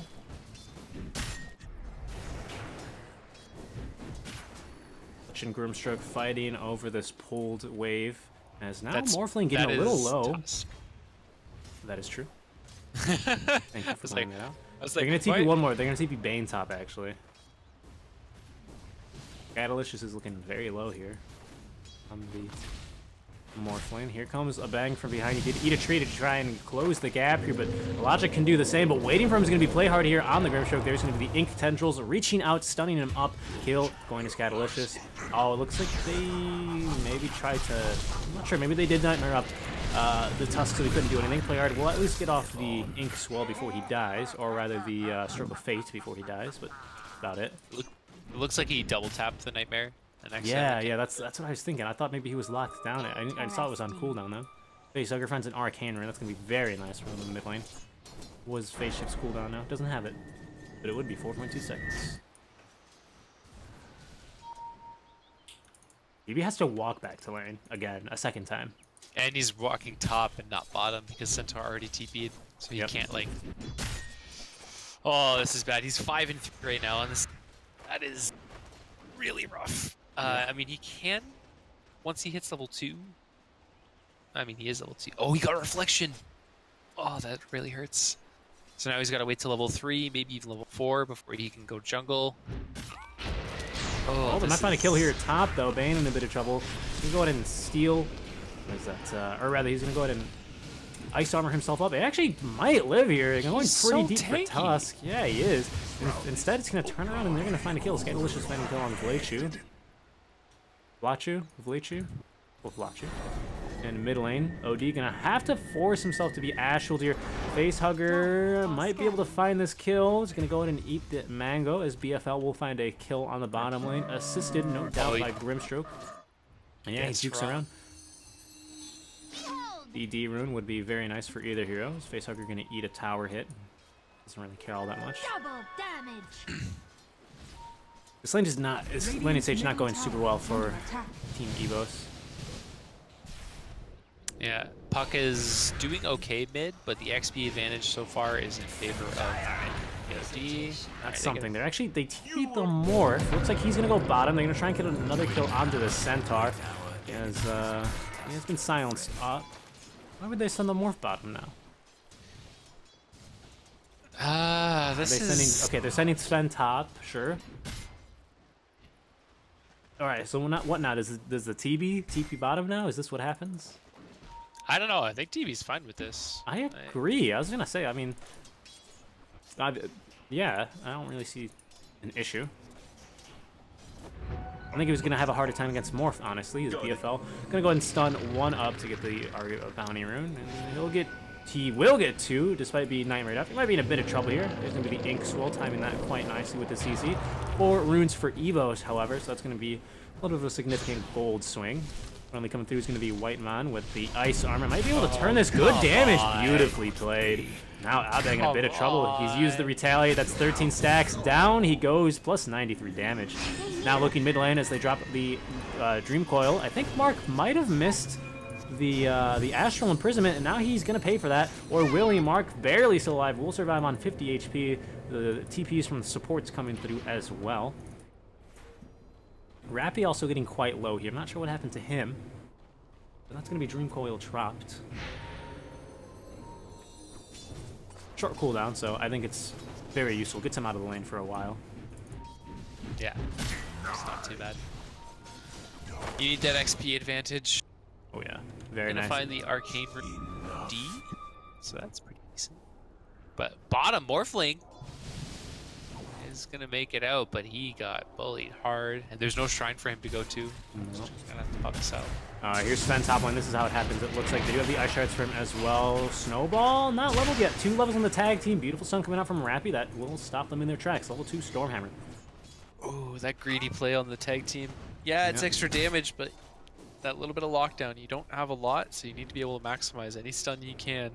Yeah, like you said, level 3 is the magic number for him. The Logic now in a lot of trouble here. He's going to get silenced up. Needs... Ooh, wow, he was exploded, Rappy, right there. As the ink swells over and ends up overcoming him. Here's Scatalish in between BFL trying to find something bottom, and this Bane is very tanky, though, refusing to die. Will he go down? He at last will. Whiteman going to force Scatalish to walk towards him. BFL going to hide behind the tree. Does have himself a bracer, so 1300 HP just casually here. And Whiteman should be okay here. Mid lane, face hugger has TV'd back to the lane. Nope, nothing. I thought he was going to go for something. Sorry, Strength heroes are fair and balanced. Yeah, dude, that's a lot. It's a lot. These even got nerfed recently. Yeah. Is a long walk back to base for the Centaur, though. He's farming okay. 26 and 6. It's not bad. Terrorblade topping. Terrorblade puck being on top is definitely recovered. Big. 3 Wraith Bands now for a Logic. I mean, it's certainly gonna help him farm. And he's in the jungle. Yep. Can I get a show of pogs in chat for anyone who's surprised by Terrorblade being in the jungle? Come on now. Well, you know, you're a TV player, so you understand these things. Morphling level 6 now. Not getting morphed quite yet. It's like on Puck, who's been getting some good harass and 2 null tallies, a mantle, and then that bottom lane? Yeah, Morphling went to like 15 HP. You need to be careful, he's got another double edge. I'm surprised he didn't use it there. It's only 150 damage, it's only level 1, that would be why. 3 levels in Retaliate, huh? Fair enough. I mean, he almost gimped it down. Most Centaurs are doing this now. Okay. A lot of damage, that's for sure.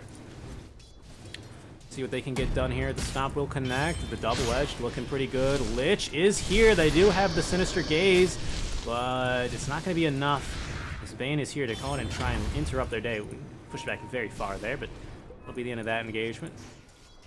Oh, whoa. Oh, you scared me. I looked away for a second and I saw Morph's HP flash. Top. Top lane, Butcher running around here. You might be able to juke this out, actually. Sven might have gone a little bit too deep. There's going to be the Dream Coil dropped. He's got nothing to do, nothing to say. Doesn't have mana for the Stormhammer. Down he goes. Face Hugger going to find the kill. Off to the side. It is still play hard. Does have himself a TP scroll. Maybe just waiting around here, trying to see if he can get a little sneaky play, getting a little bit of XP, perhaps. But he'll stay there for now. So yeah, I think coming to this bottom lane on this Morphling was a huge mistake. Hold on, Morphling. Speaking of mistakes, there they go. They even stampeded for that to get the extra damage. No, just the slow. No, it does damage, right? Yeah. Yeah, it does damage. Based but on more importantly, it lets the Lich get in range, so he can open with the gaze, right? You gaze, and then you stun, and then you do the double edge, and then the Morphling is dead. Yeah, big kill as we approach 10 minutes here. Let's see who gets these 10-minute runes. EVOS did get all 4 of the 5-minute runes. Runes, not rooms. Looks like they are going to split 2 for 2. They scan mirrored across the map as these SEA teams are very, they know the drill here at 10 minutes. They'll split 2 for 2 even here. As Mark will break the smoke of Tusk, picking up the illusion rune. EFL, not actually. He maybe a little bit surprising. He's going to be going for the phase boots into the Vanguard. He's not going to be going for the blink too early. He just wants to be tanky. On the Centaur? Yes. I think this is fine. You're already pretty tanky, but I think having the Vanguard is... Oh, here they go. Onto Mark. They're going to drop the Dream Coil against. Nice tag team. He's going to be silenced up. Can do nothing for a while. Down he goes. Evo's going to find... Or, sorry, White Mon going to find the kill. Facehugger falling super low here. So much damage. So many things getting thrown out and about. Oh! I thought she was going to get out, but that would have been a very nice play there. As Lich now going to get slapped here in the mid lane. Will not connect the Stroke of Fate. However, beautifully patient there from Tusk. Able to cancel that Fiend's Grip almost immediately now. Looks like that's going to be the end of that engagement. They'll swap their mid laners. Probably a little bit better trade for the Team Neon here, but not by much, honestly. Not a huge swing. Puck does get the experience for the OD kill, which is nice, but the supports get the... I think Puck needs that XP. OD's kind of pulled ahead just by nature of having another Midas. Okay, what is it with these ODs and Midas, man? Is there a memo that I missed? Was there a mid-players convention that I got left out on? Because, I mean, it makes a bit more sense this game on Neon, I think. They have the better late game. You're not on the timer, but, like, every game I'm seeing a Midas on these ODs. You know what? You're doing a thing where you said, okay, it makes more sense this game. You've been saying that for 2 games consecutively now, which I mean I do agree with you. It is making a little bit more sense. As Facehugger gonna run right into a Nightmare. There's no Fiend's Grip. You might have to lock down here. As there's gonna very well preemptively played. She is gonna get silenced up. However, down goes the Puck. She's not gonna be able to clear that Phantom quite fast enough. Mark is here as well, looking like they're going to be setting up for a kill here onto the Tusk. He's going to try and snowball his way. Create a little bit of time here, but he's not going to be going anywhere anytime soon. Stormhammer promptly delivered, and a kill for Abang here will make it 2 for Neon. You can see OD trying to go for the Astral there on to secure the kill, but couldn't quite get it, so they are instead going to just wrap onto... but Stampede, he sees the X-Well, he's like, nope, he's having none of that. He is having none of that. He moved about 2 feet, but that's all he needed. Sometimes he just gotta growl and send a message. Yeah, I see you. Piss off. Yeah, don't even try it, buddy boy. All right, Lich now level 6 has the chain for us. Looking mid lane, we do have the Morphling here. And these are actually the Morphling illusions, so it does work like that. They make Terrorblade illusions, interestingly enough. Yeah, because you're using the Terrorblade model when that would make more sense. They might take the jump on here. They're gonna make it a 2-man Dream Coil. However, they did just get leashed together. Now look at these stuns. The lockdown is insane. The double man Fiend's Grip. The hammer gets dropped. Play hard, getting the credit for both of those kills. Abang, he says, "Do what you must. I've already won." However, it might not be over here. Play hard in a bit of trouble as well. Now Rappy in the middle. Terrorblade gonna get stunned up. Had nothing. No response. Sunder unable to get off, and look at all this int getting stolen by Mark. He is in a very happy place right now. He's gonna finally turn and snowball only the defend, but down he goes. It looks like he's gonna be dead on the outset. Oh, that's such a disheartening way to die when you get just put in a bubble like that and there's nothing you can do. Radiant's middle Very rough fight there.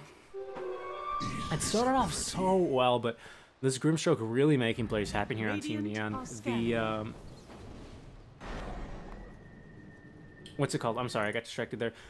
Play hard, making massive plays right now. This Soulbind, both ones we've seen up here and here have stopped everything in their tracks coming out from Team EVOS. It's absolutely super well executed. This positioning it's insane. And Abang as well. I don't even know where they came from, but both supports came from behind. They maybe expected to trap and laid a counterattack, and it was very well played. Yeah, if Puck's super far ahead and super snowballing, then she's actually kind of okay against Grimstroke. You get a Yule, so you can deal with the silence. You have enough burst damage usually that you can kill him, but this Grimstroke is only 1 level behind the Puck. Puck's level 10, Grimstroke's level 9. It's not really where you want to be. Puck's died 3 times, 1, 3, and 2. Very weak stat line. OD on the flip side, 3-1-3. He's having a great time. He's died once mid, and other than that... This Morphling's really feeling himself. He's already queued up the E-Blade. He has... Ooh, he's going shotgun. Yeah, he's going shotgun, but... I mean, you know, generally if a game goes late enough, you're almost always going to see a Morph shotgun. However, sometimes you get a Lotus first. You mean a Lincoln's? Maybe a Lincoln's Sphere. I didn't mean the Lotus. I confused the two. A Lincoln's. I mean, a BKB, not really necessary this game, but he's just going to go straight for it, actually, it looks like. You want to get it online early against Terrorblade because Terrorblade, it's your best way of just dealing with Terrorblade, right? He's not going to want to be able to get a BKB out soon. So if you can get your E-Blade timing very, very soon, which is looking like he's going to be able to get it. He's committed. He's got the Ghost Scepter. Yeah, he's got the Ghost Scepter. So probably within the next like 4 or 5 minutes, he's going to have that full E-Blade online. Maybe even sooner if he keeps getting space. And then No he just space for play hard there. Phase Hugger finds the kill after the snowball in from the Echoes. But go ahead. Yeah, he's just going to hunt Terrorblade, right? That's his job at that point. I'm going to go kill Terrorblade. And after you kill Terrorblade, you just take 5 on 4 fights. Because if Terrorblade's dead, you don't have a core. Yeah. So what they decide to do, they will catch the Sven here. Stormbolt's up in another second. They're going to get that tower relatively easy. 2-man Dream Coil again. He's going to go to Nightmare himself up the Bane. While Abeng still silenced. He's just going to get nuked down completely though. Rappy going to come out in a very unhappy situation there as Mark tried his best to save his friend, but only left himself surrounded by enemies instead. You know who is in a very happy situation? Rappy? Morphling. Oh. Why's that? Because he just pushed that top lane that whole time. Forces the TP back from Lich, which means that the push can't really continue because that's a lot of their like kind of survivability without the Centaur having items yet. He doesn't have his Blink online despite having a good start. He hasn't really been able to transition that into a lot of kills. He's still jungling, trying to get his Blink, and so this is just space for Morphling to continue farming. I agree. Yeah, I really would have liked to see the Centaur. I mean, listen, I understand the Vanguard is good. Bracer as well. I just think the Blink is a very useful tool this game. It'll help you catch down, you know. This seems very fast. Warcry, very, very balanced ability, so you're all going to be running away very fast. You can try and, you know, blink onto where a Morphling is wave dashing towards, wave forming. Sorry, this isn't Smash, but I just feel like the Blink is very, very good this game. Yeah, and especially when you have this earlier game timing, you really want to be able to make plays. If Puck had her Blink, it would be different, but he went bots. Like, he went greedy. Yeah, so... they're going to try to initiate here on Richmond. Vicarus is right here. They're going to turn right away. No, Ice Shard's actually going to be placed defensively there. It's going to be the 2-man. Yeah, they got nothing here. They got no vision of him on the high ground. He's going to get a full duration off. However, it's going to end a little bit early, but not early enough. They even dropped the hammer there. Well, stolen gains. Morphling is now Terrorblade. Look at that. Yeah. He's found him. I was like, where does this Terrorblade come from? There he is. Lots of damage on him now. I did forget that I think they changed it so that you can't switch back into Morphling if you pop Metamorph. Yeah. You have to stay in Terrorblade form. Does it still work with other abilities like Flat Cannon was a big one, for example? I believe Flat Cannon because it's an active buff that gets placed on you. Okay. But I think because of the shape. Hold on, they're going to be going here. Logic doesn't have meta for 15 seconds. They did not connect. He's got the Blink Dagger, but he missed the stun onto Rappy. They're going to be trying to lock down the Grimstroke, but he's going to TP out right in front of their face. That's a bit of a rough one. Abeng might be scouted out here, but nothing. Yeah, that's very rough. They saw them with the ward. That's why they were able to disengage there. They had the ward on the high ground. Yeah. Game EVOS slipping slightly further and further away, and the odds have shifted here using the x-bet.co ticker here, up to 4.22. Or up not too long ago, now Sven in a bit of trouble. However, got himself a nice little shield. They have silenced or slept with the Puck. They're going to go ahead and swap it over onto the Centaur instead, who doesn't have a blink or a stun for a while, so probably the best chance they had there. But Radiant's bottom tower more continuing to farm. He's closing in on this Eagle Song. He should have it here with his tower, actually. See if EFL has anything to say about it. I love that they just keep doing this. Oh, yeah. Like he just keeps killing the Tusk by chucking him in a prison. Super depressing. It's cruel, but it is pretty hilarious to watch. They're going to be chasing down for more. Lich wants Rappy, going to even God strength it. They will drop the Lich ult. It'll be some good damage here, but it'll only get a few bounces off. What a god! He nightmare dodged the chain frost damage. Oh yeah. Actually, Face Hugger might be in a bit of trouble here. He's standing really close to the trees. Finally realizes something's up. And go just right for the straight TP out. Play hard. Will not find him, but we do get a short pause here.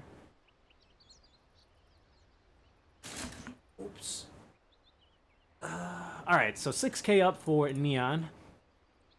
You got a TB, order his items. Looks like he's gone for the Manta, and he's closing in on the BKB. Although, not really. He's still probably good 4K, 3K off, looks like, about. Yeah, BKB is expensive. Yeah, he's got a ways to go. Grimstroke's picked up the Aether Lens. I'm not really sure I like Aether Lens on Grimstroke, to be honest. A lot of people do it to synergize with that Stroke of Fate cast range, which, I mean, yeah, it's pretty good, but I don't know. I feel like, I don't know. I guess it's useful for other things, too. Longer range Ink Swell and Phantom's Embrace. Yeah, you know what? It'll work. I don't really think the team's lacking anything else, like a 4-staff or anything right now. The one thing you could argue for is just save up and get a Blink Dagger. I think Blink on Grimstroke is very strong, especially with Sven going for this kind of tankier build. He's going for the Crimson Guard soon, so he doesn't have any initiation items just yet. E-Blade up on Scottilicious. Still no defensive items, but he has queued up one now. BKB, a little bit farther off, but the rate he's farming, it won't be too long. Yeah. Other fun fact about the Morphling Terrorblade interaction, he is permanently going to have Terrorblade the rest of this game. He's going to have Terrorblade projectiles. Oh yeah, that's right. They did spot them going into Roshan. Now, in fact, they're going to turn, run around, and get BFL. Looks like he's just as good as dead. Shotgun Morph would play hard, being able to secure the kill. That's really unlucky. I'm not really sure if you saw what happened, but this ward, just this fresh ward, expired up here on the cliff. I think it expired as they were walking out, so he had no idea they were coming. So he probably just thought they were still in the pit. Maybe he was still trying to find the kill onto Abeng, but. Yeah, they were scouted going in. Blink Dagger up on Puck now as Playhard's chasing her down. Okay. He's doing a really good job ratting. This bots build lets him push out the waves really effectively. Absolutely. But they might catch him here. OD shows, so he's going to back off. Yeah. They just need to catch the puck. If they catch the puck once, it's either a Roche or a tower.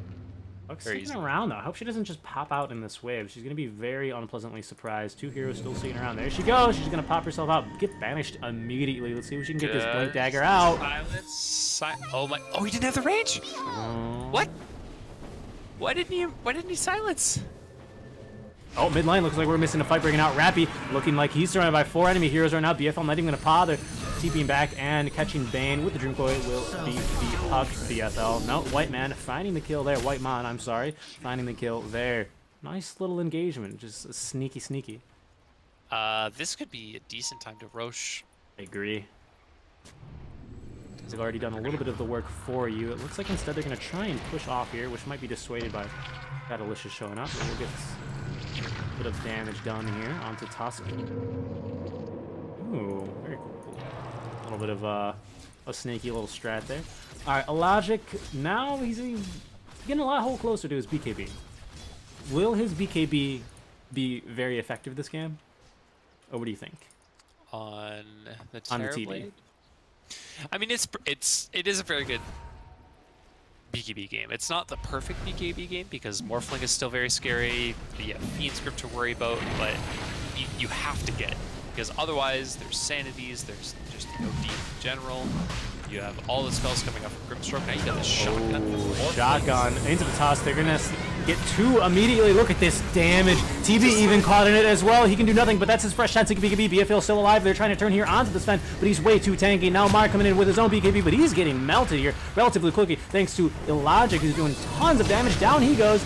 There's going to be the Morph. He has Morph and, in fact, done. There's going to be a Sunder on top of Rappy. Rappy is still here, still alive. Tusk can do nothing to save his comrade. Didn't have the Snowball, didn't have Tag Team either. Now it's going to be, that's going to be the entirety of EVOS down, except for the Puck, who is nightmared out of that fight. They won't catch her with the Ink Swell, but I think they will catch her.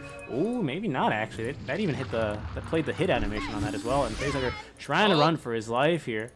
Nightmare so close. Oh, we got him for this Lich ult, though. Let's see what they're going to want to do. They're going to try and force the Lich out. They know that the Sven is baited out. Baited out the phase shift, but he still has the Blink Dagger. So very, very good fight for Neon there. That was just, wow. 10-second BKB and meta gets Radiant's popped, middle and you tower still is lose the under fight. attack. Not looking great for EVOS. The upside is he does get the kill on the OD. He Dire's can still shred that structures hero, are fortified. but this Dire's Morphling top is just tower is so under attack. problematic at this point. He's Radiant's got his middle BKB tower online has now, so fallen. even harder to take down. And honestly, forget about stealing meta. Forget about stealing the illusions. Stealing Reflection against Terrorblade is devastating. Like, Reflection is actually just such a strong counter to Terrorblade, ironically enough. 100% illusion damage is not to be ignored. Here they go. Let's see what they can get done here. They're going to go onto the Bane. Another, just these leashes. Soul Binds have been so good. That's a very good Lich ult in the pit. However, BKB'd up will be the Morphling. It'll still bounce around a few more times, getting a bit of work done. You trade supports for supports. Not too bad, all things considered. Yeah, and you get the 10-second BKB on a Morph, which is pretty huge, right? He does get the Aegis for it, but definitely not the ideal BKB pop. I worry. Like, the split push is really good for the puck, right? We've seen that all game. He's done a very good job keeping this top wave shoved in. Morph's usually playing bot. But it feels like every time these 5-on-5 engagements happen, Morphling or OD is just shredding the Terrorblade. And that's all you have to do. You kill Terrorblade, you win the fight. Yeah. I think a really maybe hard to spot thing is Rappy. He's not doing a whole lot of, I mean, listen, when he got strength, sure, a lot of damage, right? But he's not doing a whole lot. What he is doing is riding the Vlads, he's getting the Crimson, and he's just being like a buffer. He's actually going for Ags now, which I think is a good move. And I think this is just honestly why Sven's not really played in this super, you know, position one way. Sure, he's getting farm now, but he's still building like more support items. I remember the Svens we used to see, Blink Dagger, Daedalus, you know, that whole build. Not really going to see this on this one. He's basically, he's still doing a great job. He's still doing well with his farm, but kind of building like a very farmed support, isn't he? Yeah, I mean, he's very, very heavy in utility, but yeah, that's a better word for it. Yeah, he can though, because you look at the other two cores, and they just have so much damage. You don't need more damage. You don't need to build like the old Sven. You've got lots of lockdown between your Grim, yourself, and your Bane. Your OD now has a Scythe, so damage and lockdown aren't your problems. So what is the only problem left? It's staying alive. So that's why he builds Vlads. He gets the Crimson. You could make an argument for a pipe, but they're so far ahead at this point. They have their BKBs. Doesn't matter. Looks like Grimstroke's going to be building a. Oh, there's Morphling. As there's the projectile. So they're going to start. Playhard is very farm though. He's already got the ultimate orb for the Scythe device of his own, and he is going to be closing in on that. You're going to have two Scythes up. Illogic's going to be split pushing here. I can't imagine he's going to want to stay too long, especially after he shows it's going to be the go-ahead for Neon to jump in here. We'll see what they decide to do. He's actually going Lincoln. Oh goodness, there. It looks like the move's gonna be the blow up with us. He's not dead actually. He's actually still quite alive, but instead it's gonna be the Pug. Lich ult doing a lot of great work here. It's actually gonna expire, getting the full amount of bounce without Rappy still chasing BFL, but he's gonna be A-okay for now. They're gonna go ahead and TP back actually, as Illogic doing really good work. He's gotten the tier 3 tower now. Now they have the slow and the silence on top as well. Looks like they gotten Bane back near home. However, it looks like he's gonna keep going. He doesn't really care all that much. Might have canceled a few TPs. Rappy now starting to TP back as well. This will be the sign for Illogic to maybe try and get out now. Let's see if he wants to chase. Instead, he will not. Gonna go and defend the base. TP coming through at the shrine. Illogic trying to catch OD here. Let's see if they are able to do it. Snowball, and it doesn't need him in there, I guess. No ice shards for another 10 seconds. However, Mark is quite fast. There's going to be the Scythe of Vice. You might be not really able to turn this. Oh, OD. Is that? It's Morph. Morph jumps in the middle of 4 heroes. In a bit of trouble. They burn the Aegis. Mark can come back. He's half HP. Still has his 9-second BKB. Don't really know if they want to do this. It looks like they suspected a little bit more backup, so they decide to disengage. I suppose that's a bit of a wiser move, but I felt like they maybe could have done a little more there. But still, good hold by EVOS. They get themselves a tier 2, a tier 3, and good damage on barracks. Yeah, and you're able to do that actually just because the Lich, the Frost Shield, much work it's slowing down this push. Yeah, it's a Morphling, but Frost Shield is just so good it doesn't care. Just reflect. It's so annoying. Yeah. Like, look at this damage. That's a full Agi Morphling hitting Pebbles. All right, here they go. Scotty Licious trying to do whatever he can. The full Morph form. They're going to jump onto Centaur. There's going to be Rappy. Does he have the Agno Scepter? Not yet. No. Falling extremely low is going to be BFL still. Down he goes for the hammer. Oh, so much work. BFL getting buyback immediately. You don't have meta for another 45 seconds, but there's going to be the BKB getting popped. They will get themselves out of it. Oh, beautiful stun by BFL, canceling that Fiend's Grip almost immediately. A Logic trying to do as much work as he can here. Beautiful Lich ult on top as well. It's doing so much work. Logic getting these kill credits with the double kill. There's going to be the Reflect coming through. Rappy getting slowed. He can go nowhere. BFL is here getting feared as well. White Man. So much work in that fight. I think really that was insane. Oh my god. This high ground defense is somehow just so good. The fact that they can just keep what's... Yeah, seriously, that's the second high ground defense in a row. Did they even lose the tower? No, it's not even at half HP. I just want to point out 3,700 damage done by Puck. Oh, I thought that was Lich, but still, Lich pulling his weight, 2,200 damage. Everyone's really pulling their weight unless you die early in these team fights. It's really no one hero, you know, just completely owning it. It's this entire team. EVOS is playing very well together, and they continue to hold. Yeah. This is, I mean, you have to be able to distribute that weight. You can't put it all in that Terrorblade, otherwise he's not going to be able to do it. But when you're able to split up your targets, yeah, Morphling's going to keep finding kills on the support. Lich is looking at this and going, I don't care. And Terrorblade is at the point now where he doesn't care about your shotgun combo, right? This is where Morphling kind of doesn't want to go shotgun against Terrorblade, because now the guy's got 3k HP, a BKB, and very difficult to burst.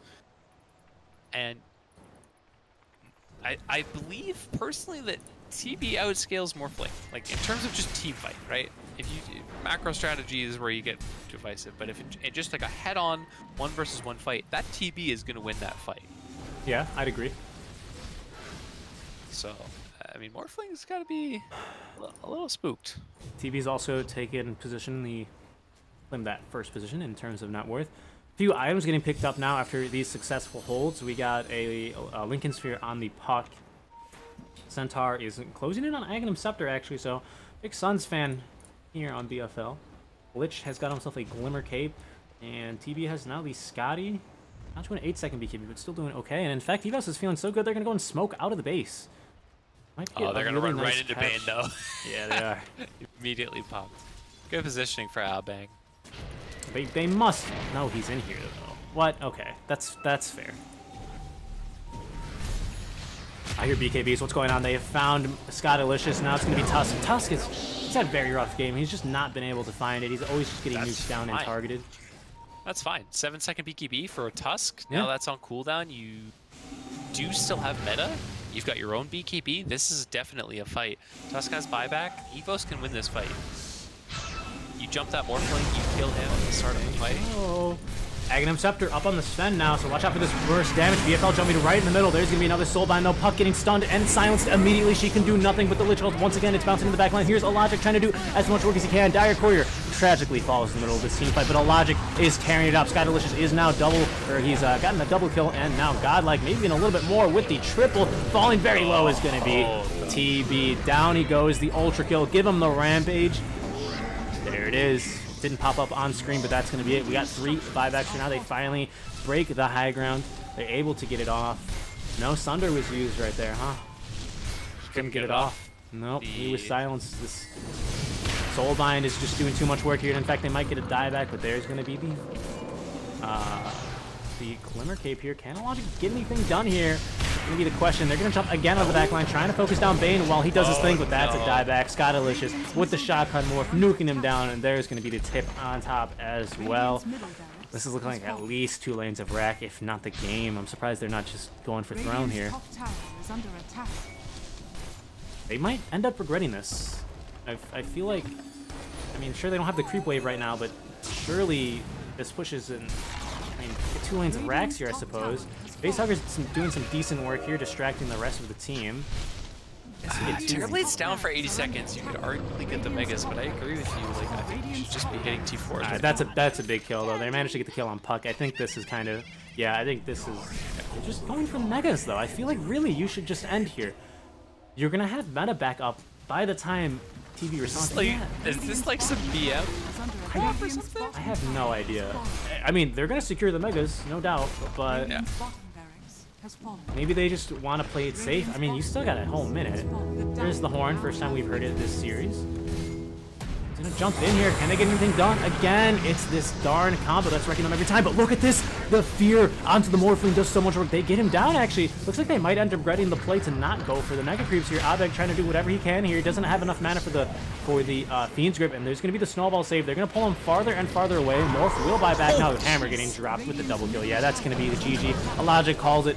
And in fact, in case it wasn't clear enough, Shotgun Morph, very strong against squishy supports. Wow.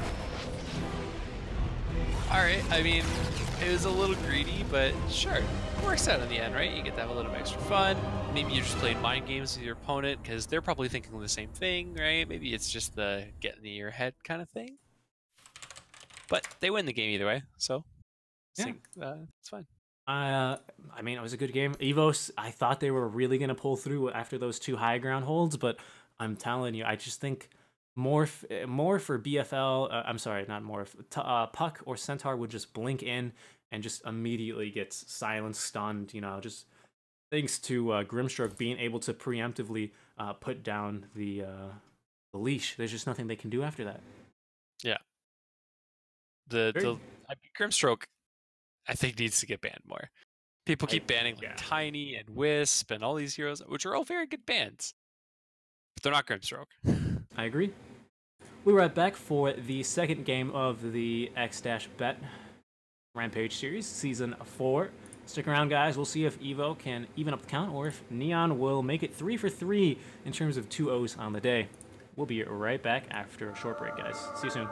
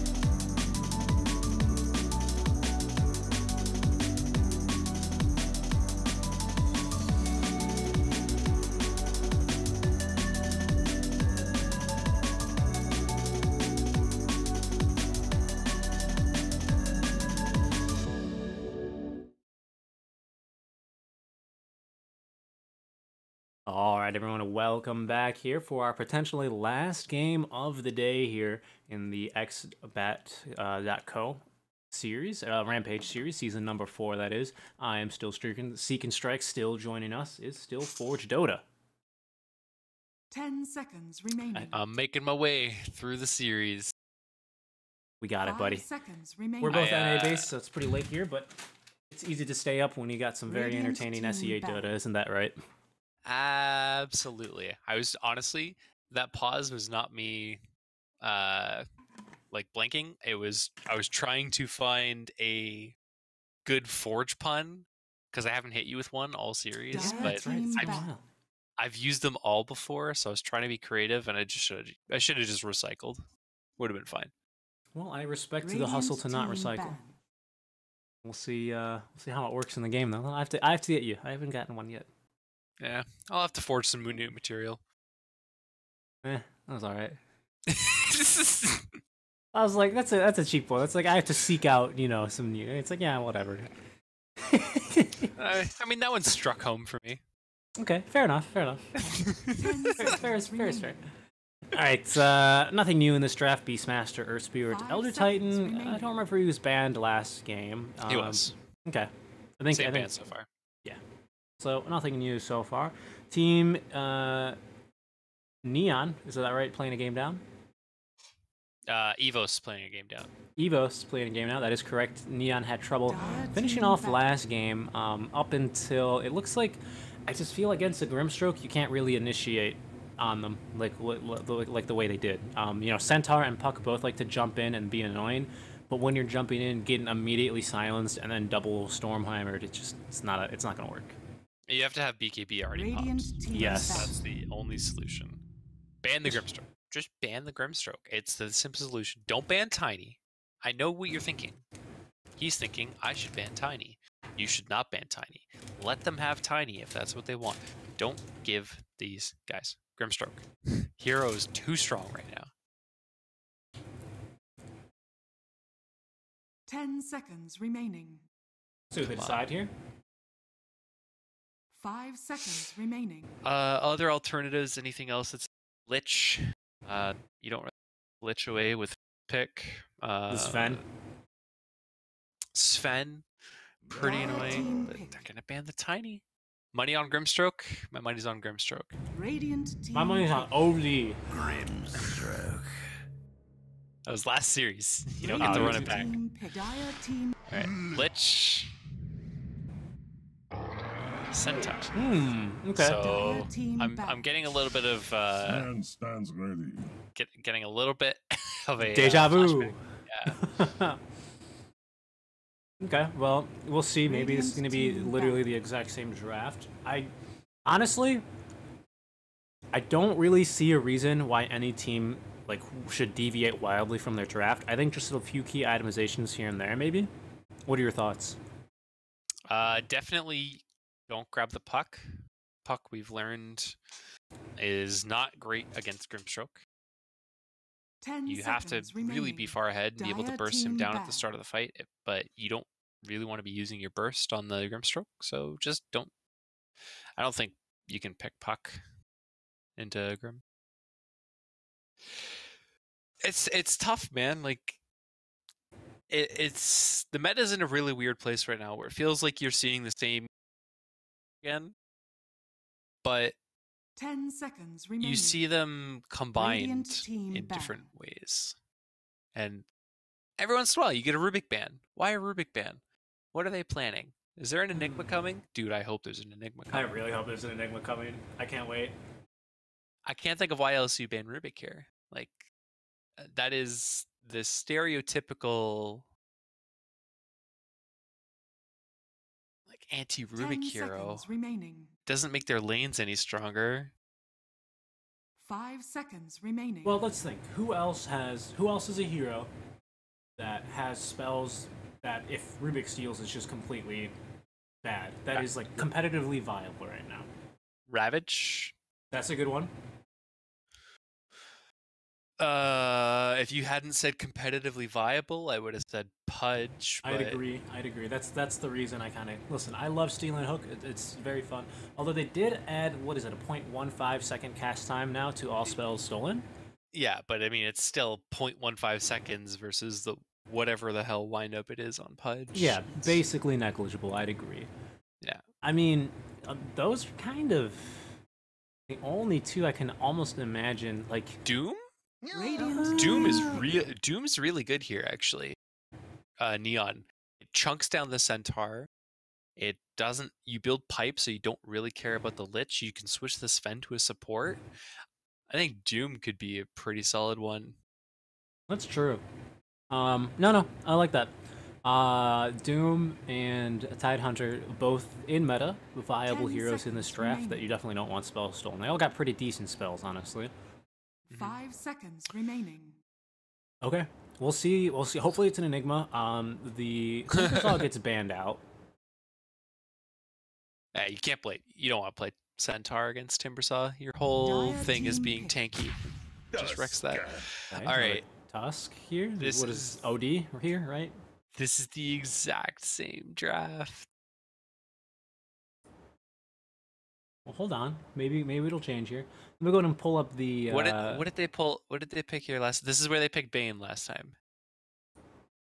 If they pick Bane here, I'm gonna lose my mind. 10 seconds It remaining. looks like, oh geez. 5 seconds remaining. This is indeed where they picked Bane last time. If Yeah. this is going to be the next draft, EVOS is going to pick up the Terrorblade again, and then countered by the Morphling from Neon here. Radiant team pick. Thank Okay. God. Okay, so I was going to say Wyvern potentially as the Rubik, because Winter's Curse, I mean, it's not all that powerful, but Wyvern has a really good tool set overall, that it's not bad stealing. You don't really mind stealing any of her spells. I guess the worst one would be the, not Cold Embrace, the Q, rather, that I can never remember the name of. Arctic Burn. Yeah, but it looks like this 10 Sven is going to be seconds core remaining. again, and you know you definitely don't want to get your Grimstroke chunked by 5 a friendly seconds Winter's remaining. Curse by a Sven. Yeah. So there's Oh. it's the anti-Rubik hero. I suppose. Pretty That's easy such to a stand. that's such a weird niche band, though. It is. Like, Maybe that's not it. Maybe we still get an Enigma as an offlaner. Perhaps there's still room in the draft, so there's still It's hope. it's also possible that EVOS just has like a god tier Dire team Rubik player, and because we're unfamiliar with the scene, we just don't know about it. I like the Radiant Luna pick. team ban. Terrorblade, yeah. Okay. Could've- This time it's from Neon, but I mean, yeah. I mean, it's against Luna. Yeah. She's gonna wreck her whole team. Yeah. Dude, the Luna pick is so sick, or the Terrorblade pick is so sick. I know people are probably like so tired of seeing that hero, but Reflection is just such a good spell. Like 10 seconds remaining. 100% damage. You can't hit it back. 5 It also dire slows team you. ban. At least you can purge it with BKB and Manta now, but then you're using your BKB and your Manta, and it's going to be up again in 6 seconds. does it give vision? No, they have to. Okay. No, it just chases them, I think. Okay, so the okay, there's gonna be the Pugna ban. I don't know what's another on the meta hero to ban. Kunkka maybe, Huskar. I'm 10 thinking. seconds remaining. I think you just ban the OD on Neon. 5 seconds remaining. OD is super happy to have a Wyvern on the Dire enemy team. Yeah, pick. there Yeah, it is. that's true. Yeah. Terrorblade Alas, as well. No OD in this last series so far. And like I said, Neon playing to win here, playing to move on to the upper bracket. Potentially a Radiant dangerous team series pick. here for Team EVOS here. Oh, there's the Kunkka. There's the Kunkka. You may now. Immediately with the Huskar. Okay, so But- Kunkka Huskar, very nice. We might be going to a game 3. This is a sick Huskar game. Yeah, it is. Yeah, it really is. Because what, you can still stack on more flaming spears through Cold Embrace, can you not? You sure can. That's The magic one, damage. yeah, it also wins the lane against Kunkka because you just zone him out, and you have regen to deal with his harass. Kunkka can burst you, but it's a lot harder now because you can just build a couple armor items. It doesn't ignore armor anymore. So going into like mid-late game, you just build a little bit of armor and you're pretty much gold. It's like So- all physical damage. The only really two amazing spell combos I see with the Grimstroke and the Leash is going to be... I know it's not called Leash, I just forget, I'm sorry. Was it like... Soulbind. Soulbind, yes, thank you. Is obviously the Stormhammer, but also I think the Wyvern Splinter Blast is going to be very, very good. That's so much damage, a huge slow. It's going to hit like everything in that area. X doesn't really work the way you'd expect it with. Unless they're standing right beside... Well, no, actually, no, it would, because they're standing right beside each other. So double X? Yeah, double X into a Torrent? Dude, this might be... Double X doesn't work like that. Torrent is not targeted. I've looked up this interaction before because I was curious. It only... The X, you'll still get the debuff on the second person, but it'll only bring the first person back. Oh, no. Yeah. No, I've looked up a few Grimstroke interactions because I was curious. Same with Winter's Curse. If you... Yeah, Winter's doesn't work, I know that. Yeah, well, they'll both get Winter's Cursed, actually. But if one of them is within range of the other, it seems to just randomly pick one is the target, you know what I mean? Yeah. So, like, it's not the best synergy either. Yeah. So really, it's just going to be Stormhammer and then Winter's Splinter Blast. Yeah, wow, this is a big engagement here. He's only going to hit one with the Stormhammer, but that's really the only one he needed to hit because he had the Ice Armor on.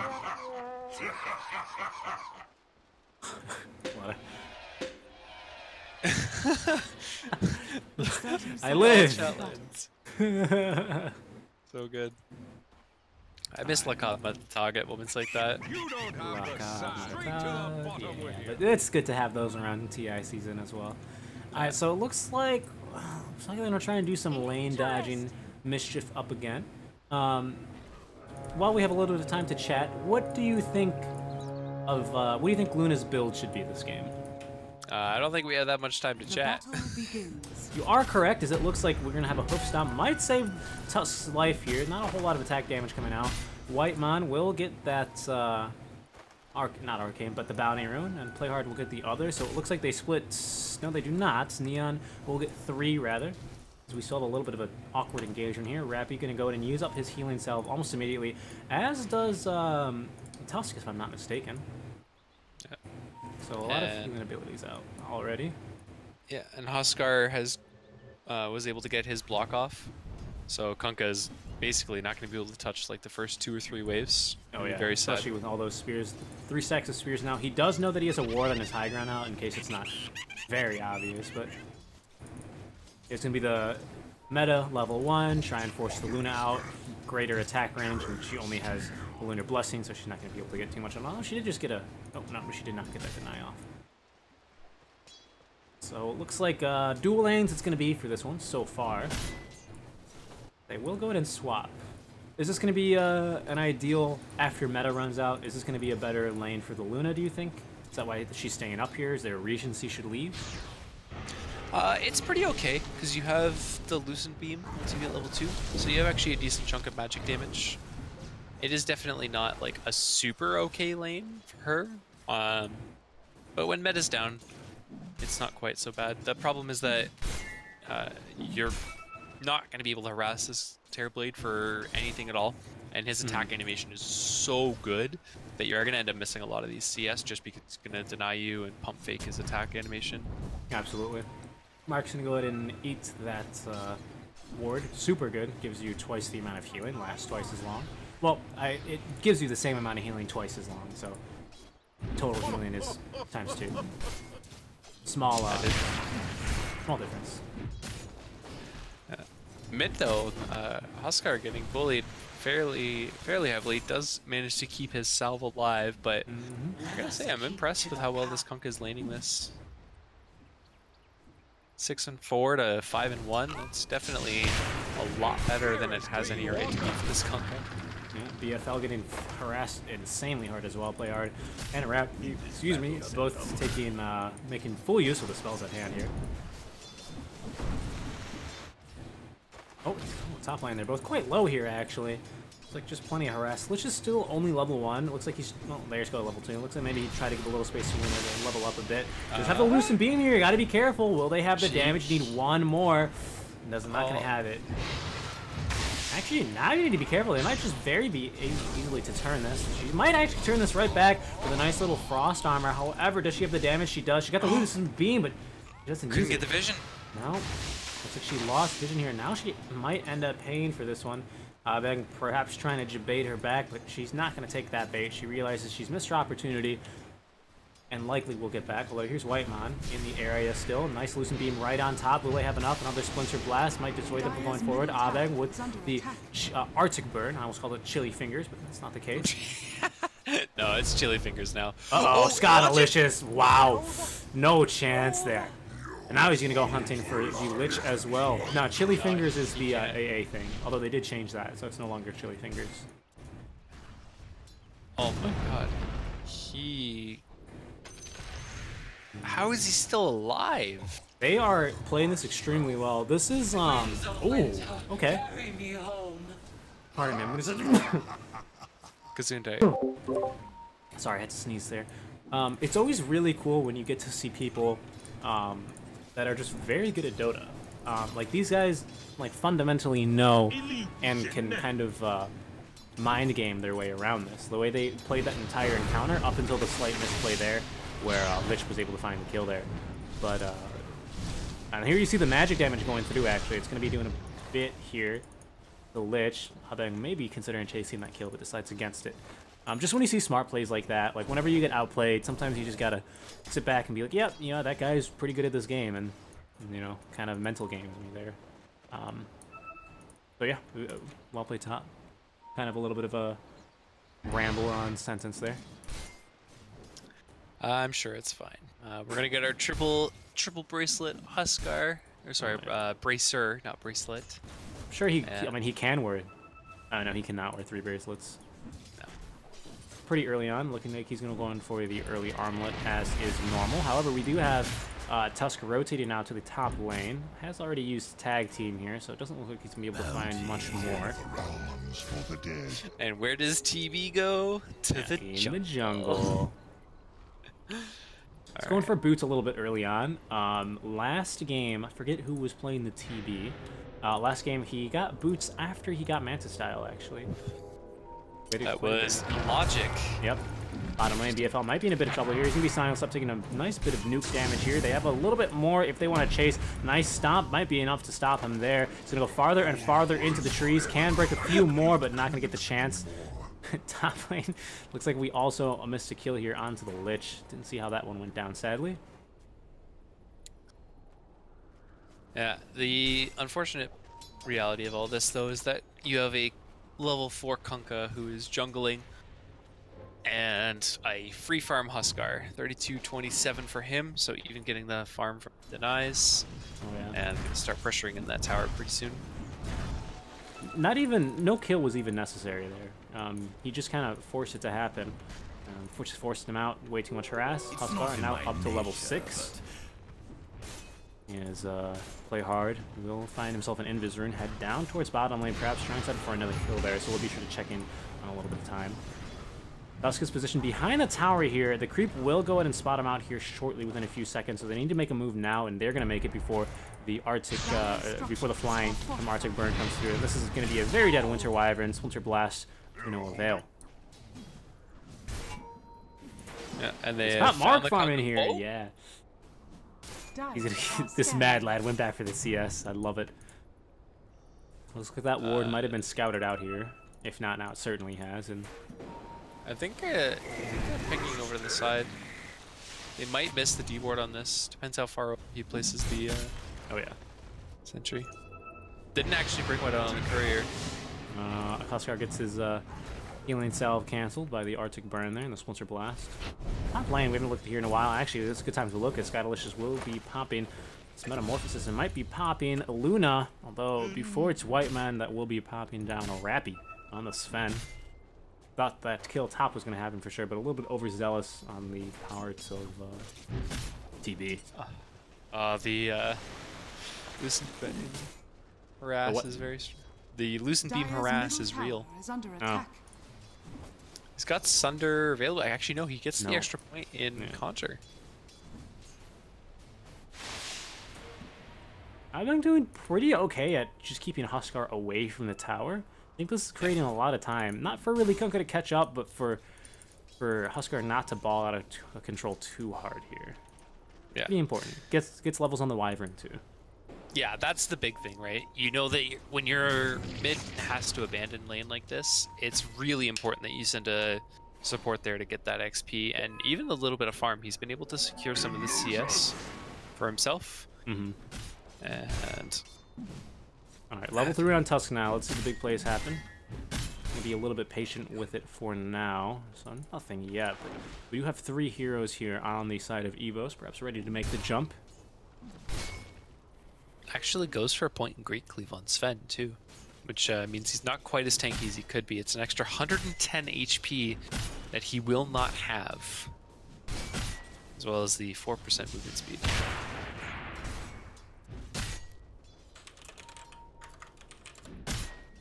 And the trade-off for this is that Luna is actually, well, as well, 32 and 12. Though now that I look at the CS, 41 and 20 for Terrorblade. So a lot of those are jungle creep, but still very good to have under your belt nonetheless. Huskar will be taking the number 1 position in terms of net worth. Still a little bit early. We haven't even gotten to the 10-minute mark yet, but making good progress here. He's already got the Helm of Iron Will under his in his inventory. Bottom lane, a Rampage. Nope, looks like they're just going for the disengage there. Here's Abeg, and he's going to be able to make it over the cliff no problem. In fact, just harass a little bit more. just being annoying. Yeah. He's got the boots. He could actually die here. If he gets the shards? No, he doesn't want to go for it. Yeah, I think that's a little bit risky. I think that's just asking for a few TPs. Dire's middle tower Sometimes, you know, it's just sending a message. Oh, Stampede. They're going to be going for this TP they found in the jungle. Do they have anything? Yes, they do have the snowball, actually. Oh, goodness. That was a bit of a mistake, I suppose. No Sunder leveled, and that was probably your best bet of getting down. Maybe he thought Tusk just didn't have snowball leveled or had already used it, but goes for the TP out and ends up dying there. So big pick there. He checked. I think he checked the mana, but forgot about the stick charges because the stick's on. Can Lich find the haste rune first? He will. That's going to give all 4 runes for EVOS here. BFL picking up the 2 top ones, or 2 bottom ones, that is. Dire's top tower is under attack. And Huskar has his armlet. Looks like it's coming out on the courier. Yeah. So this is the timing. You have a Kunkka who's a little bit far behind, but covering okay. Terrorblade has been able to jump a little bit, but about a 1k net worth lead. This is the timing for EVOS to really push their advantage, see how many towers they can knock down. They've already got mid and top. So BFL is going for a different build this time. Oh, he might actually, hold that thought. They're going to go in here. They've already dropped the Soul Bind. Huskar as well as BFL together. Now let's see what else they can get done. Massive jump in there. Everyone's just getting stunned all over. Here's Facehugger now, positioned more awkwardly. They're going to at least get 1. However, here's Scottylicious. He's going to get pulled by Lich at least a little bit here. Can they get him down? He still doesn't have Sunder, so it's going to be a massive kill. Down he goes. Oh no, he saved his life. Huskar getting his life saved. Big misplay there by the Wyvern. She blows the Winter's Curse and saves the Huskar there, leaving him with an ultra kill. Oh, that's a big mistake there. Yeah, you cannot ult the Huskar unless the Luna is A, farmed, and B, there. She has to actually be there to do the damage. She's the only one that's going to kill him through that inner vitality. Well, not only that, no one was even in range of attacking him, and a boat was already on the way to kill him. Oh man, that is... Panic ulti. Yeah, that is very unlucky. Leads to a full team wipe here for EVOS, which clears up so much more room here to fight. And the fact they're going to be going for a little bit of a dive here. It looks like they're going to be going right for a wrapping. Maybe even a bit more. Beautiful snowball will connect onto the roof shop. There is going to be the wall race punch and a clean double kill for Facehugger. It looks like EVOS are well positioned to run away with this one. And even so, Illogic might just live here. Stick charges are enough to evade the grasp. Oh, look at that. You look away. Where did he get that? What is Wyvern doing there? Mark might be in a lot of trouble here. This might be an ultra kill for Huskar here. He's going to be throwing in the boat, but it's not going to be enough. Give him the ultra kill. He does it. It's Tusk that takes it. That was really close. If he armlet toggled a little bit poorly, he could have actually died to that boat. But he's able to get it. Yeah, this is insane play coming out from EVOS right now. Facehugger is just absolutely running away with this game right now. Oh my goodness, you can see he's even got over a 2k net worth lead over the next farm person, which is the Luna, who's approaching a 600 gold lead. And she's pretty much going to be free to farm here. She did a weird thing. I feel like this is... I know she did it in lane to harass, but she's maxed Lucent Beam and gone for a 4-2-2 build. What's your thoughts on this? It did allow her to get the kill on Terrorblade with the max Lucent Beams. Keep that in mind. Yeah, so I mean, we've been seeing, or at least I've been seeing, Luna's kind of move towards like a 1-4-4 or 1-4-3, like some kind of like heavy farm build, which she definitely could have taken advantage of this game because of how much space the Huskar's making. But against the Terrorblade, the early points in Lucent Beam are just too valuable. I think if that's any other carry hero, he probably goes for more points in like Blaze and Blessing. But it really just boils down to the fact that, like you said, he can just walk up and just Eclipse, and as long as he saves his Lucent Beam for when the Terrorblade wants to Sunder, Terrorblade's gonna die every time. Speaking of dying, I really thought Centaur was going to die here too. His little younger sibling of that smaller Centaur, but instead they're going to turn and find a kill here. Facehugger getting the kill credit on Abang there, so not a whole lot you can do as a Wyvern against a Huskar. It's really quite demoralizing. Yeah, and this is the strength of having last pick sometimes. Sometimes you just Huskar the enemy team, grab yourself a halberd and move into the pit. He's smoked up as well. He's going to get this Roche pretty much for free. They don't have the... They're not really going to scout him out here, and even if they do, I don't think they can fight him. No, Dude's indeed not. 10-0-2. Actually going to ult here. They're trying to find a kill. Where is it? It's going to be onto Grimstroke. They actually used a Stampede for this. In fact, now they're going to be coming from behind smoke, but they're fighting into a Luna with an Eclipse. So there's going to be the Soulbind. Boat is coming in. Do they have the damage for the Luna? She's going to get the stick charge. The boat lands on her. Will be able to put her down. Here's White Man coming from behind. He's already thrown the Chain Frost. Facehugger could not be more bothered, or less bothered, Radley. But finally, with this Aegis, he is ready to fight. And the entirety of this Neon team is still actually quite low. There's going to be these solo ults just to keep him away from everyone else for a little bit of a while longer. Wyvern going to be taken out of this fight as EVOS will claim 2 runes very quickly. Terrorblade able to TP out. Force movement does not always cancel TPs. In fact, I'm not sure if any of it does anymore. Nope. It does not. Radiant's top tower I think the last one that did was Invoker's Deafening, but they removed that a long time ago. I think pre 7.0. Yeah. No, I think post 7.0 the last thing was Flame Break. Was that pre 7.0? I believe so. It was the last force movement I can remember. Holy cow. Because it was like Drow could, then that got changed. Force staff never did. Does the pushback from Clock Cogs, does that do anything? Yeah, but that's a stun. It's not force. It's not. Fair enough.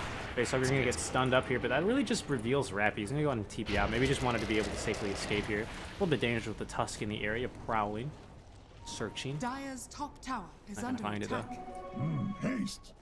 Alright, Scottylicious, he's got himself the Yasha queued up the Manta style. Still kind of far away, but at least he will be at least split pushing, trying to get any progress done. Facehugger able to just get this tower completely alone as there's going to be the Blink Dagger reveal on BFL, jumping right onto this Wyvern. Poor Abang, man. Nothing he can do, honestly. It's just...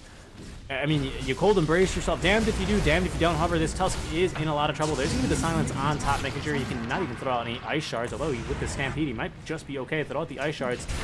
He finally will do it, but not a moment too late. Yes, they are. 1,900 HP, 800 HP, let's be honest, taken off of this tower. They are maybe willing to trade this for the bottom tier 2. Maybe they think there's going to be more heroes on the way, but with this Aegis, Huskar can feel fairly confident to do just about whatever, and we'll give up that tier 2. He does have to be a little bit careful of the Kunkka. One good crit, or I guess not crit, but one good cleave could be enough if he gets timed haphazardly with a armlet toggle. Abang knows they're waiting for him to come out, so he's gonna go ahead and wait to walk out there. This poor Wyvern, man. Our big item. Kunkka is closing in, not really closing in, 400 gold away from the Talisman. That's gonna really help against Huskar. You just gotta wait that one out. 11-0-2 on this Huskar. If they kill him once, it's going to be a huge bounty. They kill him twice, they've got a way back into this game. He's got 1,300 reliable gold on him, close to 1,400 now. I don't remember the calculation. I believe Dire's you middle give tower up like is under attack. 40% of that or something. I don't remember. I need to look that up. But yeah, it's a lot of gold, pretty much. Let's leave it at that. Yeah, it's very.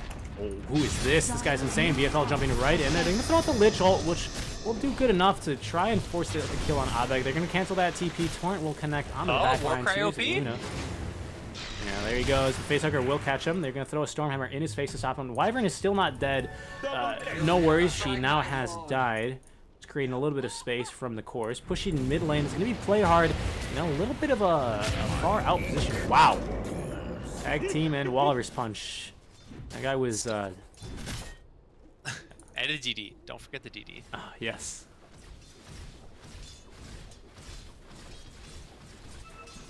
Alright, well, Scotty-licious getting closer and closer at least. It looks like now he's going to go straight for the BKB. He says, you know what, the Yasha will do for now. I need a defensive item. We'll see if it's enough. We'll see if he can even get it, as it looks like high ground push is now underway again. They only have, like, I want to say less than a minute left on this Aegis. This is the rough part about,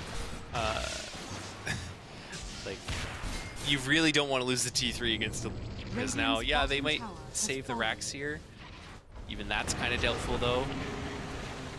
Oh, they see Luna backing off. I am predicting some very unfortunate timing. What an armlet toggle. Oh my goodness. Just look at this guy's HP. He's still staying alive. Now he's going to finally get silenced. Aegis. Oh, I thought it just expired. They're going to get it off the boat. Centaur runs right into that boat. It still gets off the Stampede. Facehugger now back with full HP. There's going to be a good Winter's Curse, though. Tusk's going to be in a lot of trouble. Let's see what else they can get done. There's going to be buyback now from the Sven. Tusk looking like he's going to fall. You still have the Lich here. He's doing so much damage. Terrorblade tried to get off the Thunder. Was not able to. That's going to be not a dieback, but a full big kill. Facehugger still fighting just 4 heroes in the base. Look at these armlet toggles. They're finally going to apply the Urn Charge on him. Let's see if he can armlet toggle again. He can. This Mad Lad. Look at him go. 2 more buybacks now. Mark, he's going to go down happy. Down as well. Facehugger, he's unkillable. He's a raid boss. Someone put him down, but they're just unable to. Even with the Urn Charge on him, this man is armlet toggling them off. Absolute Mad Lad. Look at the pings. I can't believe this. This man just won. Okay, well, he had some help, but for the most part, he was 1v4ing them. 26-9, 15-0 and on the Huskar. Man, this hero sometimes feels like absolute garbage, and then you get a game like this, and it's like, this hero is just broken.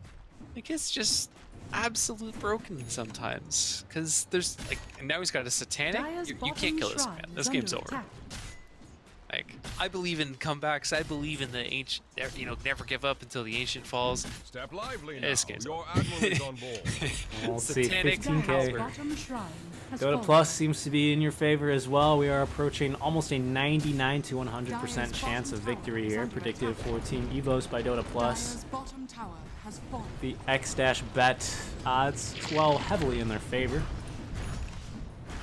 This is going to be it's going to be one hell of a high ground defense. EVOS were able to pull off a few seemingly miraculous high ground defenses, although this is looking not too good here. They're going to TP everyone back to try and defend this TP, but nothing can be done, and they're just going to have to cancel all of them. Facehugger, I thought he was going to really take that jump in. There's no buyback on your TB. It looks like he bought BKB, didn't even get the chance to use it. I'm not sure if he made even a big difference here. No TB for 30 seconds. When he is back, though, at least he will have Sunder as well as Metamorphosis. Oh, goodness. Here they go. Centaur in a lot of trouble. There's going to be something coming from behind. Luna, can they have enough damage with the Centaur? It doesn't really look like it. They're getting forced back by the Lich ulti as well. BFL, rather, still quite low. Facehugger still does not care. Wyvern also dead for another 50 seconds. It's going to be a really close one here. You do not have a Soulbind. You don't have boats. Don't have Winter's Curse. Like, You have a TB though. You have a TB with a 10-second BKB and meta up. We'll see if they can make the plays happen. He's going to be TBing right back in the middle of the enemy team. He's going to get stunned up almost instantly though. He did not pre-BKB. He's going to get feared down the cliff as well. This control on him is insane. Let's see what they can get done. Disarmed was Facehugger, but no longer. Now he's going to turn. There's going to be the BKB as well as the meta getting popped now by Scotty-licious, who's turning now, trying to fight onto Tusk, but he's not going to be able to. This BKB looking not doing him too well. BFL jumping right back in, stunning up the Kunkka. Looks like he will fall as well. Facehugger with a double kill, now up to 17-0-4, and they call it GG. Facehugger just ran over this game. I can't believe it. Radiant victory. What a performance. Yeah, and you kind of mentioned it earlier on, right? The Soulbind with Winter's Curse is kind of a bit of anti-synergy because we saw it there. If that was just a Winter's Curse on the Huskar, possibly he dies. It's not likely, but it's a possibility that he dies. When it's split between him and the Centaur, though, the Centaur didn't even die. Like, that's insane. Yeah, it was. Yeah, this game, holy cow. What a performance coming out. Really, just Facehugger absolutely ran away with the game. Those armlet toggles, I think, Chad is responding to this now, but those armlet toggles, he was 1v4ing with a bunch of stuns. You know, I believe he was, you know, getting CC'd to hell and back to hell. And he had an earn charge on him, and he was still armlet toggling. Absolutely mad lad. That was insane. You need to ban this hero, I think, against him, or just draft heavily against. I don't know. Yeah. What a game. What an amazing game, actually. Well, EVOS even it up 1-1. We're going to game 3, Forge. It's the first one of the night. Let's First go, one boys. of the night. Let's go. One hell of a game to get sent to a game 3 on. Stick around, guys. We'll see what Neon decide to respond after Facehugger's amazing performance here in game number 2. It's all tied up. We're going to game 3, guys. Stick around.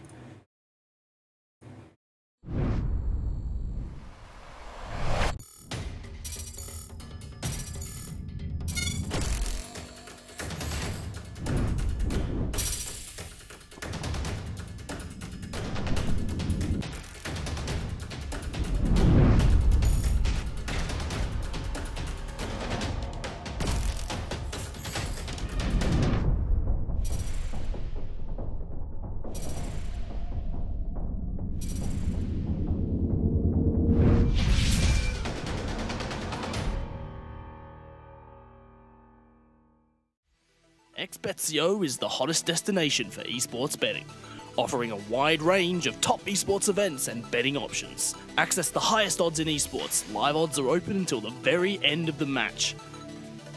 Do you have any questions or queries? The XBet's customer support team is available 24/7 and is ready to help you.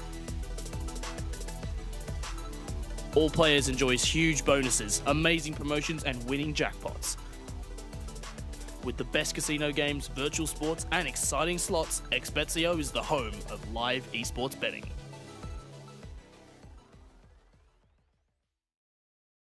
I should probably hop in the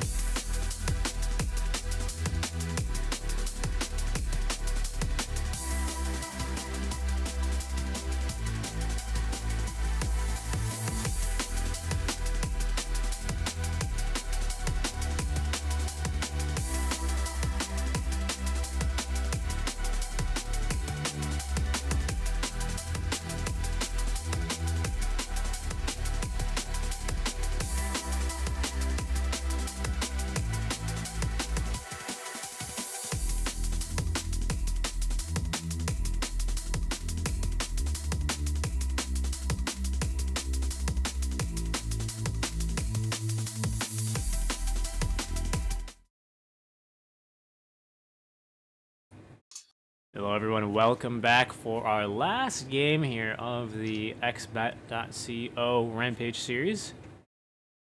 You know who our it is already. It's going to be Seek and Strike and Forge coming at you for this last game here. And the series is all tied up 1-1. Forge, what do you think of last game? What did you think of last game? I mean, 5 seconds remaining. sometimes you just get last pick Huskard, and there's nothing you can do about it because your draft isn't ready for it. There's sometimes you just get cheesed. There's really nothing else to it, and it was a really good pick by EVOS, and it's the exact kind of pocket strat that you need when you're down one game in a series. You want to pull that kind of stuff out. Question is, do they have something else they can pull out?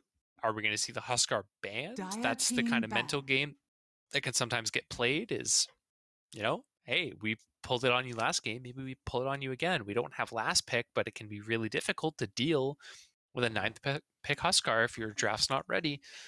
So those mental games can still come into effect for this moving forward into this game. Yeah, for sure. I mean, I know I joked about it heavily in our second series of the game, but it is, it is a thing. No real, it's not the same as OD though. For me, at least to my mind, OD's got some really hard counters. Nyx as well as the Pugna. We've seen that. Huskar, I feel like, what is like the hardest Pugna counter? Or sorry, the hardest Huskar counter? Is there one besides just banning him? By the way, Grimstroke finally banned. It looks like he will not be in our last game of the night. Very cool. Yes, finally. I agree. Finally. So the two best counters to Huskar are Spirit Vessel and Ancient Apparition. Radiant team pick. In that order, because Spirit Vessel will a Magnus at last. Sorry, it's just an exciting team fight hero. Yeah. Hey! Yes. I'm in. Okay, this game is officially the best way to end off a night. Thank Rubik Christ. Magnus, man? Like, come on. Dude, Neon were on top of it. You know what? Usually was it Evo that was banning out the Rubik previously? It was. Okay, so it looks like Neon just jumped on it. Maybe? I can't remember. I don't remember either. But all I remember was Huskar from last game. I don't remember the rest of the draft. Dude, you gotta remember those you gotta remember those armlet tackles though. Come on, man. Those are sick. Alright, so they're gonna follow that up with the Centaur. It's been pretty reliable. It's the go-to PA. Okay. I kinda figured. Boy. I was gonna say I definitely want to probably follow it up with a PA. Good hero nonetheless. PA obviously can be countered here, but all of a sudden you throw in a cleave and maybe 3 daggers, and let's take it a little cheesy. It's also stupid good against Rubik because you just annihilate that hero. Oh yeah, like he has to be so careful with his positioning all game. Like if that PA isn't being controlled and nuked, he cannot show himself at all, basically. It's going to be interesting to see what they follow up with. Terribly will be banned out. Makes sense. I think, as weird as it is to say, I think you still have to ban the Huskar on Neon, or at least be prepared for it, because right now they still don't have answers if they get Huskard. 5 seconds remaining. Huskar can make space for PA just fine. So I have a question about a Dota 2 mechanic. Obviously, Spirit Vessel very good. Neglects, I think, was it 70% of healing or something like that? Yes. Correct.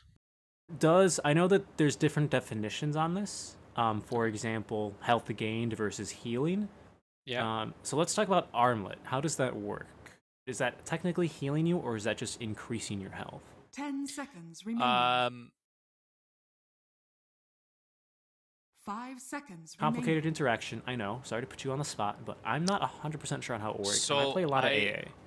I don't know the exact process. I don't know for sure, but extrapolating how it works with Morphling, it would reduce 70% of the health gain from Armlet Toggle. That because if because they both work the same way, right? Morphling gains health by switching to strength. Yeah, he doesn't heal. Strength. Yeah, you're gaining strength by turning Armlet on and off. So using that same logic, now very dangerous thing to do in Dota. I could be wrong, but extrapolating that same mechanic, you would probably be safe to assume that you don't get the 10 armlet seconds toggle remaining. benefits. Okay. That makes sense to me. 5 seconds All remaining. right, Lich gonna be banned out. No Lich here. Let's see what Neon decides to close their banning phase out. Radiant Terrorblade, team Timbersaw, and you know what? I'm loving these bans, honestly. The Especially Lich from- ban was the Lich ban one from EVOS was really good because Rubik's a very, very weak laner, Lich is a very strong laner. They balance each other out. They both have kind of opposite Dire power team curves. Like pick. Lich can scale into the late game, but not really.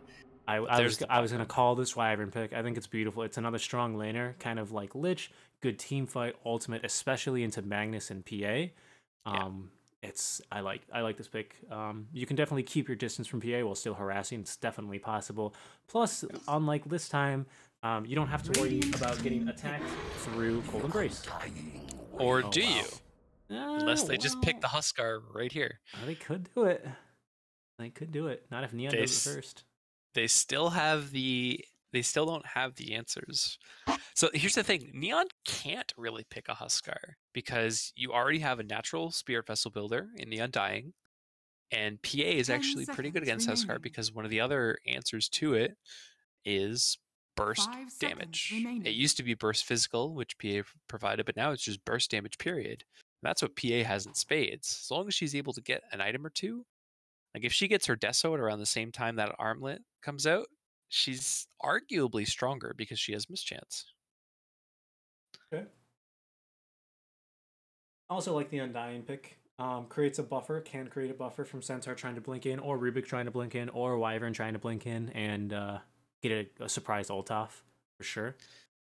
Yeah, it's okay. I think it's more just like a lane buffer. It helps PA out. PA struggles heavily in the laning phase. I don't necessarily like it as much against the Centaur. Centaur's actually usually picked against Undying because you just stampede away from the Tombstone. Good Makes point. You just makes all it- run yeah. into it. Yeah, you just say, oh no, they dropped Tombstone. Okay, let's Dire just team disengage. pick. Right? Anti-mage. And the anti-mage is going to be the answer for that. So, no lockdown, no stuns whatsoever. I think EVOS has to go with something like a lion or a shaman. Just some kind. I think shaman would be really good for them. Gives them good high ground push, lockdown for the AM. You could probably pair it with the Radiant Magnus, team and then buff. yeah, there it is. All right, perfect. Yeah, you pair that with the Magnus, you run it at the anti-mage, and Yeah, I agree. Well, typically the Undying is more of an offlane hero, but I think you can. I mean, who cares, right? It can be put anywhere. I think. yeah, Reduce strength on these squishy supports. the Undying is like that's their. That's 10 like their seconds pseudo remaining. lich, right?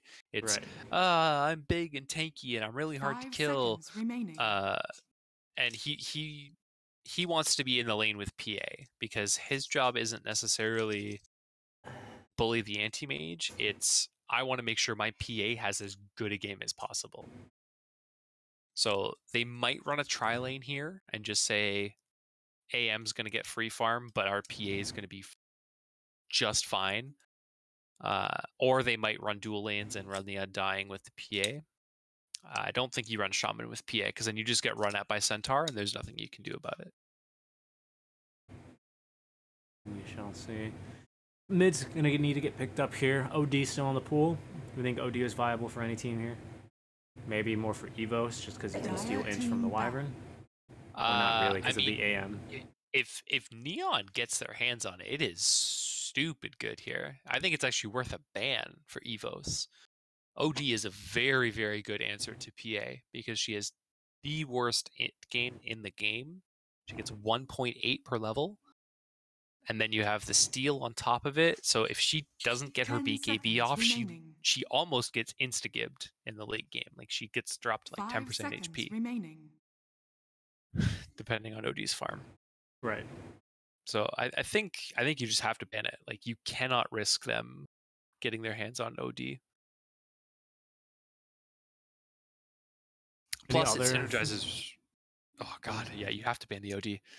Because the other thing too is if you Dire Winter's team Curse pick. someone, oh my god, they Radiant banned the team Wait, what did they pick it here? No, they're gonna pick the Huskar instead.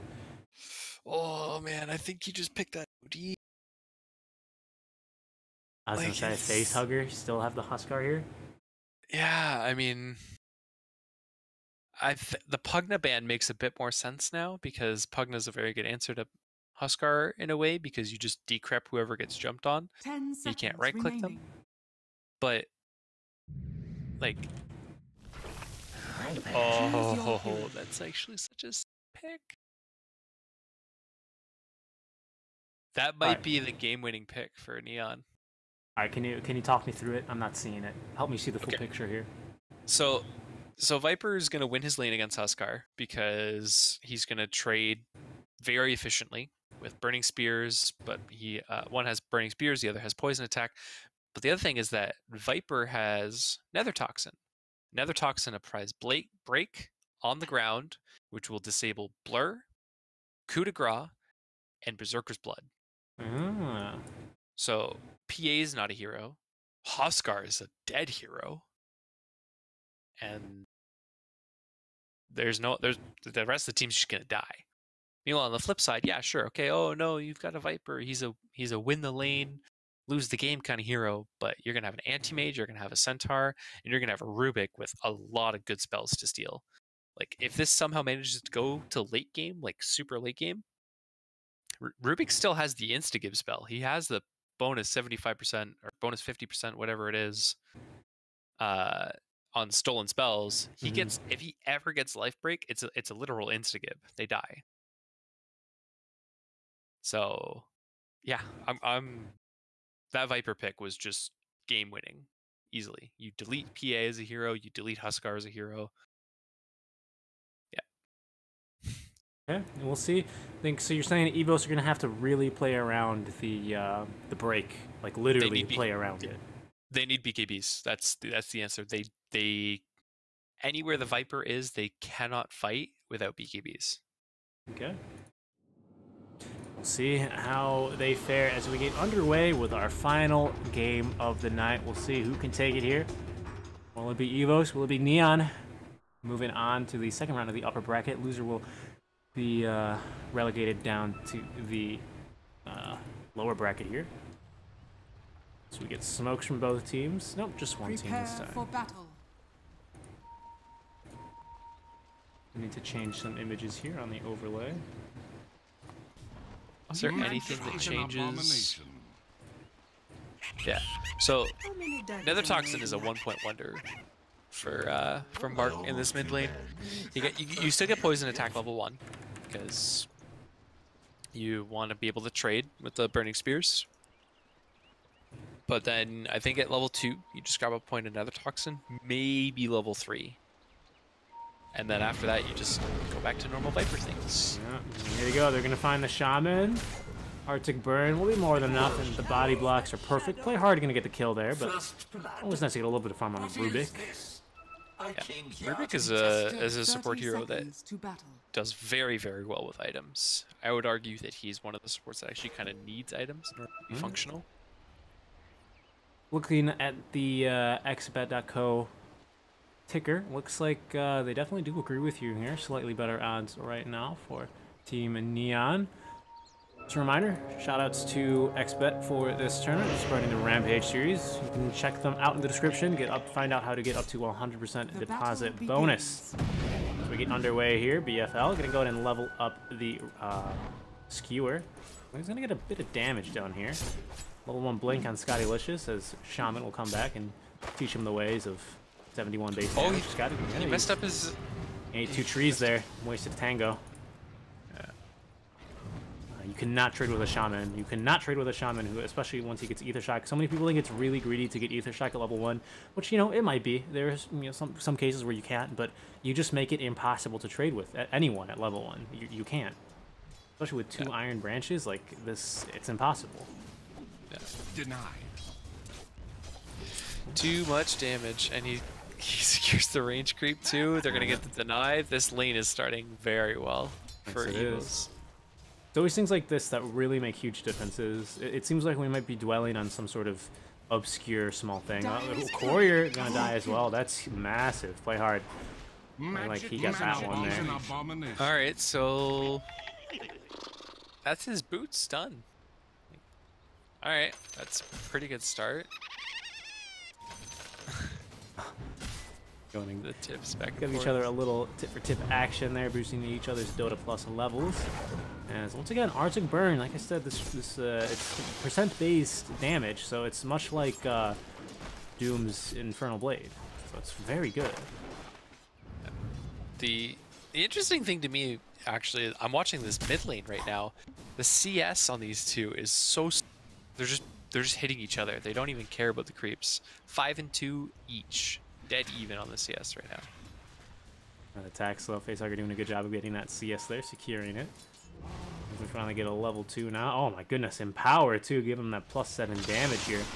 Definitely don't want to be trading with him now. His 2-minute runes will be spawning shortly here. Shaman doing his best to interrupt the pull. Oh, actually gets the full stack off. Yeah. He could have just blocked that with his body, but decided not to. Interesting. The DD rune now. Looks like Playhard did one of these whole pull shenanigans. Grabbed the creep wave here.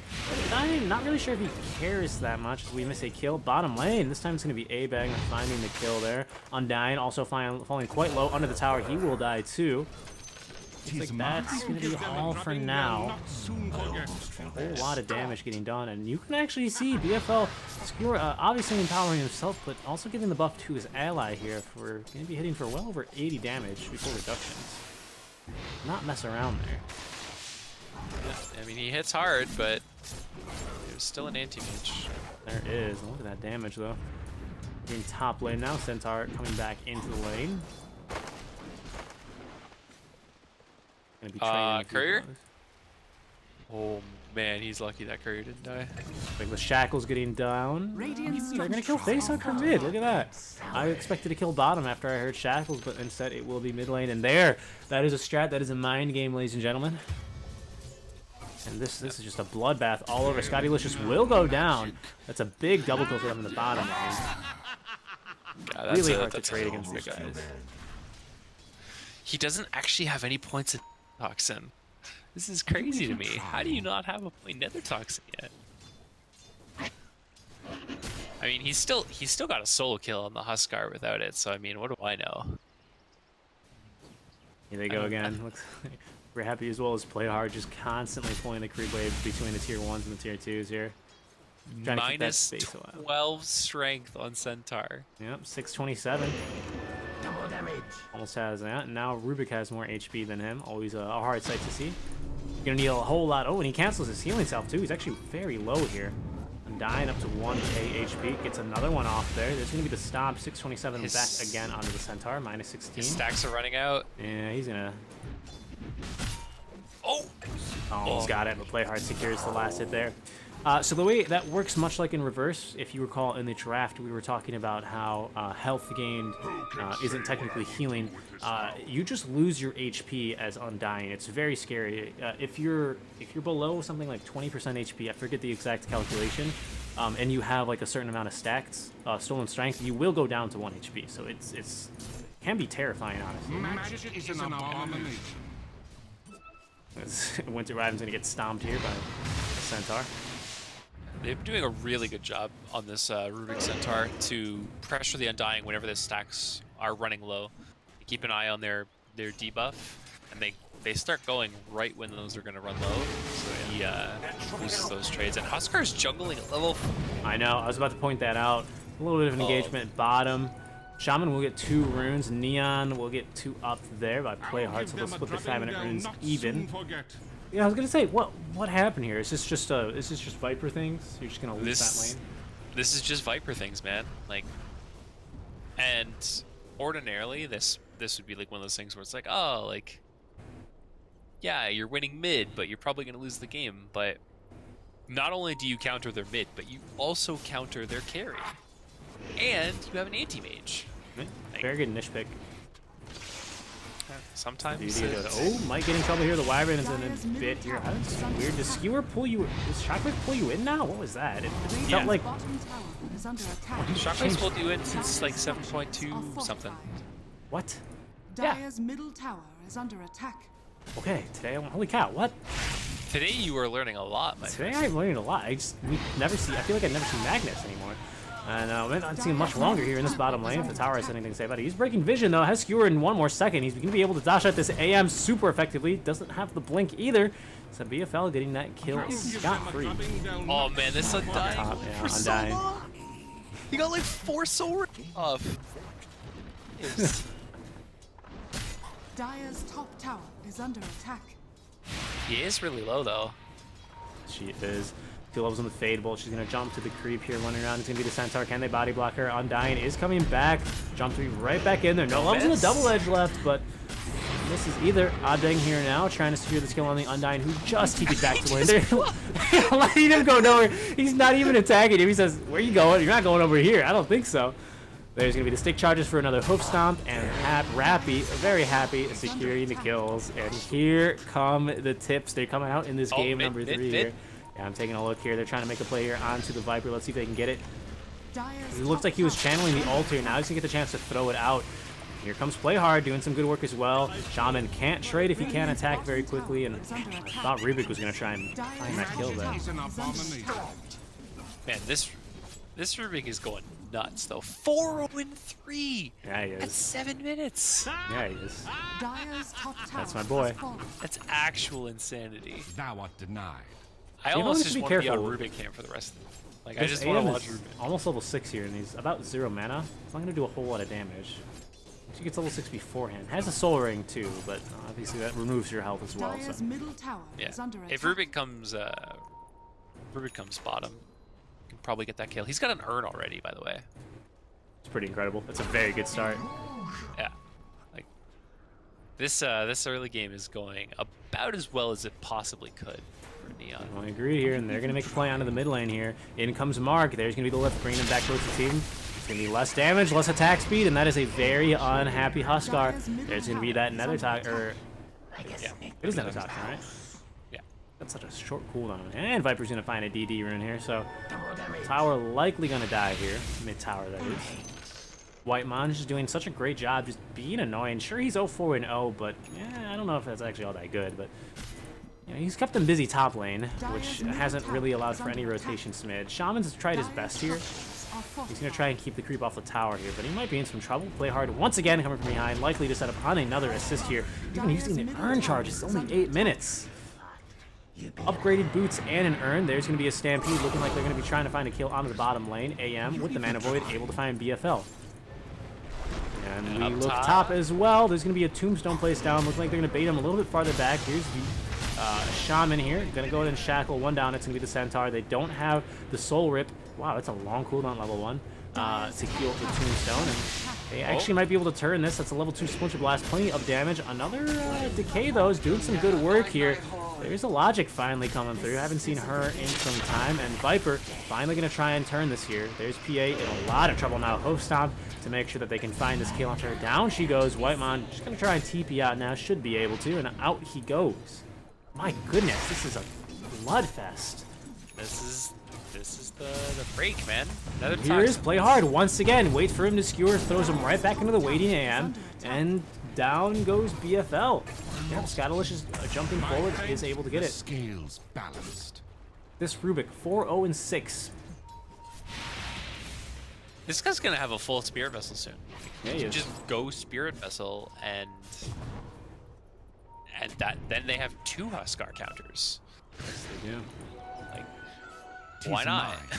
They're running this early. It's 15-4.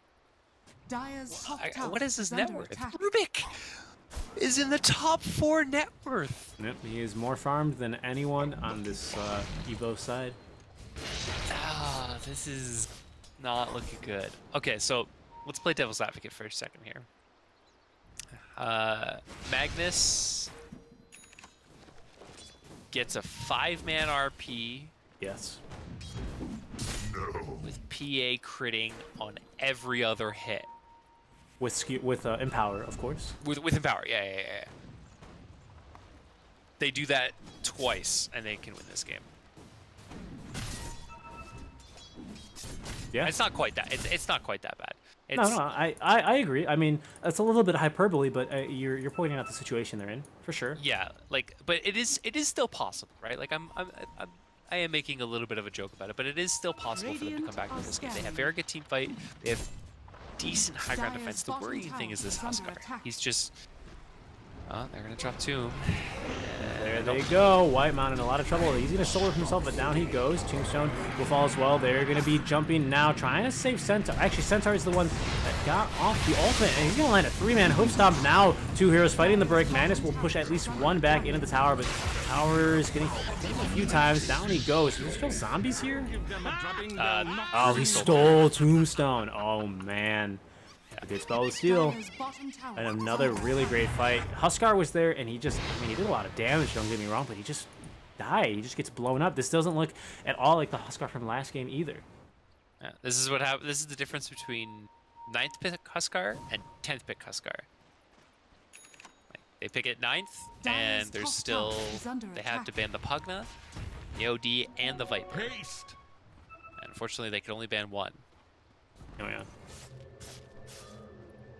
Now pushing a 10k net worth lead here. Only 12 minutes into the game. EA, at least on top of her team's net worth. She wasn't for a bit, but she's gotten some space. So she is with power. She is farming, so let's not count her out. Okay. She's finally overcome the Rubik. So. She's overtaking the Rubik. Things are off to a good start. Yes. And Rubik's gonna have the Spirit Vessel soon. 500 gold, so also pretty scary. Gonna have the Vlads on PA, which I actually don't hate. Gives you good early lifesteal. I get a team fight here. Rubik will drop the Tombstone right underneath this tower. The player is just running at them. He is not afraid. Says, come back, spawn another zombie, won't you? But he won't. No, he will. But it won't matter.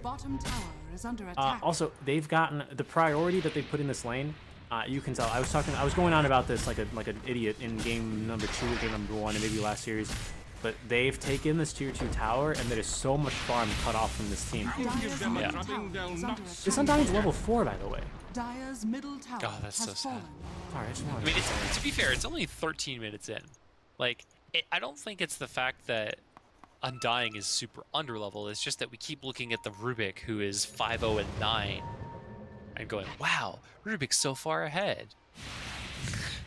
And he is. Well, but I mean, yeah. Wasn't on that Spirit Vessel. Needs another last hit here. Well, PA jumping in here. She will get revealed. Let's see if she can find a kill on the play hard. That would be actually a really nice target to hit here. She will throw the dagger and crit as well, but now reinforcements are coming in. They've dropped Snakes in quite an awkward position, but they will at least secure the kill on the Winter Wyvern. Oh, he steals the shackles.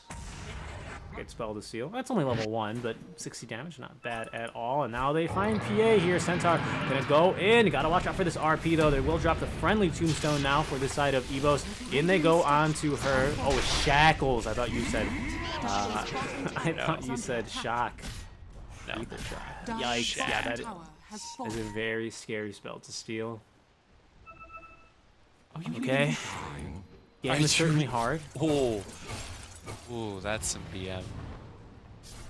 Does he have the Spirit Vessel? He has the Spirit Vessel completed now. Huskar has not finished his armlet. Double damage. Spirit Vessel completed. Huskar deleted. Yeah. Okay, so how far is Magnus from Blink? Magnus is actually pretty close to Blink. Okay. So. Oh, hold on here. Looks like there's going to be another kill. Oh my god. So much damage on this DB run. That would be why.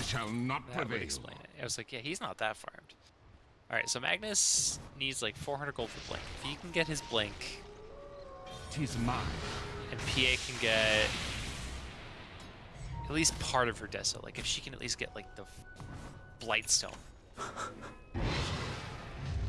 Oh, I hope she can do that. Yeah.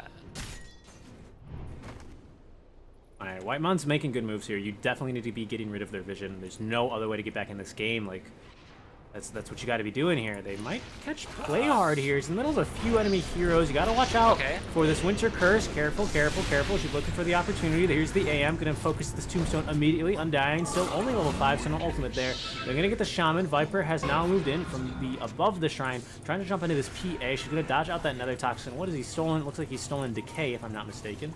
Soul Rip, I'm sorry. Logic has spotted the PA, but they don't have a stun on hand. No Blink Dagger up on the Centaur. He's opted instead to complete the Phase Boots and the Vlads, which is pretty standard, honestly, but just not that farmed. relatively. It's also only 16 minutes in, and they're pushing high ground. This is a scary game. I don't know how that Rubik survived. Like, any fight that the PA crits on the Rubik on first hit should end in at least the Rubik dying. Well, I mean, they are the same level, and he has a full Spear Vessel, which gives him plus 250 health. Plus, he has a 200 health talent. Very tanky Rubik.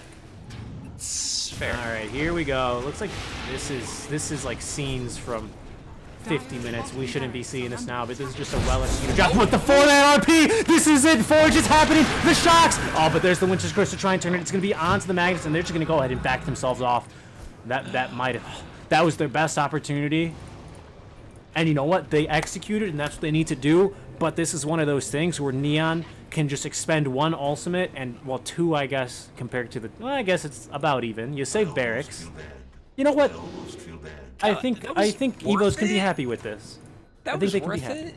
It was just, yeah, I mean, for how big that RP was, you'd like to have been able to get at least a kill. But like you said, they expended both Stampede and the Winter's Curse. That could have been worse. They can hold this. They can still be in this game. PA is starting to go towards the BKB.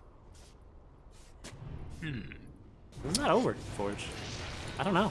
We've seen EVOS, was it game 1, right? That made a miraculous high ground. We know that they're good at high ground. I think they're very coordinated. I think generally they're good at staying, not cracking under the pressure here, although 5-man rotation coming through. That's going to be a kill on the Shaman. PA also in trouble. She's going to go ahead and blink. Or yeah. Here's the problem, though, is they can just march right back down this lane and they don't have RP for a minute. Oh, man.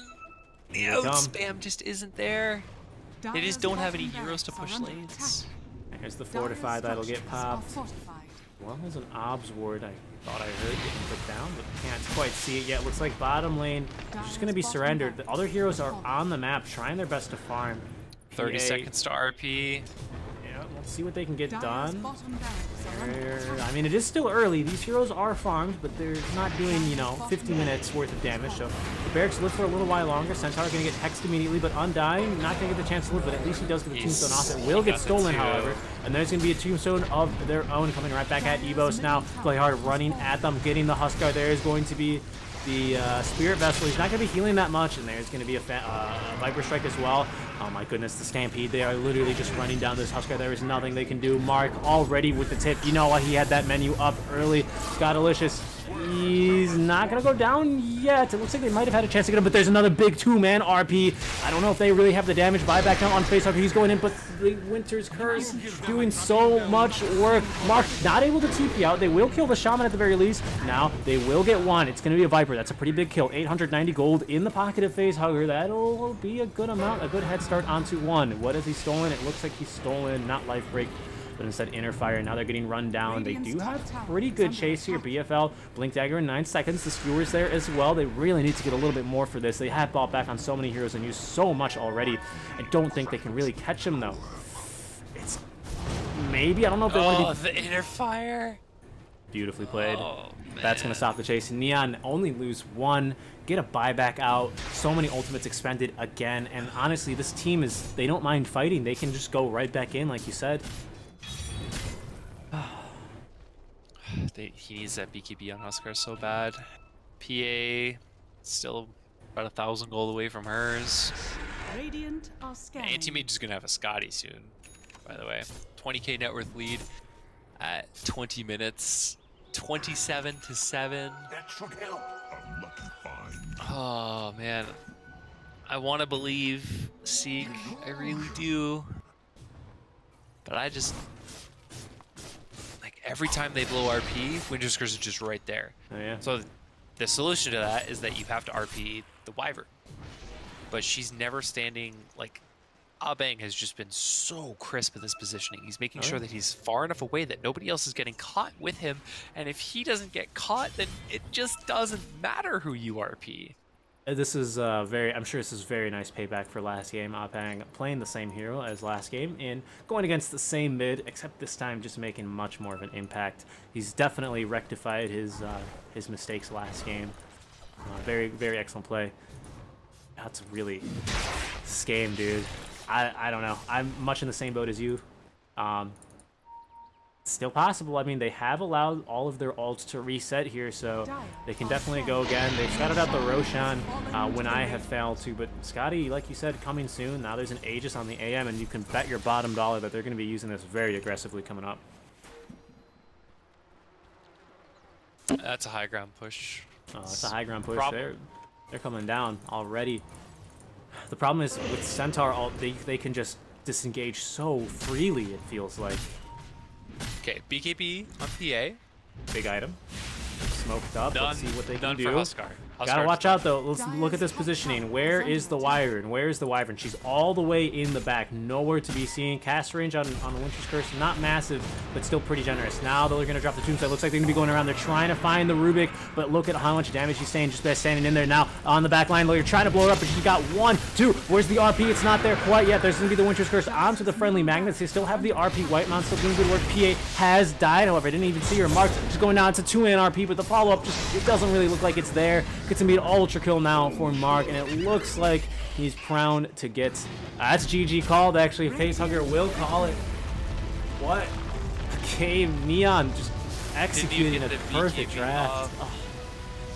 Couldn't even get the BKB off on PA. She ended the game with a 10-second BKB. Like, that's 31-7, man. That is hell of a game. 22 minutes. 22 minutes. They were pushing high ground at what, 15? 13. Oh, Jesus. What a game. Look at this. 8-0-16 on the Rubik. I know we've been harping on it the entire game, but what a performance, really. He was just making plays happen all over. Like that's like a Rubik game That's like everyone yaps. wants to do. That's a yapster right there. Yeah. That's so good. What a playmaker. Play hard, definitely playing hard and earning a well-deserved victory there. That'll send Neon Esports up to the upper bracket here in the XBet Rampage series. But do it for us today. Forge, any closing comments on the day overall? Well, if this is day one, or at least my day one, I'm really looking forward to see what tomorrow brings. This has been an exciting day of Dota, that's for sure. I absolutely agree with you. Can't wait to see what we get tomorrow here. Just trying to make here. Before you all go, why not, let's go ahead and go ahead and take a look at the bracket just so we all know what's ahead for tomorrow here. Let me go ahead and pull that up. Find it. There it is. And, well, I don't have a scene set up for this, so.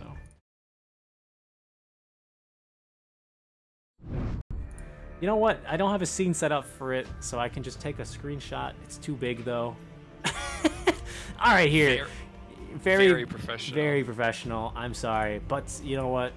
We got more matches. I believe we start the lower bracket tomorrow, if I'm not mistaken. We should have SD Dragons going up against Rex Rigum Kwan. I'm sorry for mispronouncing that. In the lower bracket of round 1. We have 3 lower bracket games. It's going to be Dragon Gaming versus YG, Clutch Gamers, and exclamation mark, and I believe Execration versus Taskell. So that sounds like a lot of matches, but it might sound right. Lower bracket round 1 is going to be best of 1 as well. So stick around. We got elimination matches starting already tomorrow. Thanks for stopping by. Don't forget, guys, drop us a follow here on the Twitch channel or the YouTube channel if you're following me there to know when we go live. You can follow the casters, if you please, at Seek and Strike Dota, as well as at Forge Dota. Is that correct? Yeah, that's me.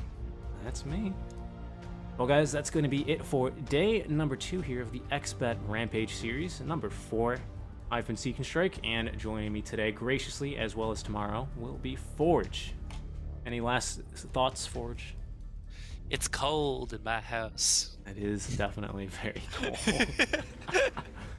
Well, there's the heater. I'm sure you've been hearing all game, but we will see you guys tomorrow for some more awesome SEO Dota. Hope to see you guys then. Have a good one. See ya.